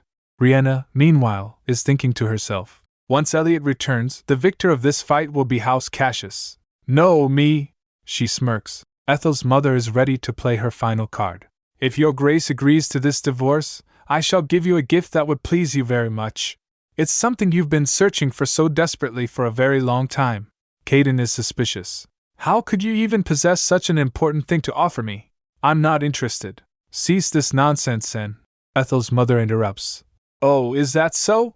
Over the past 10 years, haven't you been looking for the time capsule your wife left behind? Caden is stunned. What? What did you just say? Ethel's mother smiles triumphantly. I know where it is. I know the location of the late Duchess's time capsule. We open on a portrait of Cheryl Cassius, the late Duchess, who died of illness 10 years ago and was the love of Duke Edmund Cassius's life. We learn that the Duke adopted Riena because she resembled his late wife and gave her more love than his own sons. On her deathbed, Cheryl told her husband to try and find a hidden time capsule. After her passing, the Duke ordered the entire estate searched, even the depths of the lake, but it was never found. That is, until Sienna discovered it in the trilogy of A Returner's Rosy Second Life. I recently solved the clue left by the Duchess, Sienna thinks, a confident smile on her face. If I want to make the Duke draw his attention from Riena and listen to me, Cheryl Cassius is my only option. More precisely, the time capsule is my only option. Leandro, looking shocked, asks, The clue? Are you talking about that poem? Sienna nods, confirming it. We learn that Cheryl left a poem as a clue and hid the time capsule's location within it. She gave the poem to her husband and 2 sons, but none of them could solve the cryptic message. The Duke is taken aback. I can't believe it. Even the greatest cryptologists, poets, and detectives all failed to solve it. He stands, towering over Sienna with a stern expression. You already ruined my son's reputation. If you're lying to me, if you're using my late wife, you'd better not think of leaving this house in one piece. Sienna smiles, unfazed. Are you interested now? Whether you believe me or not, you can just follow your heart, Your Grace. Surprised, Leandro asks, How in the world did you solve it? Sienna replies with a playful smile. Well, I'm clever. I'm quite lucky too. The Duke, Leandro, and Riena exchange glances, clearly suspicious. Sienna thinks, although they're pretending to suspect me, they must have a lot on their minds right now. On the one hand, they would think there's no way I could solve the riddle, but on the other hand, they wouldn't be able to just shrug my words off as a bluff. The Duke takes a sip of tea, then abruptly asks, Can I trust that you're completely honest? Riena interjects, Dad, don't you remember the person who claimed to have solved the riddle a few years ago turned out to be a fraud? The Duke clenches his fist, his expression pained. I beg of you, please let me know where to find the keepsake my wife left for me. Sienna replies smoothly. Very well, I shall tell you. But before that, she presents a document to the Duke. I'd like you to sign this consent form, so your son and I can divorce by mutual agreement once you take possession of the time capsule. The Duke looks conflicted. I promise I shall never go back on my word when it comes to anything related to my wife. He takes the consent form. With a flourish, the Duke signs the document. Smiling, Sienna says, Since we have a lawyer present, why don't we have this notarized? Please call Attorney Phillips too, so we can have this document notarized by 2 lawyers. Riena looks at her adoptive father with worry. Dad. Cut to a meeting between the lawyers. Attorney Phillips hands the completed document to Sienna's lawyer. Sienna watches them, pleased. We see the enigmatic poem. The spring of purity has returned without fail. The glass garden where hydrangeas bloom, the hill behind the tower where the bell rings thrice at dawn, the fountain guarded by cherubs. At all those places I hide a treasure. Leandro is frustrated. I still don't get it. I already looked everywhere. The garden, the hill, the fountain, but I couldn't find anything. Sienna, ever helpful, chimes in. The largest fountain in the Cassius estate has 2 angel statues, but only one of them is a cherub. Leandro asks, confused. What? Aren't both cherubs? Sienna replies. If you look closely, you'll see one is older, a girl. Next, it's the glass garden, Sienna says. Riena asks, does the greenhouse in the estate really have hydrangeas? Of course, they do. I saw them just this spring, Riena exclaims. Sienna adds, I did as well. However, the gardener proudly told me that he planted them himself. The Duke looks thoughtful. Cheryl took care of the greenhouse herself, until she fell ill. When she was healthy, there were no hydrangeas in the garden, were there? Sienna confirms. They were only planted by the gardener after the Duchess fell ill. Leandro pipes up. Does that mean the hill verse also has a problem to it? Leandro says the bell tower was built almost a century ago. Riena asks, huh? Doesn't it ring 3 times a day, thrice each time? Leandro explains. Yes, it rings in the morning, afternoon, and evening, but the poem specifically says at dawn. Leandro rushes off. The temple of the Cassius Duchy used to ring the bell 4 times, including in the early morning, unlike other parts of the empire. Although, that custom disappeared a long time ago after it was criticized for being heresy. Leandro then calls out to his father. Leandro, are you all right to be out? And responds, I'm fine. How can I just stay still in my room when you're talking about the time capsule? Back inside, Sienna thinks. Besides, I have something to talk to my wife about. She's now looking furious and continues her train of thought. Well, I have nothing to say to you, the Duke explains. I simply thought she just wrote at dawn to mean in the morning as a poetic expression. After all, that custom of tolling the bell at dawn disappeared even before we got married, Sienna says. The important thing is that these 3 sentences contain some sort of incongruity. Leandro, in chibi form, muses. Maybe it's a mistake. After all, Mother wasn't a very meticulous person. Luhim scolds him. That's not a nice thing to say about our mother, Luhim. Back to the puzzle, Sienna states. If we put aside the 3 that contain discrepancies, then we have, she continues, the spring of purity has returned without fail. At all those places I hide a treasure. Since all those places refers to the places mentioned in the previous 3 verses, I think we should exclude that part too. Sienna smiles triumphantly. Then we're only left with I hide a treasure from the last verse. Leandro looks thoughtful, while Luhim is visibly annoyed. It's obvious that Mother was the one who hid the treasure. So what about it? The Duke glares at him. Watch your tongue, Luhim. Luhim, intimidated, apologizes. My apologies for interrupting, Ethel. Sienna ignores the interruption. She looks around the drawing room. I see there are many artworks modeled after the Duchess in this drawing room. Did she like them? The Duke replies. Not really. She said it was rather embarrassing to look at. She was a shy person. Those were purely for my own satisfaction. Sienna walks over to a statue. What about this statue? The Duke explains. Oh, that one was a gift from Cheryl. It's a replica of the marble sculpture in our estate. She said she wanted it to remind me of her during my stays in the capital. Sienna touches the statue. What are you doing? The Duke exclaims. You might drop it. Put it back down. Sienna replies casually. Don't worry, it's hollow, so it's lighter than it looks. Riena gasps. Wait, did you just say it's hollow? Sienna clarifies. So the Duchess ordered for her own bust to be cast. The Duke asks. When did you receive this, Your Grace? Sienna replies. It was about 17 years ago. The Duke then asks. And when did she first mention the time capsule to you? The Duke looks shocked. It was also about 17 years ago. Leandro realizes. Then could the I in the poem be? Sienna smiles knowingly. See? I told you the fact that the Duchess hid it is important. Shall we give it a shake? Luhim protests. Wait. I'll do it. How can you shake it with those thin arms of yours? Luhim and Leandro shake the statue together. The Duke listens intently. I can clearly hear something inside, the Duke says. Riena exclaims. How typical of Cheryl! She did enjoy pulling a prank or two. The Duke, determined, declares. Let's cut the base and see what's inside. A hand reaches out. A dagger pierces through the bottom of statue. Leandro, Luhim, and Riena all look on with concern. Duke Cassius stares down, his expression unreadable. Leandro asks, shocked, seeing what was right in front of him. Are these? Letters and scarves flutter down, a colorful cascade of evidence. Duke Cassius holds a letter, his brow furrowed. Luhim is equally perplexed, clutching his own letter. The scene shifts. Ethel sits among them. Riena looks incredibly awkward on the other couch. Ethel sips her tea, observing everything. She thinks, even for Riena, It's impossible to share memories with a duchess she never had. Duke Cassius reads the letter, his face softening. Please don't worry too much.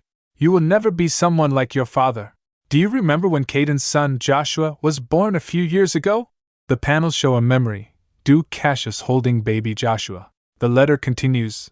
When I handed over the baby to you back then, you were completely at a loss. You may look stern and cold on the outside, but your heart is very warm. You are completely different from your father, and will never oppress the poor and the weak like he did. So please believe in yourself. With love, Cheryl. Cue the tears. Leandro and Lahame are both bawling, overcome with emotion. Ethel watches them, unimpressed as always. The Duke sets down his teacup. Ethel, I sincerely thank you. Had it not been for you, I wouldn't have been able to read my wife's last letter. Ethel nods, acknowledging his gratitude. She thinks, had it not been for me, Riena would have found it for you instead, but let's keep that a secret. We both got what we wanted anyway.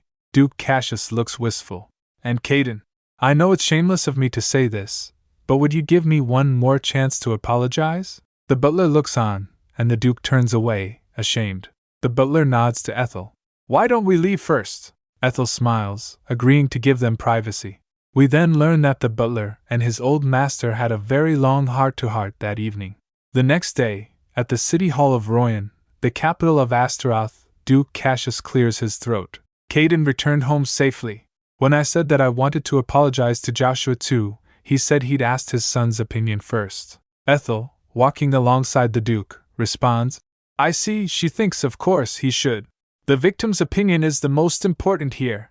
How did things ever come to this? Duke Cassius ponders. It feels as if I've forgotten something important for a long time. Inside the city hall, Ethel slams the divorce papers on the desk. Here it is, she exclaims. The lady at counter said. Oh yes. I hereby confirm that the divorce agreement between His Lordship Leandro Cassius and Her Ladyship Ethel Cassius has been successfully received. Ethel beams, thrilled. Finally! I've been waiting for this moment. The clerk continues. Then I shall inform you of the next steps. Only when the entirety of the process is executed will your divorce become official. The people in the city hall whisper. Did she just say the divorce agreement of the Cassius couple? Yes, I'm sure that's Duke Cassius, and the woman next to him is Ethel Cassius. She looks exactly as her portrait in the newspaper. Wasn't their divorce case still under trial? Perhaps they reached an agreement instead of going through the trial. Ethel thinks. Now that the document has been submitted, the trial will stop, and then it'll be terminated altogether when the divorce is officially approved. Ethel skips along, practically glowing. Are you that happy? Duke Cassius asks. Of course, she replies. That aside, seeing your grace is here today, I suppose your son is still having a hard time accepting this divorce. The Duke sighs. You know what he's like. He was so stubbornly against this divorce that I had to lock him in his room before leaving. Even Riena sided with him and tried to stop me. It seems they both are strangely attached to you. Ethel thinks. So the Duke felt it as well. I thought it was simply because of the mine, but now I suspect that there might be something more than that. She said, since I know how much your grace adores your daughter, I thought you might do as she pleases. I'm glad you didn't change your mind, he said. I have no mind to stop someone who doesn't want to live with us anymore in the first place. Ethel said, I know. Your grace has paid absolutely no attention to me. You've always called me Ethel Wallace even after I became Ethel Cassius. I can't deny that, Duke Cassius admits. To me, you were nothing but a young lady who married my son. It's a shame, though. I finally started to want to know you. Ethel asks, do you regret it? I hope you'll be nice to your son's next wife. While going inside her carriage, she said. Or better yet, if your son fails to change, why not have him remain single and live with you for the rest of your life, instead of creating another victim like me? Duke Cassius looks thoughtful. I shall bear that in mind. Goodbye, Ethel Wallace. He turns and walks away. A few days later, at the residence of the Look Ambassador, Ethel reads the newspapers. As expected, they're making such a fuss. What becomes of Leandro now is none of my business, but I don't want to be gossiped with him anymore. Diana greets her. Here you are, Ethel. Do you have any difficulties staying here? Ethel reassures her. Not at all. I'm receiving very generous treatment here. Diana smiles warmly. Please make yourself at home. Though I myself am not actually used to the fact that this palatial residence is my home yet.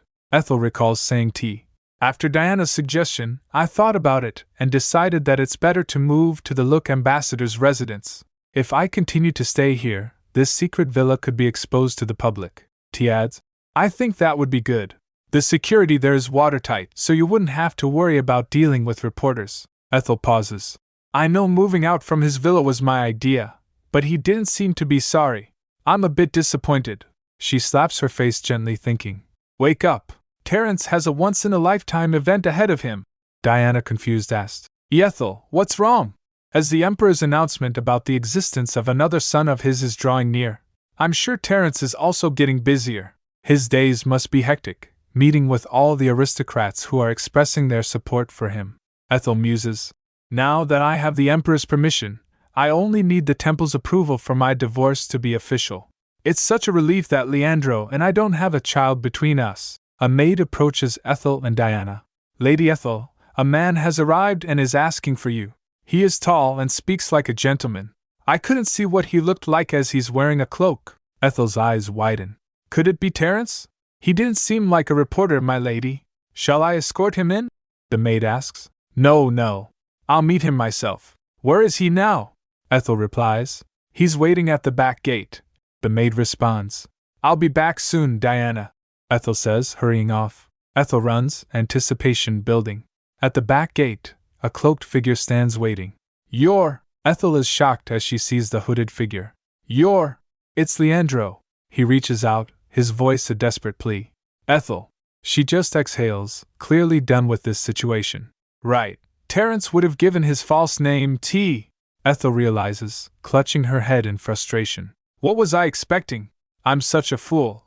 Leandro won't give up, he says. There's still a chance for us, Ethel. Please come with me and cancel our divorce.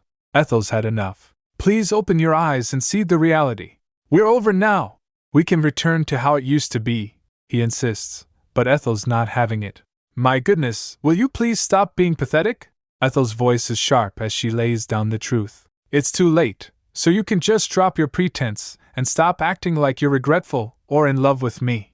I love you, Leandro blurts out, his face a mix of desperation and sincerity.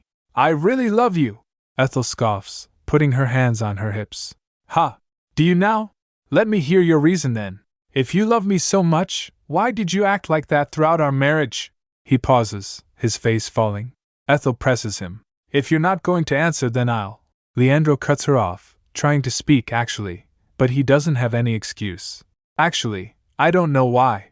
Ethel yells. What? Are you kidding me right now? He continues.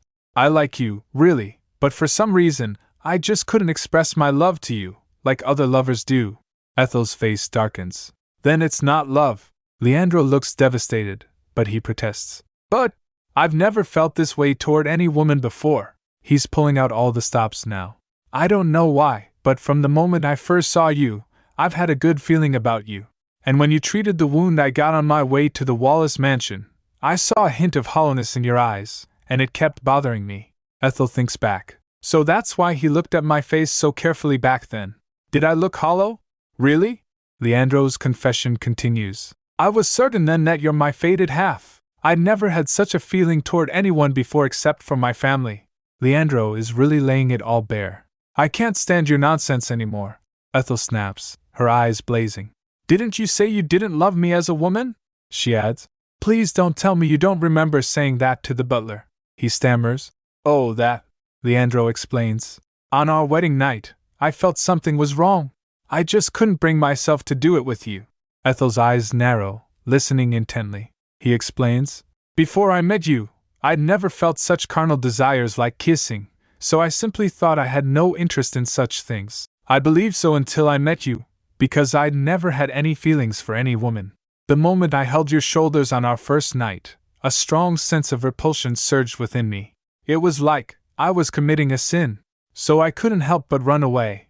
My true heart was that I wanted to be nice to you, but, Ethel filled in, but you couldn't because you were afraid that I would become hopeful and demand you to treat me properly as a wife. He's really spilling his guts now, tears welling in his eyes. Yes, I even tried to confess the truth to you under the influence of alcohol. But I just couldn't bring myself to say it because I was afraid that you would get hurt. I was scared that you'd leave me out of anger. Looking at Leandro's tear-streaked face, Ethel thinks. Honestly speaking, as the female lead's brother, Leandro looks beautiful even when he's crying so unsightly like this. He even looked piteous. Ethel reaches out and grabs Leandro's collar. Don't lie to me. Leandro looks shocked. Ethel, she continues, you were worried that I would get hurt? You couldn't say it because you were scared that I'd leave you? Didn't you see how hurt I was? Didn't you see my sad face every time you ignored me like I was invisible? You're only making excuses for your mistake. Just because you felt a bit familiar toward me, you confused them with love, and married a woman similar to your sister. That's your mistake. Leandro looks confused. What are you talking about? She recalled him saying, although you and Riena look quite alike, how could I possibly confuse you with her? At that moment Ethel wonders. We look alike. How? Where? When? She says her accusation. You clearly told me that Riena and I gave off a similar air and impression. Did you say you fell in love when I was treating your wound? You opened your heart and accepted Riena as your family for the same reason, because she treated the wound on your hand. Ethel accuses him. Leandro is reeling. How did you know that? Leandro didn't accept Riena from the beginning. As a boy, he felt ill at ease about the stranger who suddenly appeared in his life. Why are father and Lohim making such a fuss about that girl? I just don't get it, Leandro thought as a child. Besides, she can't even speak properly because she didn't receive education at the orphanage. In a memory, Leandro was crying. Riena appears asking, Leandro, why are you crying? Oh, your hand is wet. Are you hurt? Leandro yells. Go away. It's none of your business. Riena replies. Don't say that. I'm your family. Leandro responds. I haven't accepted you as my family. I got the cane from father. So stop making a fuss and leave me alone. Riena says. You're still a child. A child shouldn't get the cane. I need to talk to dad. Leandro thinks. I've hated you and looked down on you. Riena says. Even if you don't like me, I like you. Leandro says. Riena. Back in the present, Ethel grits her teeth. If you love your sister so much, just live with her. Don't drag me into your life. Leandro is shocked. Ethel. That's not true. It may be true that she became my precious sister after that moment, but you treating my hand had nothing to do with. Ethel interrupts.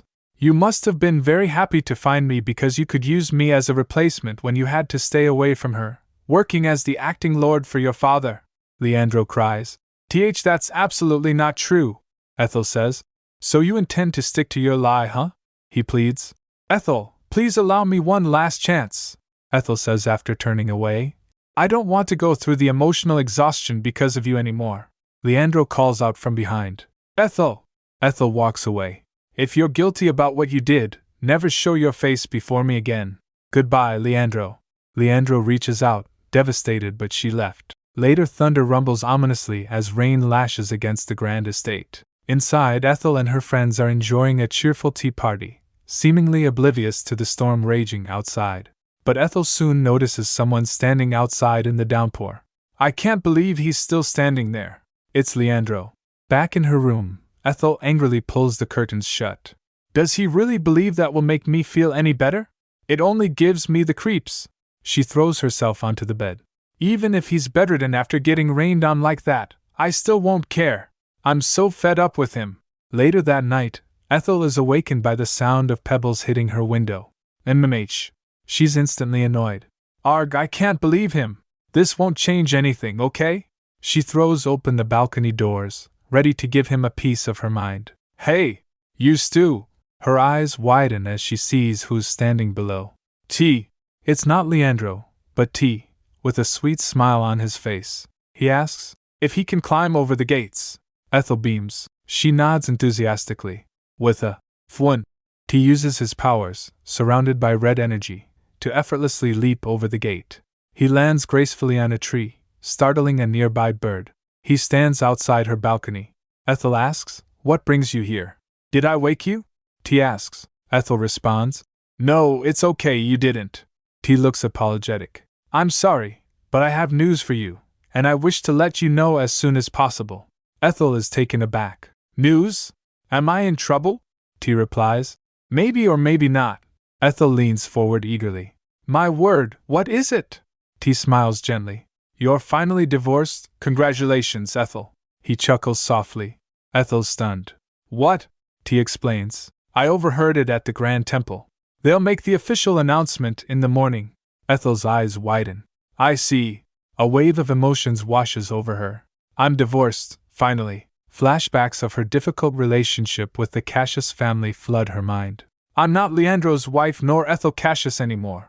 My difficult relationship with the Cassius family is finally over.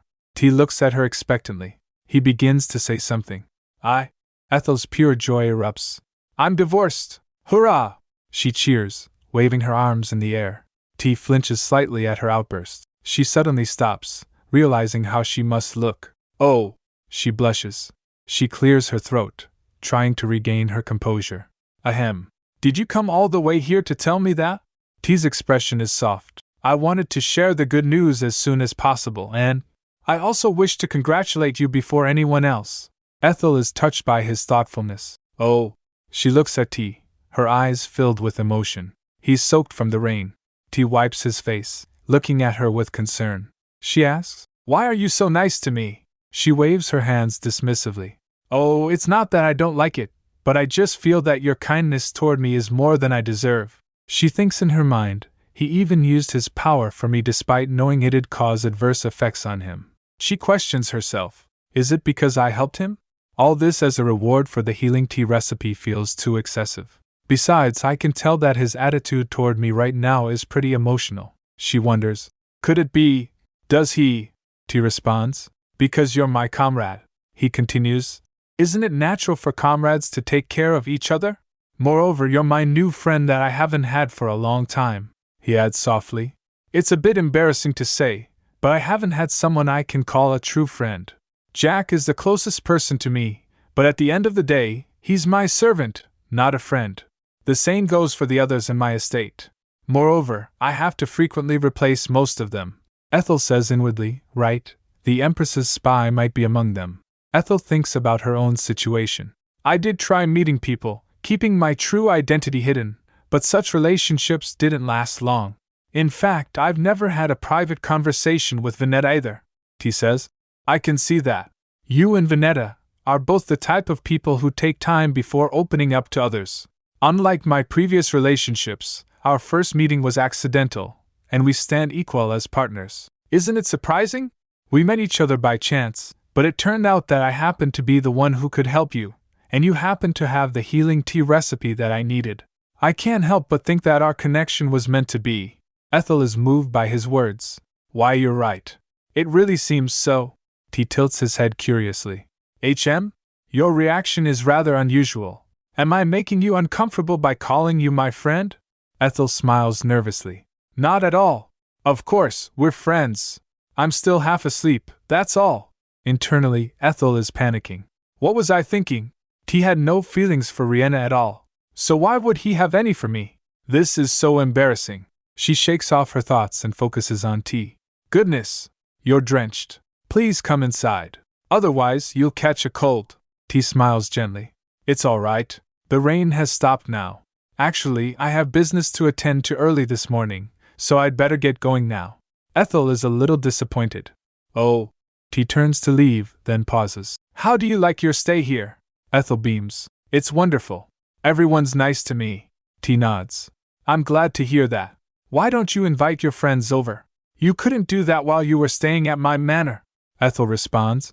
Actually, I enjoyed the quietness. I found it more comfortable not having any visitors back then. T looks thoughtful. Perhaps I shouldn't have let you go then, he mumbles. Ethel perks up. Pardon? I didn't hear you. T clears his throat. Ahem. I was talking to myself. I should really be leaving now. Ethel smiles warmly. Thank you, T. I think I can sleep well now. I'd been actually feeling down for hours because of Leandro. As T turns to leave, he looks back at Ethel, a soft smile playing on his lips. If you're really thankful, would you grant me a wish? Ethel's eyes widen slightly, surprised by the request. What wish is it? He hesitates. I don't think it's something too difficult to do. Ethel ponders this, then nods brightly. All right. T seems taken aback. You didn't even ask the details. Won't you regret saying yes so easily? Ethel retorts. You said it wouldn't be something too difficult. A small smile plays on T's lips. I feel a bit guilty seeing you trust me so much like this. She asks, what wish could it be? He steels himself. The wish itself is simple, but you may find it rather uncomfortable due to your current circumstances. She insists, please tell me what it is. I'll do my best to grant it. T leans in close, whispering into Ethel's ear. My wish is… Her eyes go wide, a small exclamation point appearing beside her. What? Of course, I can do that much for you. He smiles, relieved. I'm glad to hear that. Then I'll send someone to fill you in on the details soon. T departs, leaving Ethel watching from the balcony. He whispers to himself as he walks away. Sweet dreams, Ethel. The next day, Ethel is in the greenhouse with Diana, enjoying tea and sweets. The entire capital should be abuzz for a while. Diana comments. Perhaps we shouldn't receive any guests for the time being. Diana continues, concerned. Ethel assures her. I'm fine. I'm used to such things now. Thank you for worrying about me. Meanwhile, in town, newsboys are hawking the morning papers. Get your papers. Read the result of the Cassius divorce case. The headline screams. The young Cassius couple agree to divorce. A wave of relief washes over Ethel. Finally, I'm officially free. Ethel celebrated her divorce with a big party. But, she admits, to my disappointment though, Terence couldn't make it. Well, it couldn't be helped. After all, he's a busy man and no one knows his true identity apart from Sharon. I also received congratulations from an unlikely person. Ethel muses, holding a card that reads, Your wish has finally come true. Congratulations. Diana and Ethel exchange confused glances. Just what is he up to? Ethel wonders, referring to the Duke. Ethel thinks, it's proper etiquette for me to send a reply, but… Just then a maid interrupts. Pardon me, miss, you have guests from House Wallace. Ethel's eyes harden. Ha! They're finally here. She tells Diana. Diana, may I use the reception room? Diana looks worried. Of course. But do you really think it's necessary to meet them? Ethel responds firmly. Yes, I have some issues to discuss with them. In the reception room, the Wallace family fidgets nervously. Ethel enters, a composed smile on her face. It's been a while, Count and Samuel. And we met recently, Countess. The Count explodes. Why you? How dare you? Samuel tries to placate him. Father, please calm down. Ethel gestures calmly. Please have a seat. The Count sits with a humph. He sneers. You kept us waiting. And now you're having us watch too. Who taught you to do this? Ethel retorts. If you have any problems, you may speak directly to the Luke ambassador. She smiles sweetly. Would you like me to call her over? The Count is livid. Why you? I made you a duchess as young as you are. How dare you ruin your marriage and treat your parents like this? Ethel thinks with disdain. What in the world does he think he did for my marriage? Leandro came to find me on his own. Samuel attempts to reason with her. Father, please stop. That's not what we're here for. I'm sorry, Ethel. I've thought about what we did to you, and I think we were in the wrong. We came to apologize to you today. The Count retracted. Ahem, I'm sorry. Samuel adds, Mother has something to say too. The Countess stammers. Ethel. I'm sorry, dear. I'm truly sorry. Can't you please come back to us? And please speak to House Cassius for us so they can clear off our debts, The Count chimes in. Seeing the Duke agreed to your divorce, your relationship with them doesn't seem to be on the worst of terms. I hope you'll handle our debts with them for us. Samuel tries a different tactic. And dear sister, I don't intend to force you, but why don't you just reconcile with Lord Leandro? You don't want to lose your marriage just because of your misunderstanding, do you? You truly loved each other. Her mother adds, your brother's right. I heard from the young lady of House Cassius that the young master still misses you. Ethel's expression hardens. Her mother continues. Ethel, you're a good daughter, aren't you? Please change your mind for your mother's sake, will you? Samuel says, Ethel, Mother did hit you and treat you harshly, but she's sincerely apologizing to you. Can you please forgive her just this once? Ethel stares at Samuel, her eyes filled with resentment. Samuel, he asks, What is it? Ethel stated the fact. You speak as if that was all someone else's business. You blame everything on Mother and pretend to be a goody two-shoes. Are you happy now? Does that make you feel any better? He protests. What? I apologize too. Ethel is furious. But only Mother is asking for my forgiveness on her knees right now. Samuel tries to defend his mother.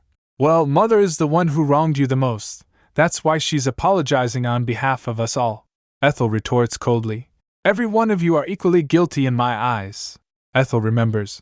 It's true that the Countess was the harshest of all to Ethel. But were the Count and Samuel any better? They both turned a blind eye to the Countess's abuse. They even frequently treated her like their maid. They just didn't have to manage her directly. After all, the Countess was always the one to deal with her for them. Ethel confronts them. Have you ever stopped Mother when she was hitting me? Have you ever remembered my birthday? I don't understand what makes you feel so confident about your behavior. If anything, the Countess kneeling down over there is the only person who at least pretended to show any interest in me. The Countess cries out. Ethel, please don't misunderstand your father and Samuel. They were just too busy to care about you. Ethel snaps. Please be quiet. I didn't side with you because I like you. Just because you were her mother, she thinks. Ethel didn't give up on someone like you until the end. I feel so sorry for her. Ethel continues. I can see you're consistently devoted to your husband and son. You sometimes treated me nicely because that way, you could use me more conveniently. The Countess objects. That's not true. I swear I truly cherished you as my Dao Dash. Ethel interrupts. Please use the word cherish for your son. That word fits him better than me. After making you go down on your knees, you still defend that bastard after all. The Countess gets shocked. That's a misunderstanding. Samuel didn't make me do this. The Count is outraged. Did you just call your brother bastard? Ethel stands and turns, her eyes blazing. Please leave. I was such a fool to think that I'd be able to tie up the loose ends between us. The Count rises enraged. Ethel! How insolent! You ingrate! The Count raises his hand to strike Ethel. Samuel shouts. Calm down, father! Samuel grabs his father. He says, What are you doing, Ethel? Apologize to father quickly. Ethel declares defiantly, I don't want to. The guards step forward. They surround the members of Wallace family. As Ethel walks away, Samuel fumes. Are you really going to be like this? Her guards step in front to protect her. Please step back. You may not approach any closer. Ethel warns coldly. Don't get smart with me, Samuel. All you're good at is gambling and shifting the blame onto Mother. Samuel smirks menacingly. Ha! I wanted to work things out well for all of us, but I guess I have no choice. Now that you're divorced, you're a Wallace again. If we fail to pay off our debts, you'll have to take on the responsibility. If you think that you can be well off alone, you're sorely mistaken. The Wallace family is laying it on thick. Samuel smirks. Maybe you forgot because the Look Ambassador is so nice to you, but however powerful she may be, she can't meddle in others' family affairs. Her father chimes in. Yes, he's right. You have legal responsibility for us. You have to provide for us. Samuel declares, even if you escape abroad, we'll follow you until the end. You can never sever ties with us because we are your family. Ethel's parents continue to guilt-trip her. Samuel says, Mother and father fed, dressed, and sheltered you. You have to repay that love. Her father adds, Yes, that's your duty as a daughter. Then Samuel drops the bomb. You know, I recently lost a game, so I have a new debt to settle. I want you to first pay that off for me. Ethel's response is sharp. Are you asking me to pay off your gambling debt? Samuel, looking sinister, retorts. You have no idea how lawless and cruel they are. Once they learn I'm flat broke, they will pursue you next anyway. It'd be best for you to pay the debt before all that mess. Ethel just laughs, which infuriates Samuel. Are you laughing? Do you think this is funny? Ethel walks to sofa and sits on it. That's great. If they are so cruel, I'm sure they'll squeeze the money out of you no matter what. You borrowed that money, so you repay it. I can't give even a coin over to them for you. Samuel is not having it. I see you're being like this because the Look Ambassador has your back. But do you really believe that she'll protect you forever? If I fail to pay the debt, it'll be passed on to our parents. And if they fail too, then it'll be yours to pay. Do you understand? You received the closed mine in Anala as a dowry when you got married, didn't you? You inherited our family's property, but you still refuse our debts. How selfish! As long as you're a member of House Wallace, you should share our debts too. Ethel thinks to herself. Looks like he did his homework before coming here. Legally speaking, he's right, but… Ethel's eyes narrow. I'm not a Wallace anymore. Samuel is shocked. What? Are you stupid? Now that you left House Cassius, You belong to our family again. What nonsense are you talking about? Ethel coolly explains. Like you said, I left House Cassius. But that doesn't necessarily mean I'm back under House Wallace. Samuel explodes. Cut the crap, I've already checked with my lawyer. Ethel questions. Did your lawyer say so? Did they say that a woman automatically belongs to her parents' house again if she gets a divorce? How strange. I didn't apply to recover my status on the Wallace family register. According to the law of the Astaroth Empire, once a woman gets married, she must follow her husband's surname and become a member of his family. But if she gets a divorce, she regains her maiden name, but cannot directly return to her original family. The divorcee must apply to be relisted on her parents' family register and gain consent from her parents. Ethel thinks, it's so sexist. Riena, who, in the original novel, abolished that law after becoming empress. Ethel thinks, the bottom line is, I'm currently either a Cassius nor a Wallace. Samuel is sputtering. Ethel says, divorce is uncommon in the Empire. Your lawyer might not be aware of this law. Or they did a half-hearted job because you didn't pay them enough. Ethel smirks, but Samuel roars. I don't believe you. Do you think I will fall for that lie? Samuel tries another tactic. Let's say that's true. But if you don't return to House Wallace, you will no longer be a noble. Are you fine with that? Ethel responds. My dear brother, didn't you know? Unless you commit a crime as grave as treason, you don't get deprived of your peerage so easily. Samuel is speechless, and Ethel's enjoying this way too much. He finally shouts, I'll check the fact myself. He storms out, followed by his father. His father calls after him. Samuel! Ethel's mother got left alone. Ethel says, nothing will change even if you keep standing there. Please have a seat. Her mother reluctantly sits. Suit yourself, Ethel announces. Until your husband and son return, I'll get some rest in my room. As Ethel leaves, her mother slumps onto the couch. How could you treat your father and brother like strangers? Ethel thinks. They are strangers, she says. I thought I made myself clear last time that I would sever all my ties with House Wallace. Teary-eyed, her mother pleads. Please, Ethel. Please help your brother just this once. How hard it must have been for that tender-hearted boy. Ethel snaps. Enough! You're also responsible for Samuel becoming such an irresponsible adult, her mother cries. He's your brother! Ethel hands her a business card. This is all I can give you. If you want a divorce, go to Sharon Maitangs. She's a friend and a lawyer. Stunned, her mother asks, divorce. Ethel continues, are you going to clean up after those two and be treated like that for the rest of your life? When I'm gone, there'll be no money. Then you will have to take full responsibility for their debts. Sharon represents people who can't afford legal service for free. Her mother, horrified, exclaims, I am not going to divorce. If you hadn't split up in the first place. Ethel cuts her off. If you say so. It's your choice after all. Ethel heads out. Ethel! Her mother calls after her. Ethel and her attendant walk through the halls. Meanwhile, her mother is left alone, thinking to herself. Later, Ethel is informed that Lord Samuel has returned. She thinks, I guess his source isn't very good. It took almost all day. As Ethel arrives, Samuel quickly calls out her name, then he pleads. I was rude earlier, wasn't I? I'm really sorry. I was so worried about my debt that I momentarily lost my mind. Ethel asks him, Where's the Count? Samuel explains. He was so shocked he collapsed at the lawyer's office. He's aged. He's actually been in poor health lately. If he can't pay off his debts, he'll be in serious trouble. Ethel replies. He should pay back the money he borrowed himself at least once. It'll be a good life experience, she adds. Is that all you have to say? Samuel stammers, and no. Let's make a deal. I won't bring up the dowry you received again, so please pay our debts for us. He adds, according to my lawyer, you may have to return the dowry to us if we demand it back. His mother nods eagerly. Ethel thinks, it seems they also have a chance of winning in court. Samuel pleads, I swear, if you'd like, I'll write you a promissory note. Please help us just this once. Ethel is unmoved. I don't have that kind of money. Didn't you read the papers? I didn't receive alimony. Samuel is in disbelief. What? Are you a fool? Why did you not receive alimony? He's clearly having a meltdown. Then he grins and adds, then forget about the money we borrowed from House Cassius. Just pay off my debt, his mother exclaims. Samuel! But Samuel isn't backing down. Don't cut in, mother! My problem comes first, okay? Ethel thinks about his behavior. He's nasty and selfish.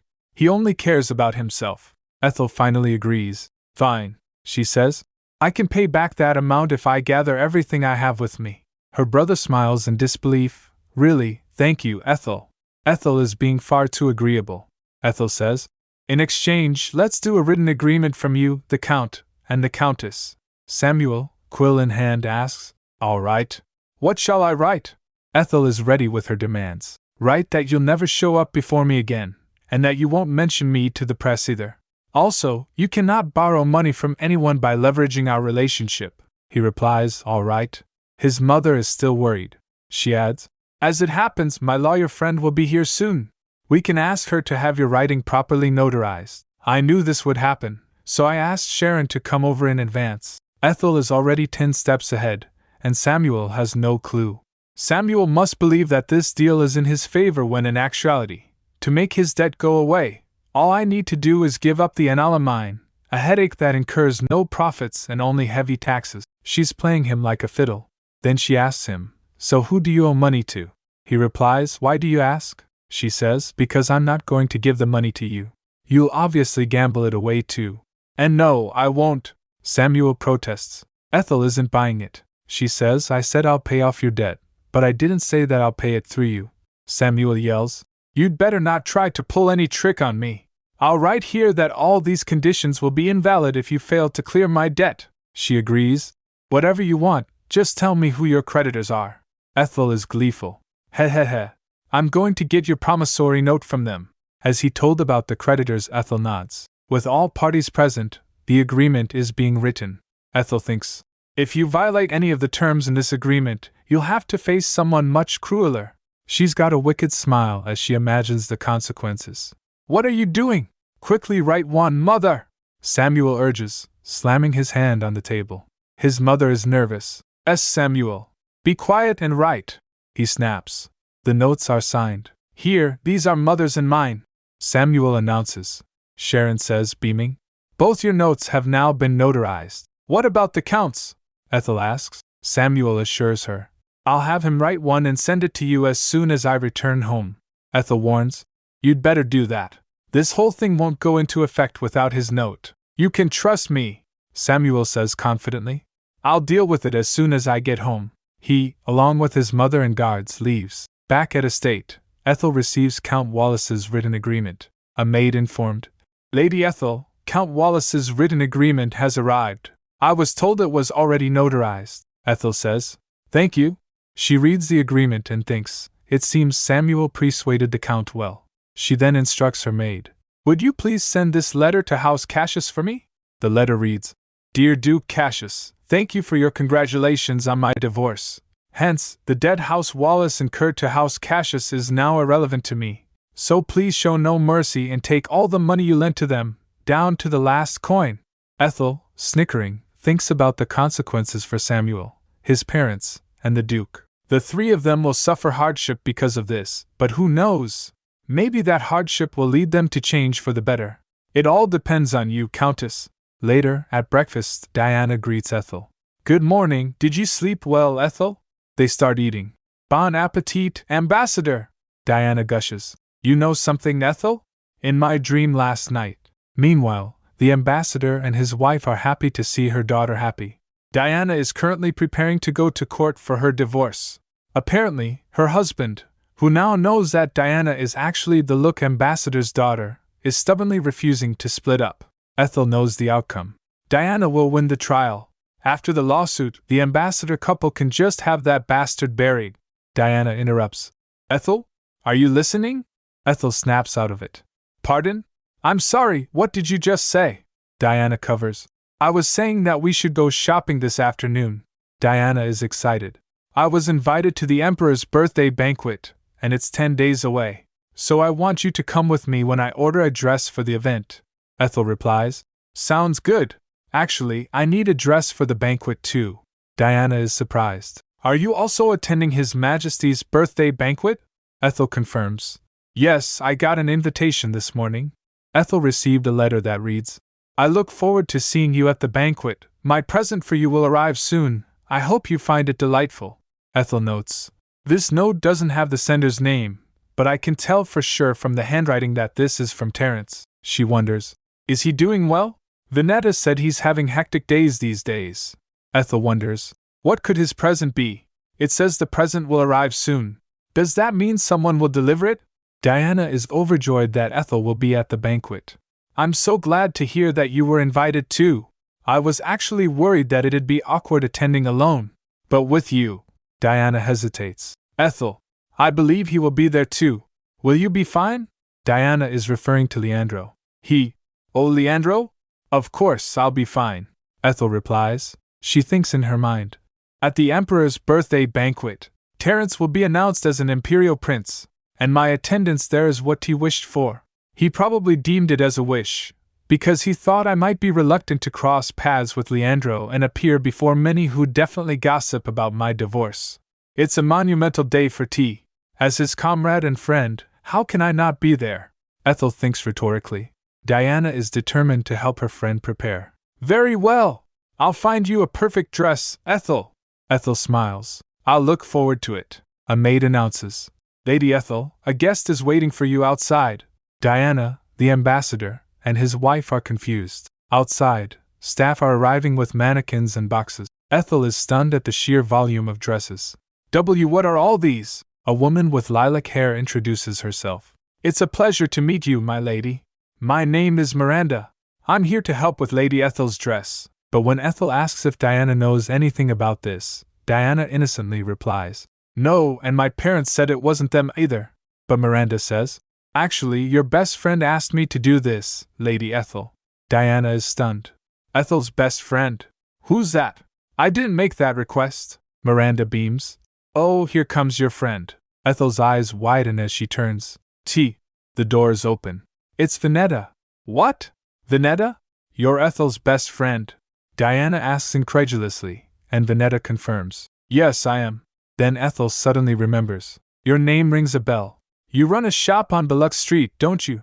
I remember seeing it several times. Miranda seems surprised. It isn't a famous shop, yet you still remember it. Ethel remembers. In Riena's second life, she was the one who first recognized Miranda's excellent workmanship. But this time, I guessed he discovered her first this time. Vinetta leans in to whisper to Ethel. He said her shop caught his eyes when he passed by, and he thought the dresses there would look good on you. She teased. He couldn't have been less interested in dresses before. I wonder what got into him. Ethel thinks, blushing. So Terence's divorce present was a dress. Later, as dresses are laid out, Diana gets confused. What do you think of this? Maybe not. I think that one will look better on Ethel. The ambassador disagrees. This one looks better to me. But his wife says, no, honey. This dress will better bring out Ethel's fair skin. Laura says, lacy dresses like these have been the rage nowadays. But Vinetta replies, I think finding one that matches her style is more important than following the trend. And Ethel watches all of this unfold, thinking. Then she recalled her sad life at Duke's house where everything was about Riena. Just then Diana brought her back to her senses. What are you doing, Ethel? They decided on a dress, so Diana exclaims, smiling, go ahead and try this on. Ethel smiles and says, okay. 10 days later, at the Imperial Banquet Hall, the guard calls out, Duke Edmund Cassius, Lord Leandro Cassius, Master Lahaim Cassius, and Lady Riena Cassius have arrived. Oh my, Lord Cassius is here. People whisper, is what his ex-wife said all true? Another adds, I'm worried for him. I hope House Cassius will see an heir without any problem. Riena tries to cheer up his older brother. Chin up, Leandro. All right, Leandro replies. Riena reassures him. Those rumors will die away soon. I'll make sure of that for you. The noble ladies flinches as they heard that. Leandro nods. Yes, you're right. Suddenly voices call out. Lady Riena! Lady Riena, it's been a while. People rush to greet them. I heard about you, Lord Cassius. I'm truly sorry, one person says. Another adds, now that you're single again, you can let bygones be bygones and have a fresh start. Then they start gossiping. Your ex-wife went too far. How could she make up such lies? Some articles said there's nothing wrong with your health, my lord. You should sue her for defamation. Leandro sighs. Let's talk about something else. One of the guests whispers, "My word, we're so tactless. Please forgive us." And another gossips, "He's still covering up for that cruel woman just because she was once his wife. How nice of him." "Right. Apparently, her family is neck deep in debt," another says. "House Wallace? But don't they own a mine?" The whispers continue. "Just how ugly is she to never have shown up at any of the social functions so far? But she looked fine in the newspaper photos." "Ahem! Who keeps twisting my words?" Another whispers. "Come to think of it, she kept her face under her veil throughout the wedding, didn't she?" An announcement rings out. "The ambassador of the Kingdom of Look and her company have arrived." Riena and Leandro turns towards the voice. The ambassador of Look enters with her family. The gossiping continues. "That young lady must be the daughter the ambassador lost a long time ago. She resembles her mother so much. Who's that lady behind them? Oh, that must be Ethel Cassius. I heard she's close to the ambassador's family. Let's see what she looks like." And then, Ethel makes her entrance. The ladies murmurs, That's Ethel Cassius?" Another whispers, "But didn't someone say a moment ago she's so ugly that she hasn't shown up in public?" And Ethel thinks it's worth the effort. "I didn't put this much time and effort in grooming myself even for my own wedding." Ambassador's wife introduces her daughter. "Please let me formally introduce my daughter to you all. It's a pleasure to meet you." The crowd is impressed. "She looks so much like you, Ambassador. Once again, congratulations on your miraculous reunion." She adds, "And this is Lady Ethel Wallace. She's the one who found our daughter back for us." The gossiping ladies are stunned. "Ugh, humph, oh, I see." Ethel thinks, looking towards the crowd gathered around Riena and other. "I see people care a lot about House Cassius." As Ethel wanders the banquet hall, she thinks, "When tea arrives, I should congratulate him and return to the ambassador's residence." Then, someone approaches her. "I almost couldn't recognize you. I didn't know you were invited as well." "It's Duke Cassius." Ethel bows. "Greetings, Duke Cassius, the Iron Wall of the Empire," he responds. "I'm dealing with House Wallace's debts as you requested." "Oh, thank you," Ethel replies. Then he waves towards his son. "Oh, my son said he has something to say to you in person." Ethel is annoyed. "Not again, Leandro." But it was Lehaim. He awkwardly greets her. "Ahem, ahem. Good evening, ex-sister-in-law," Ethel says. "You can just call me by my name as you always do," he says. "All right, Lady Ethel. Thank you for finding my mother's letter. I'm deeply grateful." He bows and adds, "I genuinely wish for your success in every step you take and for you to have a long and healthy life. Please excuse me." Then the Duke says as Lehaim walks away stiffly, "Oh, that boy. It seems you and Leandro have already met each other." "Did he thank you?" Ethel replies. "No, he didn't, but I'm fine. There's no need." But the Duke is furious. How dare that bastard? Then, a man approaches Riena. "Lady Riena, would you allow me the honor to dance with you when the banquet starts?" But the Duke rushes and is having none of it. Looking at the scene, Ethel thinks, he didn't grab the boy's collar, at least. He must have learned something from his experience with Joshua. Then the announcer booms, "Her Majesty the Empress and His Highness the Crown Prince have arrived." The Crown Prince and the Empress arrives. The Empress announces that the Emperor will arrive after tending to another matter. Let us not wait and begin the banquet. Ethel thinks this banquet is to celebrate the Emperor's birthday. I can't believe she's starting it without him. Some of the guests whisper about his tardiness, that they are still on bad terms. Another whispers, "I fear something big will happen." Ethel, observing the scene, thinks the Emperor will appear with another son of his soon. She realizes that Terrence's appearance here is different from what Riena remembers from her past life. This could shock Riena. "Here you are, Ethel! I've been looking for you," Diana says cheerfully, but suddenly they heard a loud shout. "Your Highness! My daughter is still very young!" Crown Prince Mikhail, with a sinister smile, addresses the Duke. "Please calm down, father-in-law." The Duke, utterly flustered, retorts, "I am not your father-in-law." But Mikhail's like, "Oh, you will be soon, because Riena and I promised to marry each other." The Duke grabs Riena's hand. "Let's go, Riena!" As they leave, Riena squeaks out, "Dad." Mikhail waves goodbye. Riena waves back, "I'll see you later, Your Highness." Just then the prince turns towards Ethel with an icy look. Ethel wonders if Mikhail is coming her way. He greets her. "It's been a while, Ambassador of Look." She bows, "Greetings, Your Highness. Glory to Astaroth." Then, turning to Ethel, he says, I'd like to have a talk with Lady Ethel. Could you give us some privacy? She replies, Of course, Your Highness. Ethel's friend is worried for her. Ethel nervously replies, It's an honor, Your Highness. Ethel notes that up close, Mikhail resembles Terence very much, but she reminds herself that their personalities are polar opposites. In the original novel, Mikhail was cool-headed, only gentle toward Riena. She needs to keep her guard up around him. I've heard a lot about you from Riena, Mikhail begins. She said her sister-in-law was like a friend to her. Ethel thinks, a friend? How ridiculous. Though it seems she didn't speak badly of me at least. Mikhail continues, However, she teared up when she recently mentioned you. His eyes narrow. I never let anyone get away unpunished if they make my woman cry. He gently touches Ethel's shoulder. I hope you never forget that fact. Ethel clenches her fist, trying to stay calm. Just then the Empress interrupts. I was wondering where you were, Mikhail. What are you doing? Ethel bows. Greetings, Your Majesty. Glory to Astaroth. The Empress shows her disapproval, then says, The music has begun. You should request the daughter of House Iceberg for a dance. But Mikhail firmly states, There's only one woman in this world that I will dance with, Mother. The Empress sneers. You still have a terrible taste for women. After an orphan, is it a divorcee this time? Mikhail's face darkens. An orphan? Riena has a family, and that family is House Cassius. But the Empress retorts, Yet she's not related to them by blood. The prince said in rage, Please don't cross the line. Ethel thinks to herself, Excuse me, I'm still here. The Empress coldly says, There's nothing whatsoever for you to gain from getting involved with that girl. Mikhail's eyes flash. You can say all you want, Mother, but my heart won't change.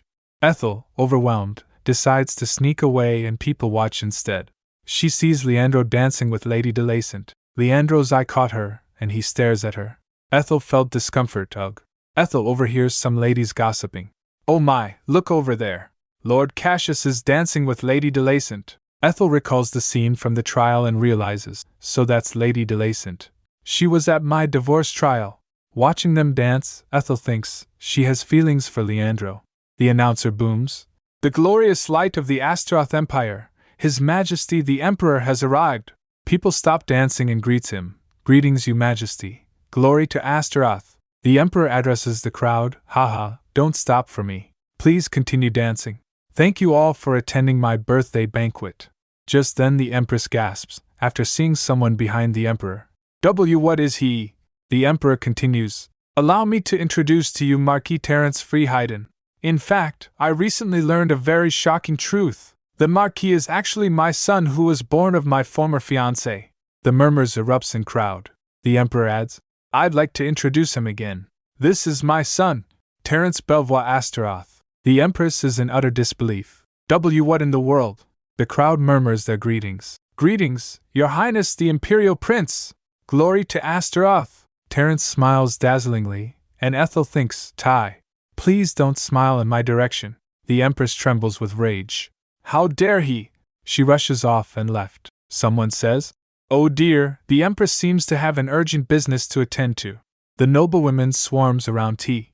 The Emperor says, Terence, why don't you choose someone you like and ask her for a dance? Terence, unfazed, says, Someone I like, HM?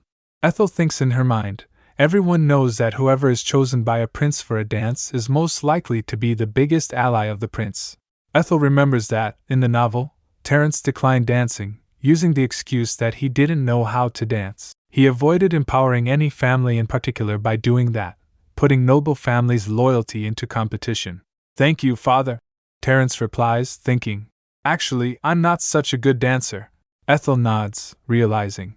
Right. You're declining to dance. T complete his words, and that is why. I will have just one dance. Ethel went in shock. What?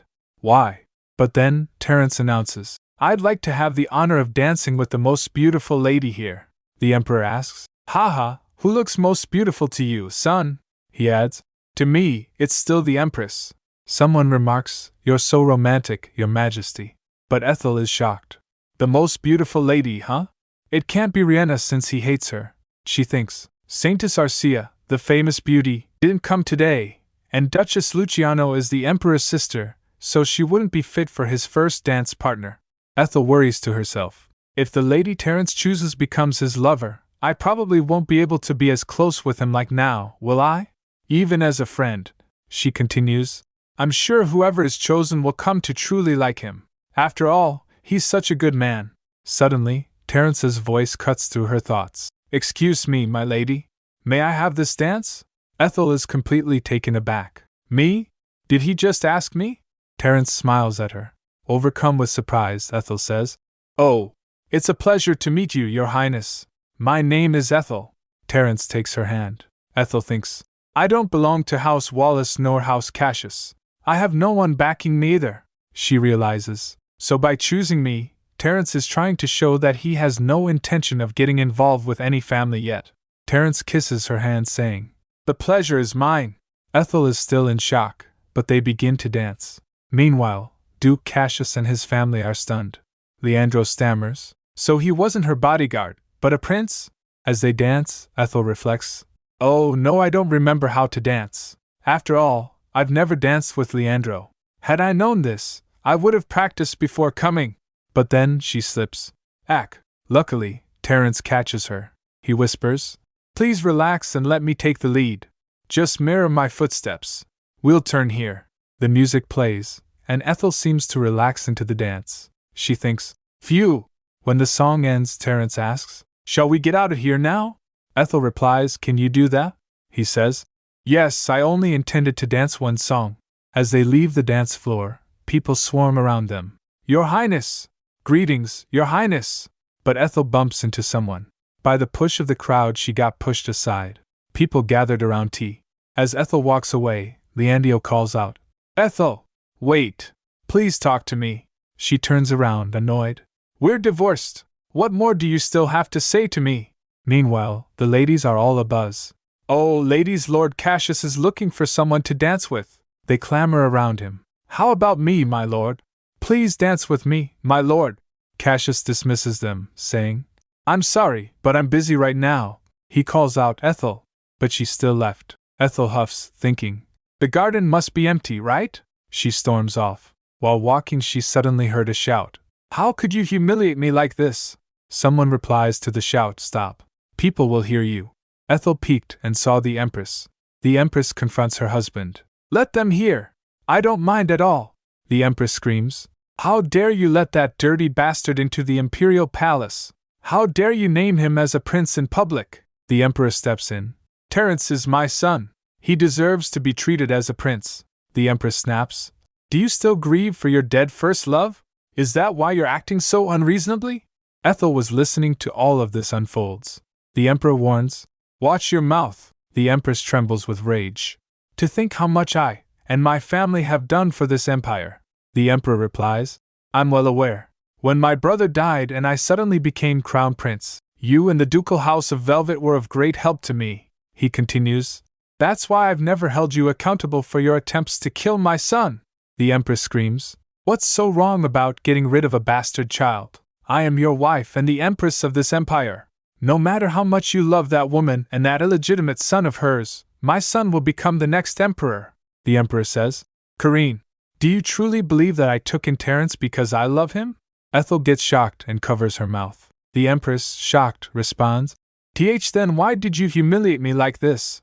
The Emperor coldly states that her emotions and her position as Empress don't matter. Only who on the throne will benefit House Astaroth the most. Do you mean to say Mikhail isn't good enough as the next emperor?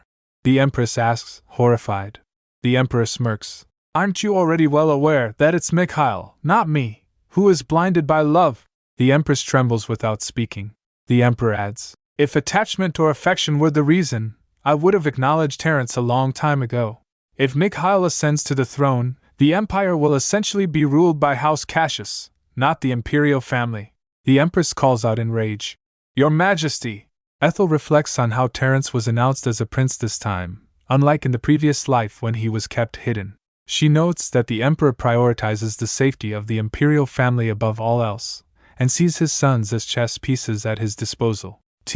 The Emperor declares, If Mikhail and Terrence both fail to prove that they're fit for the throne, I'll have to consider adopting another of Astaroth blood. The Empress is outraged. That's out of the question. Mikhail, our son will surely pull himself together. The Emperor scoffs. What great maternal love! You still have hope for that child even though your family has given up on him. He then brings up a past event. Do you remember saying exactly the same thing during the Rock of Abundance case? The Rock of Abundance case was a legal dispute over the ownership of a rock between House Cassius and House Velvet. The rock, a sacred boulder, improves land fertility, and is said to have been a gift from the goddess Mila. Riena purchased it at a cheap price using her future knowledge, leading to an abundant harvest in the Cassius domain. Duke Velvet, the original owner, was infuriated and asked the Emperor for help, but the Emperor delegated the case to Crown Prince Mikhail. Everyone expected Mikhail to side with his mother's family, House Velvet, but, however, Mikhail begins, I have examined the conversation that transpired during the sale of the item. Even though the seller didn't know the true value of the rock, one cannot undo a fair transaction. Therefore, the ownership of the rock should remain with House Cassius. Duke Velvet is shocked while Riena's brother is pleased. It was a perfectly reasonable decision in the eyes of the law. But had it not been for Riena, the Crown Prince would have absolutely taken Duke Velvet's side. The Emperor continues, You've waited for Mikhail to change, yet things remain. If he doesn't get his act together soon, I will have to make my decision. The Empress pleads with the Emperor to give Mikhail more time. Suddenly, Ethel panics. Gah! They're coming this way! Ethel squeezes close her eyes as she was about to get caught. But when the Emperor reaches the hall, he asks, What brings you here, Terence? He hides Ethel behind. Terence replies, You've been gone for longer than I expected, father, so I was worried and came out to look for you. The Emperor says, I left you to freely celebrate, yet you still came to look for me. Terence responds sweetly, Well, you are the main star of the day, father. Fine, let's go back inside.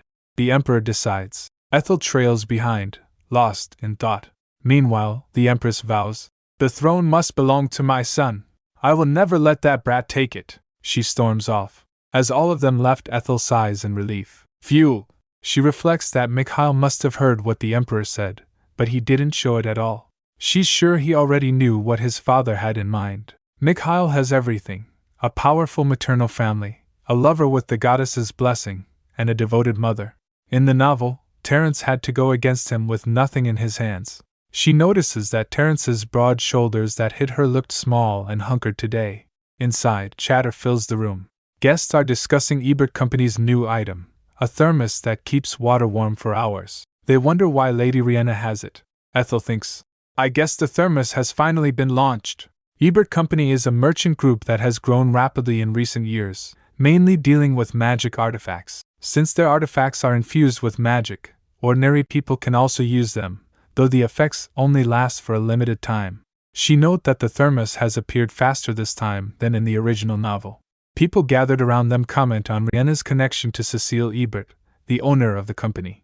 A woman raises her glass and declares, Everyone, I know you all believe that Cecile Ebert is the owner of Ebert Company. However, the true owner is Lady Riena Cassius. Ebert Company was merely a small business. That is until Lady Riena used her sharp business acumen and grew it to the prosperous company that we know now. She adds, I've only pretended to be the owner because Lady Riena didn't wish to reveal herself. The guests are shocked, whispering that Ebert Company began to grow exponentially some 10 years ago. How old was Lady Riena then? Ethel remembers that in the novel, it was much later when she came forward as the real owner of Ebert Company. Riena smiles. Oh please, I didn't do much. I only suggested some ideas. Riena adds, It wouldn't have been possible without the trust and support from Cecile and her employees. Ethel suddenly understands that she revealed herself earlier to divert people's attention from the divorce case and restore House Cassius's reputation. Someone murmurs, I can't believe she became the owner of a company before she even turned 10. The guests clamor, Lady Riena, please do business with me too. Riena announces that Ebert Company plans to actively contribute to the betterment of society. Riena declares, As the first step, we will donate 1 million gold. The crowd erupts in applause, toasting to Lady Riena and House Cassius. All the attention has suddenly shifted to Riena Cassius. Ethel glances over and sees Terence watching her. Later in chirping birds and blue skies. What a peaceful day for Ethel and Vinette to be hanging out in the forest. But Ethel seems distracted, thinking, any time now. The Empire has been shaken up by the appearance of a new prince, and the revelation that Riena actually owns Ebert Company. It's all over the papers. No one's paying attention to my divorce anymore, which she's glad about. But I haven't seen Terrence even once for over a week, she sighs, understanding he's busy. Suddenly, a voice calls out, "How have you been?" It's Tara, dressed in a concealing cloak. Ethel is so happy to see her. Tara! She recalled a flashback to Tara meeting with her, asking, "When can I get the information?" The response? "In 2 months." Back in the present, Ethel holds out a card to Tara. "This is what I promise you. If you go to the place written here, you'll be able to meet Viscount Chilian within a day." As Tara reaches out for the note, Ethel pulls her hand in air and adds, "Before you take this, I need you to swear that you won't touch even a strand on his head if you meet him." Tara is shocked. That's," Ethel explains. "I'm not saying you shouldn't have your revenge forever. If you delay your revenge just this once for me, you can do as you please after that." Tara questions, "Why should I do that?" Ethel says, "I can't tell you the reason right now. But if you refuse, this note and the promise between us will be as if they never happened." Tara is furious. "What nonsense is that?"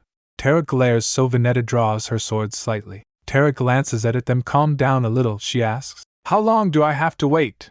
Ethel replies, "Just 1 day. Meet me here again tomorrow. I won't interfere then, I promise." Tara grits her teeth. "Fine.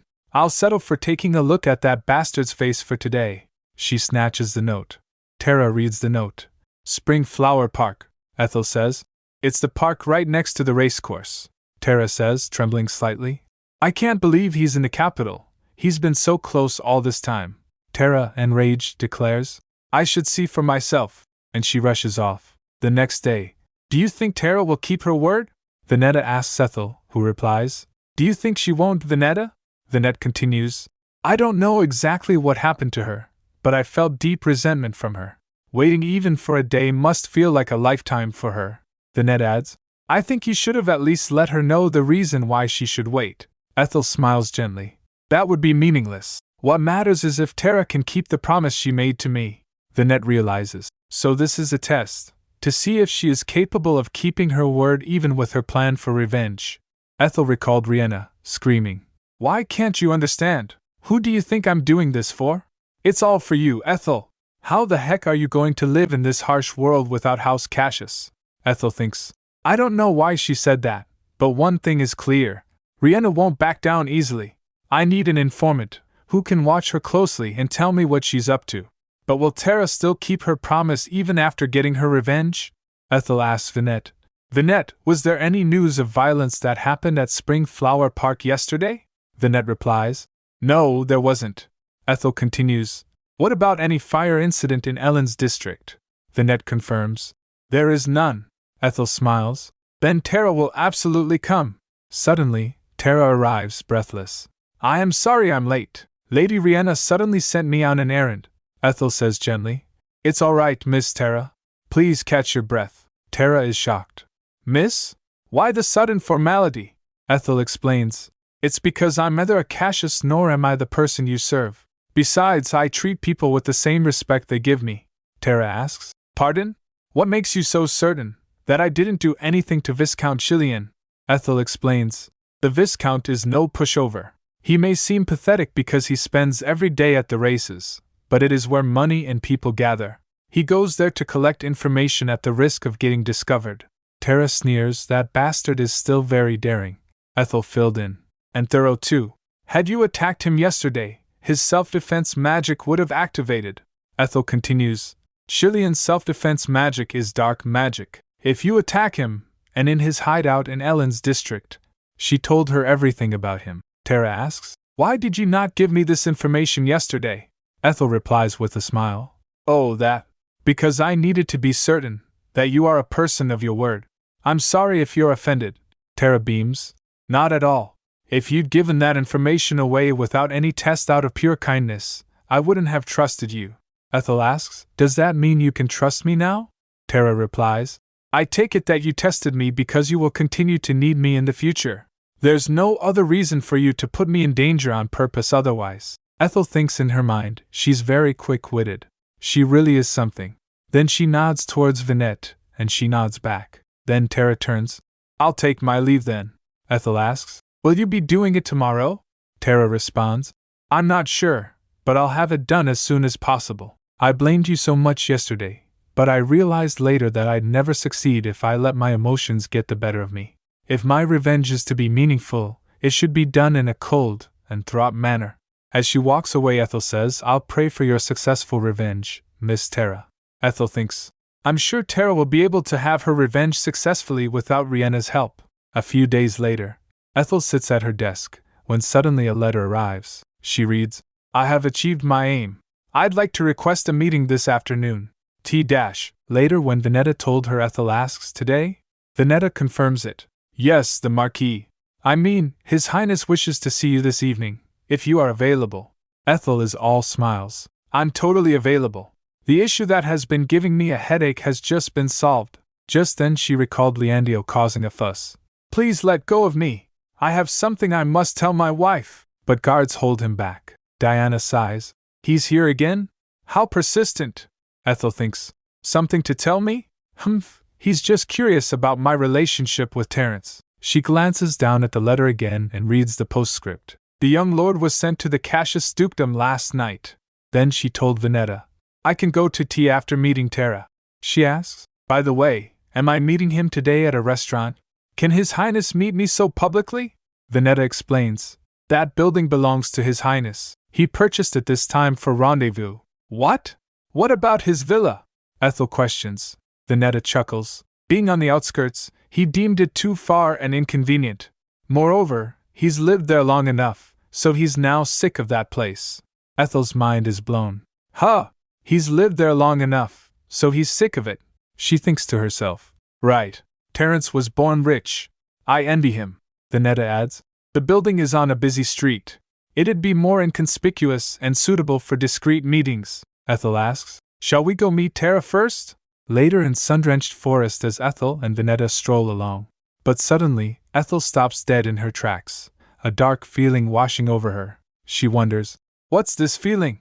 As Ethel glances around, Vineta gets concerned. Is there something wrong? Ethel, sensing danger, thinks, if there's any danger, Vineta must have noticed it by now. She calls out, Vineta, do you? Just then Tara came running. Vineta says, Oh, there she is. Tara approaches, asking, Am I late again? No, Miss Tara, you're on time. Ethel assures her. Tara sighs in relief. That's a relief. Actually, yesterday But Ethel cuts her off. Sure. She thinks, something's definitely off. Ethel realizes, I don't hear any insects today, not one. She remembers. The insects were very noisy during the last 2 meetings. Suddenly, BM. A tree comes crashing down right next to them. Then, a figure leaps out, sword drawn. Vineta confronts him. Tara yells, Get behind me, my lady! But a soldier steps forward, drawing his own blade. Not on my watch! Swords clash as the soldier screams. You traitor! Ethel gasps. Matisse! Tara gets knocked to the ground. Matisse puts his feet on Tara and is furious. Tell me, Tara! How dare you go behind Our Lady's back? What have you been plotting with that woman? Then Ethel realized. They knew that we'd meet here. They got rid of the insects in advance to eavesdrop on us. Seeing Matisse is here, Riena could be behind this. No, Riena wouldn't resort to such a crude method. Suddenly, a new figure appears, a man with long blue hair and glasses. Haha, my praise have fallen into my trap. Looking at him, Ethel says, Elliot Rudd. He smiles. I must admit you have a pretty good memory. Ethel recognizes him instantly. He's a genius that humanity would have only once in 1,000 years. He achieved mastery in 4 academic fields, which is unprecedented in the history of the Imperial Academy. He's also Riena's tactician, he says. It's been a while, former Lady Cassius. She wonders, what is he doing here? Isn't he supposed to be abroad now? Did he plan all this without telling Riena? She questions, what is this all about? Elliot replies, it's just as you see, he explains. We're trying to remove an ungrateful roach that's been in league with Lady Riena's enemy. Despite the enormous favor she received from her ladyship, please don't mind us. Ethel's stunned.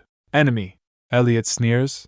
Though I don't think you're even worth being referred to as an enemy. He pokes Ethel's head with his fan, saying, You're nothing but a filthy rat that used to leech off House Cassius. Ethel grits her teeth. How dare he? Elliot mocks her. Oh, how scary. You could kill someone with that glare. Suddenly, the Vineta tackles the soldier to the ground. Putting the sword to his neck, she shouts, Everyone freeze! While Matisse pins Tara down with his foot, Ethel thinks, I must not shrink back. If his intention were to kill me, he wouldn't have come in person. There must be something he wants from me. Elliot smirks. Are you racking your slow brain to figure out how to get out of this situation? I can even hear you thinking of petty tricks. Ethel snaps. How dare you! Watch your mouth, commoner. I may have divorced from Leandro, but I'm still a noble, she thinks. Elliot is most disgusted by those who look down on others just because they're nobles. I should make him think of me as such a person and lower his guard, Elliot says. Ha! Tara, I can't believe you chose that vulgar woman over our esteemed ladyship. Meanwhile, Tara is lying on the ground, he says. I thought it was strange from the start. It was a fight that could never be lost, but House Cassius succumbed to that woman. That ridiculous story about the time capsule aside, I wondered how things turned out so unfavorably against us at the trial. That couldn't have been possible without inside help. There's a spy leaking our information to her. Ethel thinks, so he's moved on his own to find the spy without telling Riena. I'm impressed, Elliot Rudd. Tara, still on the ground, gasps. Ethel scoffs. A spy, you say? Nonsense! Actually, this isn't the first time Tara has come to me in person. She tried to dissuade me from getting a divorce in the past, too. She thinks. Tara, please take the hint, she adds. She said she just couldn't stand seeing Riena sad. Elliot asks, You don't seriously think that I'll believe such a lame excuse, do you? Ethel hopes in her mind, Tara, please. Tara jolted and says, That isn't an excuse. Lady Riena was so depressed back then, so I begged Lady Ethel to remain as her friend at the very least. That was all. How absurd! Elliot shouts. Matisse places his foot on Tara's head, pressing her into the ground. Elliot continues, Then how would you explain what you did yesterday? We've been watching your every move, Tara. Elliot accuses. We know you met this woman 3 days ago. And we saw what you did after sneaking out last night. Ethel thinks. Don't tell me. Did they see her get rid of Viscount Chilian? If that news reaches Riena, she'll definitely get to know how Tara found Chilian. And eventually, she will notice that I have a special power. Wait! Ethel remembers Elliot saying, We know you met this woman 3 days ago, and we saw what you did after sneaking out last night. Ethel realizes, if he had witnessed her commit murder, he wouldn't have threatened her so vaguely like that. I'm sure he doesn't know what she did exactly. Ethel thinks, He's provoking me and threatening Tara right now to trick us into blurting out the truth. She clenches her fist. Tara has been serving Riena for such a long time, but he immediately considered her an enemy as soon as she looked suspicious. What a fearsome man. Elliot looks down at Tara, who is still on the ground. Tara, it's not too late to come clean to Lady Riena. She's a merciful person. Who knows? She might forgive you. Ethel stepped in front of her and confronts him. Elliot Rudd. Elliot sneers. Ha! Why don't you stay out of this? Ethel asks, shocked. Did you watch me? She accuses him. Did you watch me too like you watched Tara, you pervert? Elliot stutters. W what? Pervert? Ethel yells. Yes. You're a pervert. How dare you peep a lady? How much did you see? Did you see me change too? Did you see me even when I was sleeping? Elliot is horrified, while other guards gasp. Ethel grabs Elliot by the hair, shaking him violently. Answer me! Did you really watch me? Huh! He shouts. Hey, do something about this woman, she says inwardly. Tara, please take the hint of why I'm doing this. A soldier rushes in, grabbing Ethel. Please let go of him. Vineta slaps the guard holding Ethel, knocking him down. Elliot is stunned and staggering. He says, That vulgar woman, young Master Leandro has such a peculiar taste. Tara, still on the ground, says, Elliot, I just don't understand what you're talking about. It's true that I went out last night without letting anyone know, but I only went out to exercise because I had trouble digesting what I had for supper. Elliot roars. Nonsense! Who in the world exercises for 8 hours to digest? Tara retorts. I do. To me, exercising is training with weapons. Elliot presses. Tara, do you truly intend to betray her ladyship? Tara replies. Betray? No. How could training be an act of betrayal? I'll take the heat if my meeting Ethel in secret is wrong, but please know that it was all for Lady Riena's sake, she declares. I would say these men are the real traitors, she cries out. How dare you frame me as a spy and even try to harm me? Does her ladyship also know what you're doing to me? I didn't do anything wrong yesterday to deserve this. I've been serving Lady Riena for much longer than any one of you. If my innocence is proved, I'll make sure you all face the consequences. Ethel wonders. Well, what are you going to do now, Elliot? Elliot shouts. You wish, Tara. There's no doubt that you're guilty. He orders, take her away. As the guard apprehends her, Tara yells, Get off me! I can walk on my own! While they dragged her away, she glances towards Ethel. Then Elliot says, Ethel Wallace, don't think you can get away with this. I'll make you pay for the sorrow you incurred to my noble, angelic lady, at all costs. Tara gets escorted away. So Ethel slumped to the ground. Vinetta asks a shocked Ethel, Lady Ethel, are you all right? Later, Ethel sits down for dinner with Terence. Terence asks, Is the food not to your taste? Ethel replies, Oh, it's wonderful. Terence says, I'm glad to hear that. Ethel thinks, I should be careful. Terence made time for this dinner despite his busy schedule. I can't ruin it. She also thinks, there's no solid evidence that Tara betrayed Riena yet. In this situation, Riena wouldn't punish Tara for what happened today. But Elliot is different. She saw flashbacks of Elliot's cruelty. Ethel thinks, he could probably. She thinks about Tara and halts her eating, looking wary. T looks at her troubled. Ethel thinks in her mind, Tara kept her word, so I wants to protect her. But how? And Elliot is hostile towards her too. If we both want to be safe, I must do something about him. T notices Ethel seems troubled. He asks, You seem to have a lot on your mind, Ethel. She stammers. And no, I don't have any worries. He replies, All right. Then T gives her a knowing look. If there's something troubling you later, I hope you'll share it with me. That's what friends are for, right? Ethel forces a smile. Thank you. If she told Terence what happened, he'd definitely try to help her in any way. But he's a prince now. She can't add to his burden when he's very busy with his own work. Besides, she owes him too much already. Aren't you too nice to me?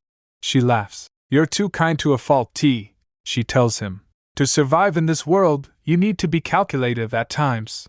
T counters. I may not seem like it, but I'm quite calculative. Are you really? She asks, surprised. He says, In fact, I asked you if you have any worries because I do. I hope to get some advice from you. Ethel asks, What is it that worries you? T leans in and whispers, What do you think I should do to become the emperor? Ethel gasps, shocked. He scratches his head, saying, Oh, please don't feel pressured to answer. I secretly asked this question to my recent closest acquaintances. Ethel slams her wine glass on the table. First, you will have to get rid of Elliot Rudd. He asks, Pardon? She explains, As long as Elliot works for Riena and Riena supports Prince Mikhail, things will remain unfavorable to you. Ethel thinks, I'm not saying this for Tara's and my sake. Even if we weren't involved with Elliot, I would have given the same answer to T. T asks, Is he that formidable? She replies, Not all geniuses can influence the world, but Elliot is different. She remembers. The maneuvers Riena pulled in the original novel were mostly devised by Elliot. Although jealous of Riena's lover, Prince Mikhail, he still provided ideas so that the prince could win the competition for the throne. All because that was Riena's wish. Then T says, Actually, I've done a little digging on Ebert Company. Cecile is its acting head, and Elliot Rudd is their deputy head. To have both Ebert Company and a great genius on her side, it's as if Lady Riena has the goddess's blessings all to herself. He adds, Anyway, my father has been in a very bad mood lately, and that's been giving me a headache too. As you know, House Cassius alone is second only to the imperial family, but it changes things with Ebert Company on their side. How strange. Why is it that the more I think Mikhail has the upper hand, the stronger my desire for the throne? I keep wanting to prove that there can't be a human born only to be blessed their whole life. He clenches his fist. Ethel realizes what T is fighting for. T, she recalled Mikhail saying, I never let anyone get away unpunished if they make my woman cry. She thinks, I've always known that the world is unfair, and that Riena has monopolized all the blessings in this world. I thought it was all natural and there's nothing to be done about it, because Riena is the main character of this story. Still, this is too much. I divorced Leandro, so what? I had a good reason. Should I have been stuck in that house until Riena would release me? Ethel snaps out of her thoughts, trembling with anger. Then she says, Terence, I have good intel. Why don't we join hands? Both of them exchanged what they know. A few moments later T says, "That would certainly be a bomb that could destroy Ebert Company in one blow. If I report to my father, he will grant me the official authority to investigate the company." Ethel exclaims, "Great! Then we'd better move quickly before they get wind of our plans. Let's get down to work immediately." T stops her. "Ethel, wait. Work can wait until we fill our stomach." He pokes at a piece of meat with his fork, then points it towards her. "Here, say ah." Ethel opens her mouth, ah. She eats it. Nom nom! Just then Ethel freaks out. "Ack, what did I just do? I can eat by myself, T." T smiles. "Now that you seem less worried, shall we continue our meal?" She replies. "But we don't have time to lose," T reassures her. "I'll have my competent staff work on it, so please indulge me for now." Ethel sighs. "Oh, I really can't win against you." As they eat, Ethel exclaims, "This tastes superb." T says it's worth hiding the best chef in the capital. Jack went to some trouble looking for him. The next day, T is going over some documents. He points out, "What a brilliant way to evade taxes. They're smuggling in luxury goods using teleportation magic. However, wouldn't the cost for hiring a mage with teleportation magic skills be more expensive than the taxes?" Ethel explains, "They don't need a mage. Ebert Company owns teleportation devices. Those devices allow them to efficiently move objects solely with magic stones. The devices can only carry inanimate objects and to short distances though." Ethel rolls out a map. "Here, Riena owns this island on the Empire's northwestern coast. Duke Cassius bought it for her as a birthday gift several years ago. I remember. That news was the talk of the town back then." She adds, "Ebert Company first gathers their luxury imports on this island." T filled in, "Aha! Then they teleport the goods to a nearby place on the mainland." Ethel replies, "Correct. They disguise them as domestic goods before putting them on the market. Their warehouse for the illegal imports needs to be somewhere close enough to receive the items from the island and also close enough to one of the company's branches. It should be somewhere around this area." She points towards a landmark on map. T says, "That's within the Cassius Duchy. We shouldn't conduct any official search until we secure solid evidence. Besides, if they get wind of us searching for their warehouse, they'll certainly hide their goods elsewhere. We need to move discreetly with a small number of personnel." Ethel AKS, "Is that possible?" He confidently replies, "My men are very capable. You can trust them. Besides, you've narrowed down the search perimeter for us." She replies, "Right, you would have done this all well on your own. I suppose I was worried for nothing." He steps closer to Ethel. "Please worry more." She asks, "Pardon?" He leans in. "Please continue to worry about me and show me the path I should take. I need your guidance, Ethel." Ethel is shocked. "And my guidance? But how dare I?" T steps closer to Ethel. "Why do you underestimate yourself, Ethel? In my eyes, you're much more of a genius than that Elliot guy is, who easily figured out the situation the butler, Duke Cassius' closest aide, was in, and won him over? And who solved the riddle of the time capsule that nobody had ever cracked?" Ethel, flustered, thinks, "But that's all because I read about them in the novel. It's no wonder I look like a genius to T." T examines the document. "And this tax evasion scheme is obviously confidential information for Ebert Company. Such intel is very difficult to get even for you who is a former member of House Cassius." Ethel looks down. "I was just lucky enough to overhear Riena and Elliot talking about it. It was out of sheer luck that I could get the other information as well." T stares intently. "Well, not everyone can draw accurate conclusions just because they have information. You used the information you obtained, made good judgment based on it, and even put it into action, Ethel. Didn't you stay up all night to organize this document?" Ethel doesn't respond, and thinks, "He's right. A returner's rosy second life doesn't describe specifically how they evade taxes. Too much detail would bore the readers. And so I sieved through the few descriptions the novel had on their scheme, compared them to the imperial tax laws, and analyzed them throughout the night." He smiles warmly. "You're incredible, Ethel." But Ethel looks down, dejected. "But there's so much I don't know." He pressed on. "Even so," she continued, "Ambassador Look helped me a lot. She lent me the tax law books too." He gently lifts Ethel's chin. "What does it matter? You're the one who missed sleep. You worked so hard on this that you even got these eye bags." Ethel's heart skips a beat. She thinks, "Until now, I've unconsciously seen myself as a pathetic person. I've also regretted the fact that I held on to my marriage with Leandro for as long as 2 years. I'm ahead of others because I read the original novel, but I took that for granted. However, was it all really just because of my knowledge about the story? What if Terence is right? Then she smiles. Thank you, Terence. She beams. You're right. I am pretty amazing, huh? T covers his mouth, trying to contain his laughter. You make me want to officially hire you. Ethel smirks. As your advisor? I'm expensive, you know. T changes the subject. Well, maybe I should sell this building. Ethel interrupts. Oh, please let's return to our discussion on Ebert Company. Later, at Ebert Company's headquarters, Elliot asks, So she showed no particular movement yesterday either? His subordinate replies, No, sir. She does go out every day, but she doesn't do anything worth mentioning other than shopping in town. Elliot is skeptical. I thought she'd do something once we caught her with Tara. I can't believe she's only gone shopping. What if she's already noticed we're spying on her and it's all an act? If so, Ethel Wallace is not to be trifled with. Elliot recalls what Tara said. Your ladyship looks so sad that I went to ask her to at least remain as your friend. He retorts, That's a lie, my lady. A blatant lie. He then recalls Ethel confronting him in the past. Did you watch me? Answer me. Did you really watch me? Huh? Elliot thinks. I hate to admit it, but I might have misjudged that woman. Elliot tells his subordinate. I think we need more personnel to observe her. Starting today, have 10 more people follow Ethel Wallace. The subordinate exclaims. That many, sir? Suddenly, another subordinate rushes in. We have a problem, sir. A team of inspectors came from the Imperial Palace for a tax audit.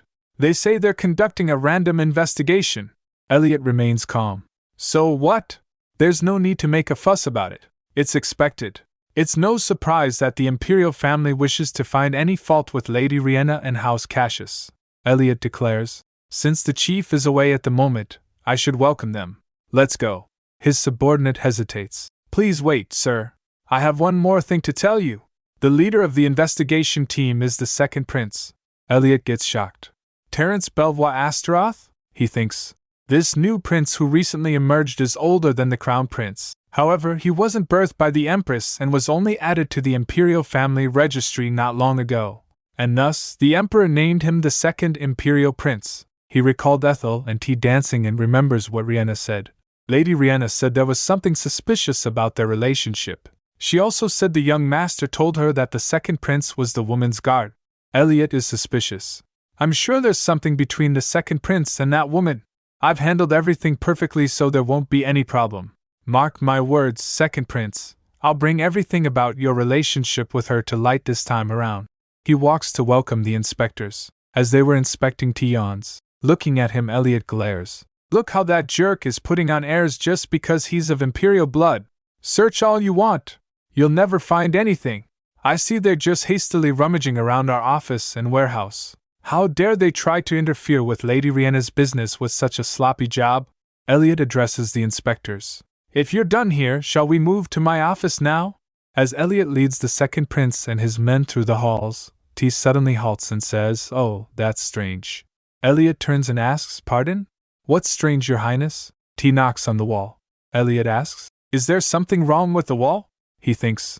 Don't tell me. No, there's no way he knows. He can never find that space just by knocking on the wall. As T tilts his head, Elliot thinks. Someone must have tipped him off about its existence. Is there a mole? If so, who could it be? T stares at him. Elliot wonders. What's with that gaze? The royal guards stare intently at Elliot.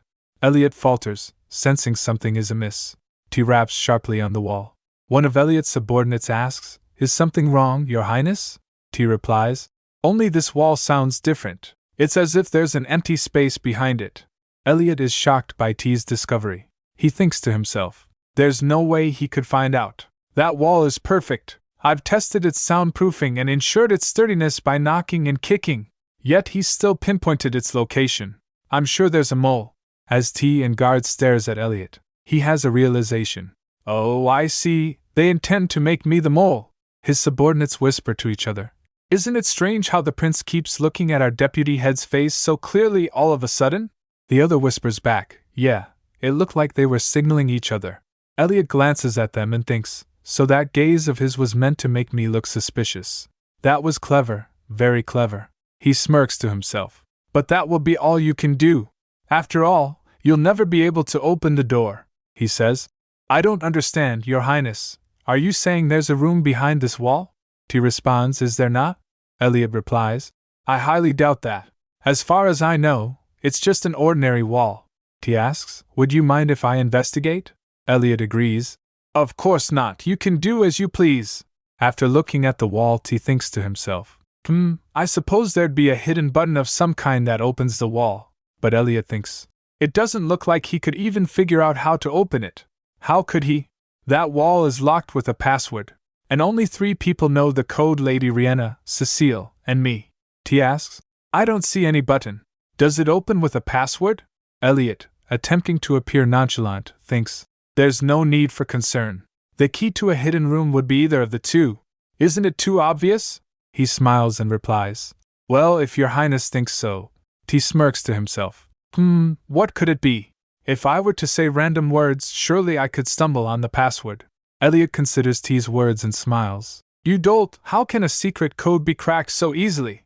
I'm sure he'd try to break down the wall once he ran out of words. Elliot thinks, you can say gibberish, smash the wall, or anything you want. It's no use at all. If you forcibly open the door, the protective magic will activate and all the documents inside will burn in a flash. T ponders, which word should I start with? And then he rummages through his robe and pulls out a note. He says, Jack. One of the guards startles. T hands the note to Jack. Will you read this for me? I wish I could read it out loud myself, but I just can't bring myself to. I'll just pass the chance to you. The guard is sweating bullets. Why you want me to read this, Your Highness? T replies. Yes, please read it loud and clear for everyone to hear. The guard stammers. But, T says. You don't want to? The guard nervously responds. Oh, of course not, Your Highness. Jack trembles before the wall. Elliot is visibly concerned, asks, Your Highness, just what's written on that note? The guard reads the note, blushing intensely. Lady Riena is the cutest in the world. Her cuteness saves the world. Her light will touch upon everything in the world. Oh, Riena, Riena forever! Hurrah! Long live Riena! Glory to Riena! Everyone present recoils in disgust and shock. The wall slides open with a drrrk. The hidden room is revealed, filled with boxes and documents. T says, oh, that random password was correct. He enters the room, and continues, I wonder what this space is for. It's full of documents. How very suspicious. Inside, the guards exclaim, Your Highness! This is Ebert Company's sales record of this year. It's different from what we seized earlier. Over here. This one's from last year. There's also a ledger with names next to each entry. T holds up a stack of papers. Deputy Head, could you please explain what these are? Elliot doesn't answer. T says, well, don't bother. You're hereby under arrest for obstruction by concealing evidence. The royal guards move to apprehend Elliot. Elliot's subordinates roars, a arrest? Do you have a warrant, Your Highness? T replies, His Majesty granted me full authority on this tax investigation. Thus, my command is His Majesty's, and I can arrest him without a warrant. Elliot says calmly, very well. Elliot's aide tries to intervene, sir. But he says, that's enough. That man is a prince. Elliot places a hand on his aide's shoulder. It seems I'll be gone for a while, so please take good care of the plants in my room. Elliot is escorted away, surrounded by guards. As Elliot steps into the carriage, he's suddenly blindfolded and restrained. He shouts, what are you? The carriage departs. Elliot, now blindfolded and handcuffed, is dragged into a prison cell, where Venetta pulls his from his collar and throws him into a cell. He stumbles and falls to the ground. He yells, hey! He struggles to sit up. As his blindfold opens, he saw Venetta. Elliot looks up to see Venetta locking his cell. Moments later, Ethel came and grins, standing outside the cell. Oh, hello. Ethel greets Elliot with a smile. Oh, hello, Dot. Elliot is not impressed. The second prince's men dragged me away, and yet you are here. You're not even trying to hide your relationship now, are you? Ethel tilts her head. Why should I hide our relationship? It's not what you think it is, he says. You know that infidelity is shameful. Elliot's accusation has Venetta annoyed. She asks, may I knock some sense into him a bit, my lady? Ethel cautions her. He's trying to provoke you, Venetta, don't fall for it. Seeing how feisty he is even behind bars, I'm sure he has something up his sleeves. Ethel remembers, If Vineta used violence against Elliot, the pain would have bounced back on her in full force. That's because Riena's eccentric inventor has implanted a micro self-defense artifact in Elliot's body. Obviously, his intention was to provoke Vineta into striking him, so he could escape while she was in pain. But Ethel's not buying it. I can see through you. Despite being a genius, Elliot has been pushed aside to a minor position on the outskirts of the Empire because his mother was an immigrant, and also because of his personality. No one likes an arrogant man after all. However, after returning, Riena fully supported him both financially and emotionally. Since she was the only person who recognized his value, his loyalty to her is stronger than anyone else's. Elliot asks Ethel, "So you successfully managed to lure Cecile Ebert, huh?" Ethel's eyes widen. "Are you suspecting Cecile?" Elliot explodes. "Don't play dumb! I'm not the traitor, so who else would it be but that woman?" Ethel smirks. "Maybe I should just let him believe as he wants for now," she says. "Does it matter who betrays who? What matters is the fact that you're locked up here." Elliot is furious. "I am a member of the Cassius household. People saw the second prince drag me away.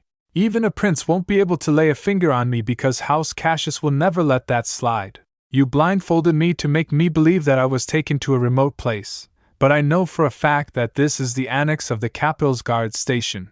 Based on the carriage's travel time, I'm certain we're still in the capital. Moreover, I remember all the structures, styles, and interior of all major facilities in the Empire." Ethel asks, "So? What's your conclusion?" Elliot concludes, "This is all merely an act to create a menacing atmosphere to intimidate me, but it's only a waste of your time.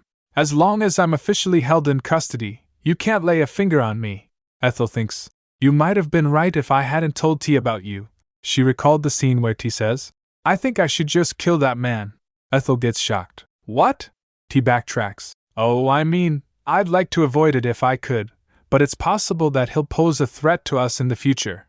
Ethel realizes it's true that Elliot is a threat to T. Toward the end of the novel, a monster wave hits the Empire, and Elliot saved many lives with his brilliance. Not only that, but in the epilogue, he even assisted Riena, who had become Empress, and contributed to the development of the Astaroth Empire. Everything he did was solely for Riena's sake, but the entire Empire benefited from the outcomes he produced. Ethel continues, "Elliot will certainly be a valuable asset to the Empire," T replies, "but isn't that valuable asset against us? Based on how you described him, he doesn't seem like a man we can win over." Ethel says, "All right. Could you give me some time? Let me try changing his mind. If I fail to persuade him, then you can do whatever you want." She thinks to himself, "This isn't an act to intimidate you, Elliot. This is a test from Terrence." She realizes, at this rate, T would never change his mind about Elliot. So she tells Elliot, "Elliot, there's someone I'd like you to meet." Elliot gets troubled. Later, at the Cassius estate, a guard announces, "Riena Cassius, you are hereby charged of violating 7 Empire laws including tax, trade, and anti-bribery laws. Heed this imperial command and submit yourself for investigation." But Riena's father isn't having it. The Duke roars, "Who do you dare take away?" He rides out with his men. The royal guard calls out, "I am here to carry out His Majesty's command." "You can't stop me, Your Grace," the Duke shouts. "Humph, you can't take my daughter away as long as I'm here," the guard retorts. "Do you intend to disobey His Majesty's order?" The Duke replies, "I will report to His Majesty in person, and if His Majesty finds my daughter guilty, I shall be punished on her behalf." The royal guard requests, "Please be reasonable, Your Grace." The Duke shout, "Silence! We will never let you take Riena away." The guard warns, "You're leaving us with no choice but to take her by force." The Duke yells, "Fine, bring it on. You will experience yourself why they call me the Iron Wall of the Empire." Just then, as they were about to engage, Riena calls out, "Please stop." She steps forward. "I, Riena Cassius, am here." Her father asks, "Riena, what are you doing here?" Lohim says, "Little bunny, get back inside. It's dangerous here," Riena declares. "Dad, I'll let them investigate me. It won't take long, so there's no need to worry." Her father is distraught. "No, dear. I can't let you go," Riena reassures him. "It'll be okay, Dad. I'm a proud member of House Cassius too, right? We have been the guardians of the Empire for a long time. As a Cassius, I'll show you that I can overcome an obstacle like this without difficulty. Riena glares at the guard, who flinches. She says, Here, I'm ready. I, Riena Cassius, won't run away nor hide. Her maids are overcome with emotion. My lady, you're so brave, they gush. Hick, when did she grow up to be such an admirable person? You're our one and only master for the rest of our lives, Lady Riena. Lehaim says, If they touch even one strand of your hair, I'll turn the guard station upside down, okay? Riena smiles. Don't worry, Lehaim, I'll return safely.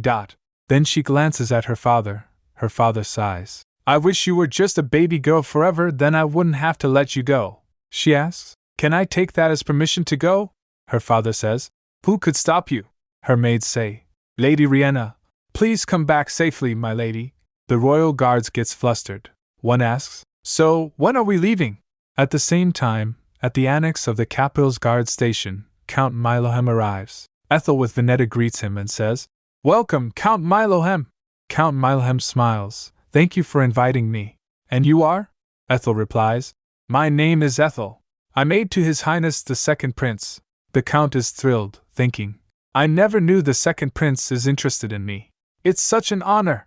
He laughs. In fact, it's a 1 in a million chance that someone requests a meeting with me first. As they walked, Ethel explains, As I explained in the letter, the man you'll be meeting today could be a little ruse. Milohem brushes it off. Oh, it's fine. Did you say he's a genius extraordinaire? As long as I can borrow his wisdom, I can endure a little rudeness. Suddenly, they're at a prison cell. Inside sits Elliot. Ethel announces, This is Elliot Rudd, my lord. The Count beamed. It's a pleasure to meet you. Ethel says to Elliot, Elliot, greet Count Milohem. Ethel instructs gently. Elliot scoffs. You made it sound like I must meet someone very important. I can't believe it's Count Milohem. He leans back, gazing at Milohem skeptically, and asks, What's your angle here? Ethel remembers in the previous life, Elliot stayed and worked in the Milohem County. He was a genius, so why didn't he try to be successful in the capital? After considering everything, I reached to a conclusion. We all influence and are influenced by other people. In Elliot's case, his parents died when he was a baby, and even his uncle, who raised him, died before he entered the academy. He had neither friends nor close colleagues, but still, he didn't leave the county, and I assume it was because of the Count. Back in the present, Milohem sits on the floor, trying to get Elliot to help him develop his county.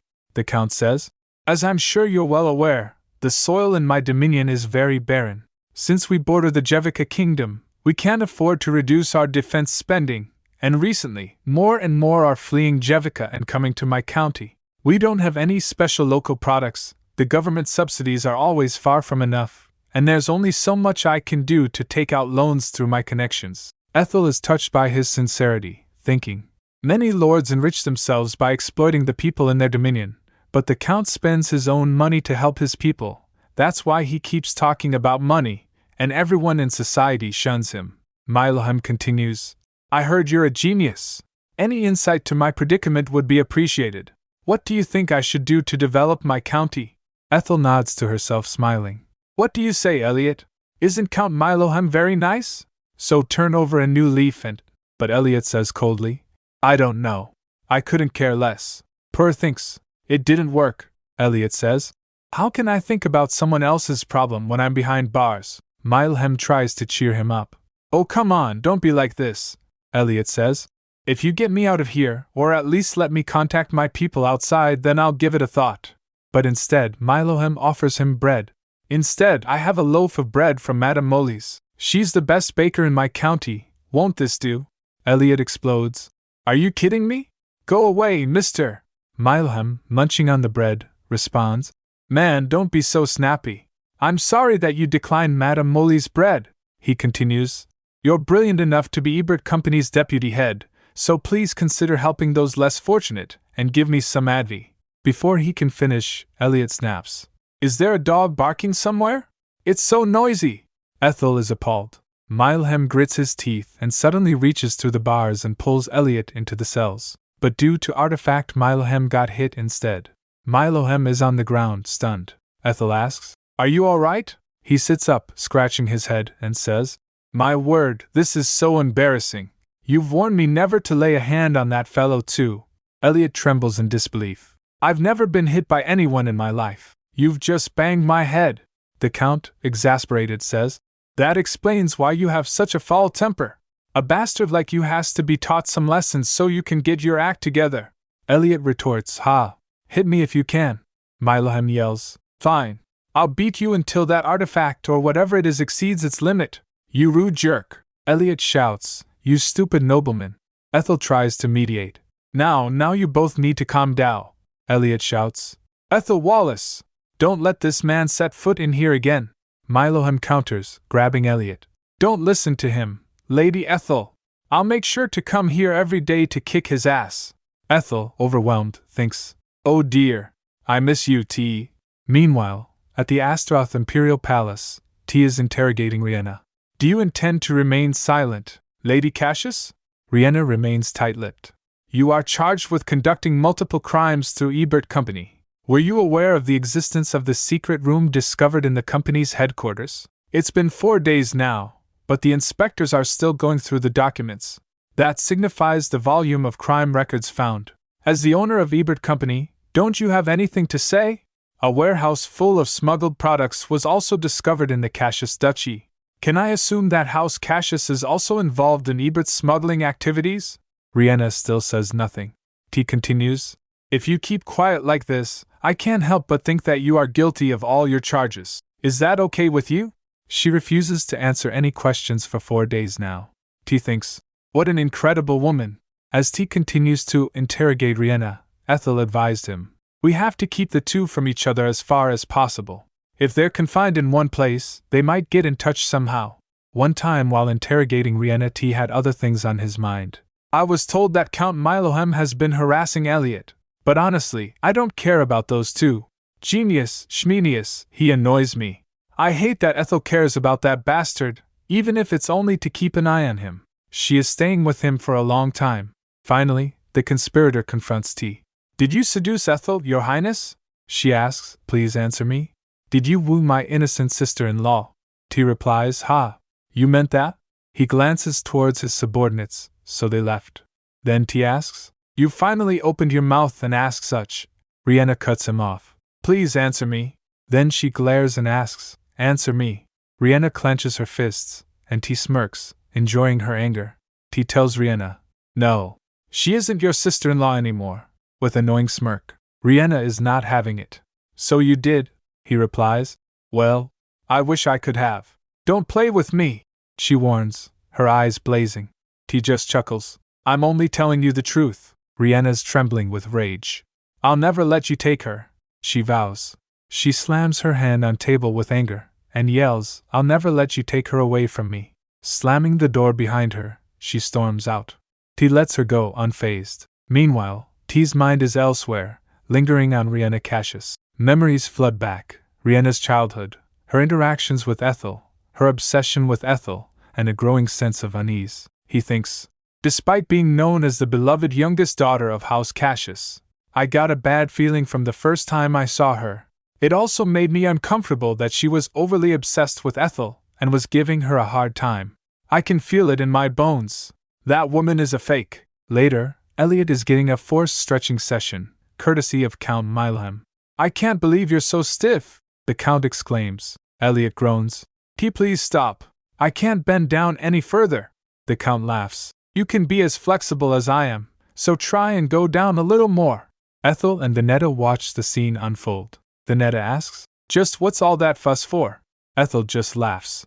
The Count, flexing his muscles, declares, a sound mind dwells in a healthy body. I'll help you be reborn. Ethel says, that's what this is for.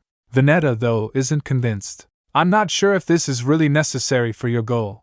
Ethel hushes her, pointing. Sure. Look at that. Elliot is still suffering. Stop. Stop. You'll break my back, he cries. The Count just laughs. Don't be such a crybaby. This much won't break your back. Ethel whispers to Venetta.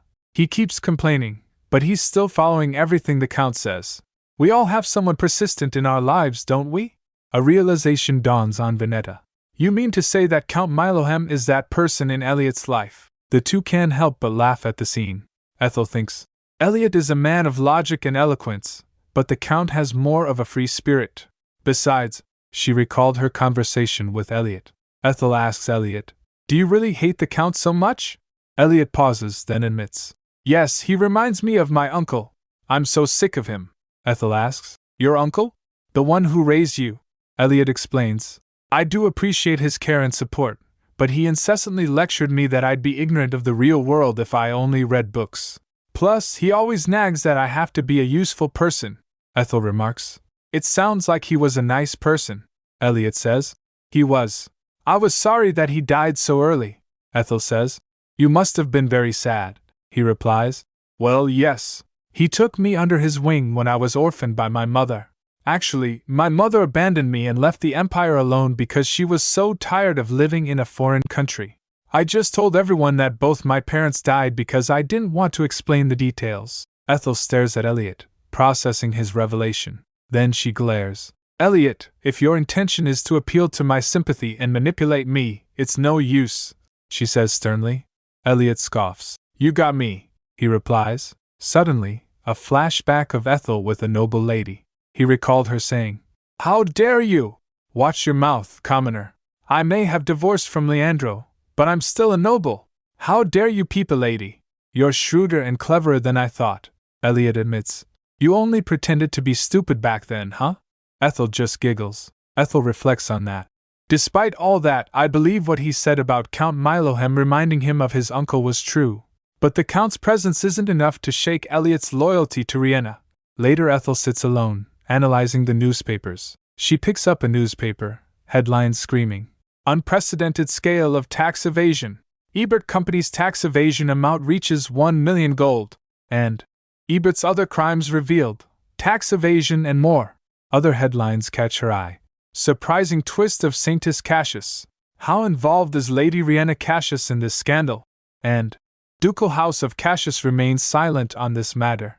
She thinks, "It's such a serious case that there isn't a single news that is biased toward Ebert Company." She clenches her fist, a determined glint in her eyes. "All right then. Shall I try and shake Elliot up?"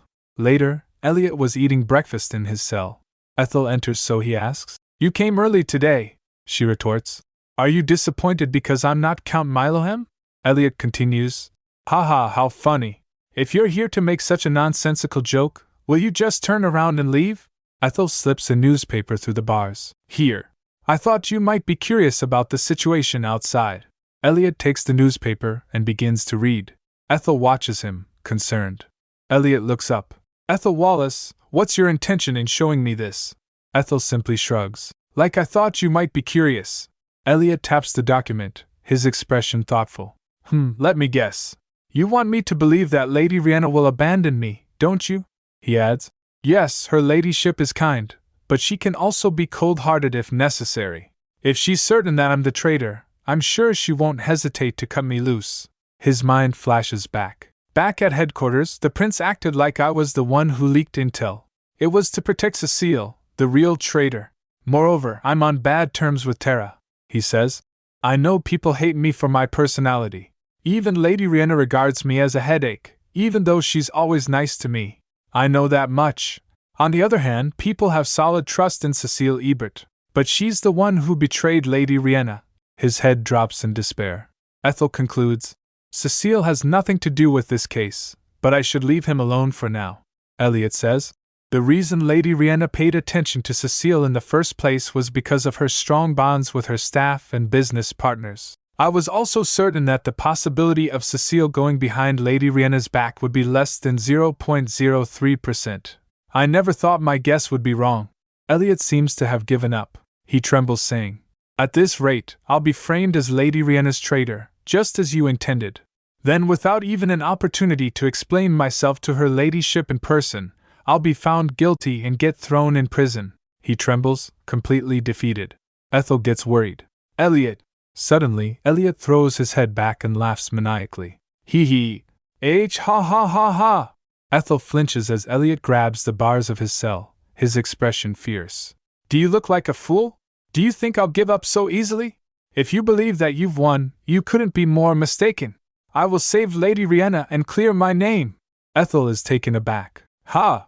Exactly how are you going to do that? You're behind bars." Elliot's eyes gleam with determination. You fools! Before I was taken to this place, my plan was already in motion.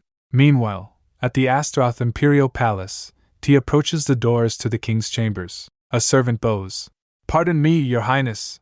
The crown prince is meeting his majesty at the moment. Inside, the emperor is furious. You haven't come to your senses yet, have you?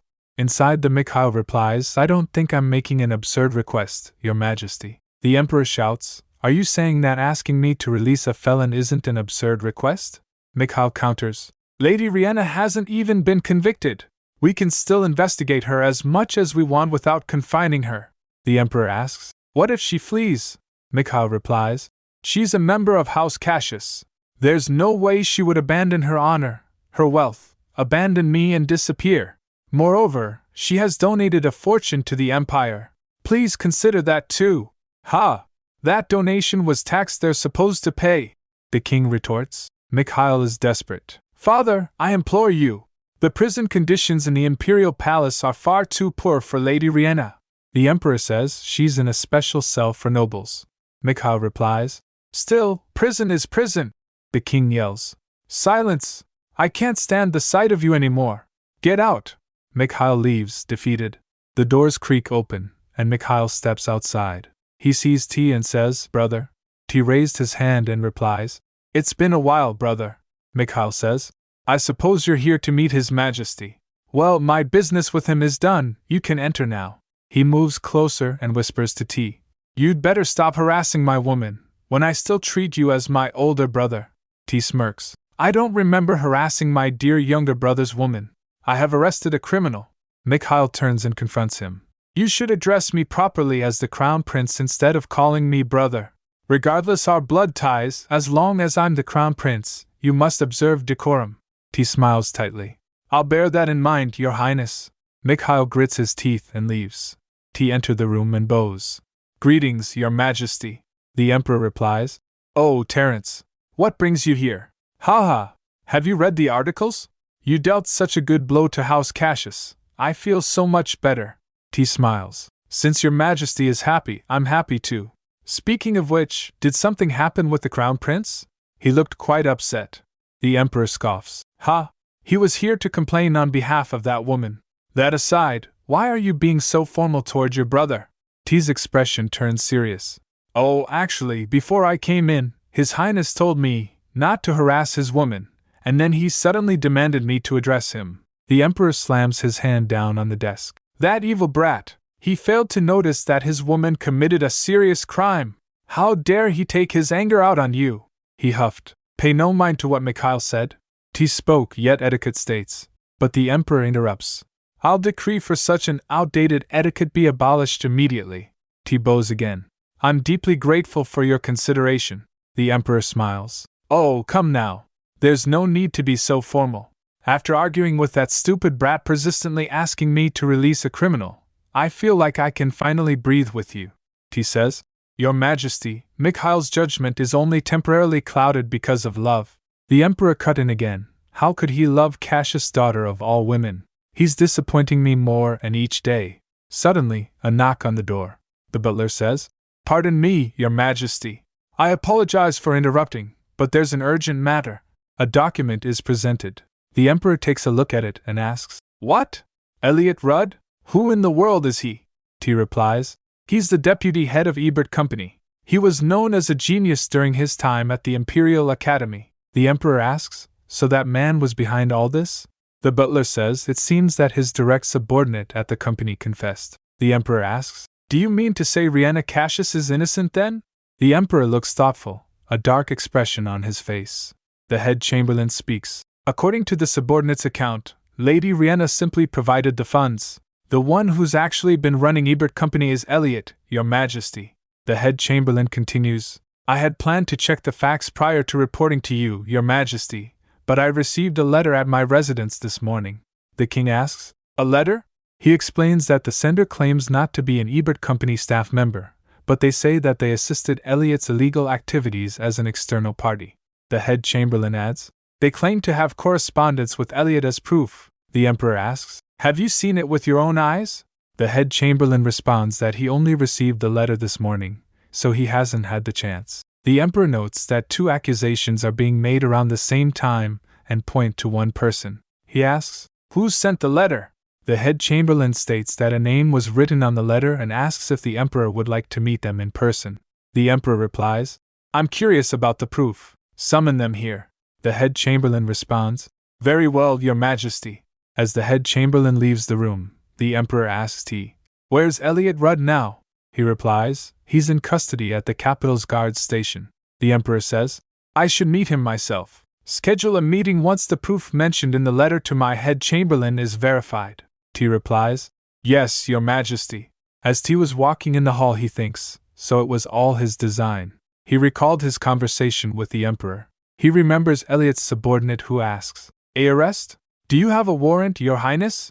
He concludes, Elliot's subordinate who confessed during the investigation must be that man. T realizes that Elliot mentioning his plans must be a secret code to execute the emergency plan he instructed them in advance. He thinks in his mind, he was behind all the criminal activities and Riena Cassius has been kept in the dark. From the beginning, he's prepared for any worst-case scenario to protect Riena. Moreover, if Cecile were designated as the main culprit when Elliot is being suspected of having been in league with me, Riena would have been certain about Elliot going behind her back. That's why Elliot has brought all the blame on himself, because that way, he can prove his unwavering loyalty to Riena and Riena will definitely cut Cecile off and focus on saving him. Elliot Rudd is a more dangerous man than I expected. Later in his office, T asks his subordinates, "Was there any of the managing staff who changed their testimony while I was gone?" His subordinates reply, "No, Your Highness. Both who testified that Elliot is the mastermind still stood their ground. The other 4 have kept their silence." T, looking at the document, thinks, the 6 managing staffs of Ebert Company were caught at various places and brought in separately. T notes that it's unlikely that they had gotten their story aligned beforehand. He wonders, is Elliot their natural choice if they have to choose among the 3? It's clear that Elliot took account even on how the employees would act. The subordinates say they couldn't find any traces of Lady Riena's direct involvement in this case, not even in the documents, nor the books from the secret room. T thinks to himself that he's sure that the evidence the head chamberlain will bring would be his fabrication as well. The letter was sent to the head chamberlain because he has His Majesty's trust, and he is also favorable to the Crown Prince. If both the evidence and witnesses point to Elliot as the culprit, T will have no choice but to let Riena go. After all, as much as he hates House Cassius, he believes that they're indispensable to the Empire. Now that it's revealed that the Cassius Duchy has been used as a hub for moving and storing Ebert's smuggled goods, T would think that's enough evidence for him to hold them accountable, and he wouldn't want to provoke Duke Cassius by unnecessarily punishing Riena. But T smirks thinking about it. Everything has gone according to your Elliot, however. Later Ethel went to Elliot and tell him that people would come to take him to the Imperial Palace soon. He mocked, "Oh no, I'm so sad. Do I have to confess my crime before His Majesty then?" Ethel asks, "Aren't you afraid? You could be sentenced to death." Elliot says that yes, I could, but keeping my most cherished safe is more important than saving my own life. Elliot says, "I'll never allow evil like you and the new prince to lay a finger on my noble lady." Ethel thinks, as expected, Elliot falsely believes that Terence and I are ultimately aiming to destroy Riena. But Elliot, it's you who's been our target from the beginning. If Riena were held accountable as the mastermind, Elliot's punishment would be relatively light. He could get away with a slap on his wrist if he claims that he only did as he was told. If Elliot were punished lightly, Riena would be certain that he betrayed her, and their relationship would fall apart. In that case, however, their plan to drive Elliot into a corner would fail. On the contrary, if Elliot received a hefty punishment even though Riena was behind all this, she would notice that Elliot had fallen prey to plot and try to rescue him. If he were really a traitor, he would somehow find a way to get away with a light sentence or no sentence at all. In that case, there's no way she wouldn't notice his intent. Besides, if Riena were revealed as the main culprit, that means Elliot merely followed a high-ranking noble's orders. In that case, there'll only be so much punishment he can be charged with. So the best result for Terence is that Elliot becomes the mastermind and be sentenced to life in prison or death. Ethel asks Elliot, "Just what makes you admire Riena so much?" Elliot replies, "She told me the world was wrong to ostracize me just because my mother was a foreigner and that I have a unique personality. Ethel says inwardly. I feel sorry about the mother part, but your personality isn't just unique, it's bad. Who would like you when you always ignore others and treat them like fools? Elliot declares happily. That moment, I swore to follow her until my last breath. I even swore to use my death for her. In Elliot's eyes, Riena couldn't be more kind-hearted, and Terence and Ethel are villains trying to bring her down for no reason. Ethel thinks that if Elliot were able to see things objectively, he would have already noticed that all this was planned to capture him in the first place, not Riena. Ethel asks Elliot if he's sad to lose Ebert Company, which he's invested so much energy to grow. Elliot replies that Ebert will be disbanded, but establishing and developing another company isn't a big deal. Lady Riena can do it without Cecile and him. Ethel thinks Ebert Company's success was the result of Cecile's connections, Elliot's genius, and the eccentric inventor's inventions. So what he meant to say is that Riena will be fine without him because she still has the eccentric inventor. Then Elliot asks her, What about you? Aren't you sad? She replies, What do you mean? He replies, Lady Riena will soon suspect Cecile of conspiring with you and Tara too, who is on bad terms with me. What a shame. Elliot says that Lady Riena is such a kind person that she probably won't cut the two loose immediately, but she won't open her heart to them again either. Elliot laughs. It's not long until the spies you and the new prince planted will all be weeded out. Why aren't you saying anything? Are you unable to reply anything because you're so angry? Ethel thinks to herself, completely speechless at how delusional he is right now. Ethel thinks that Tara is already on her side, and Elliot will be sentenced to a life sentence at best. If Cecile loses Riena's trust and is cut loose, then 3 of the 7 talents on Riena's side will have been removed. In that case, she's left with Matisse, the eccentric inventor, and the other 2 are. Just then Elliot says, Hey, give me a pen and a piece of paper. She asks, Huh? What do you need them for? He replies never mind if she doesn't want to. He was going to specially show him kindness. He tells her to forget it. Ethel thinks spy. Him. Does he mean Count Milohem? Ethel looks shocked.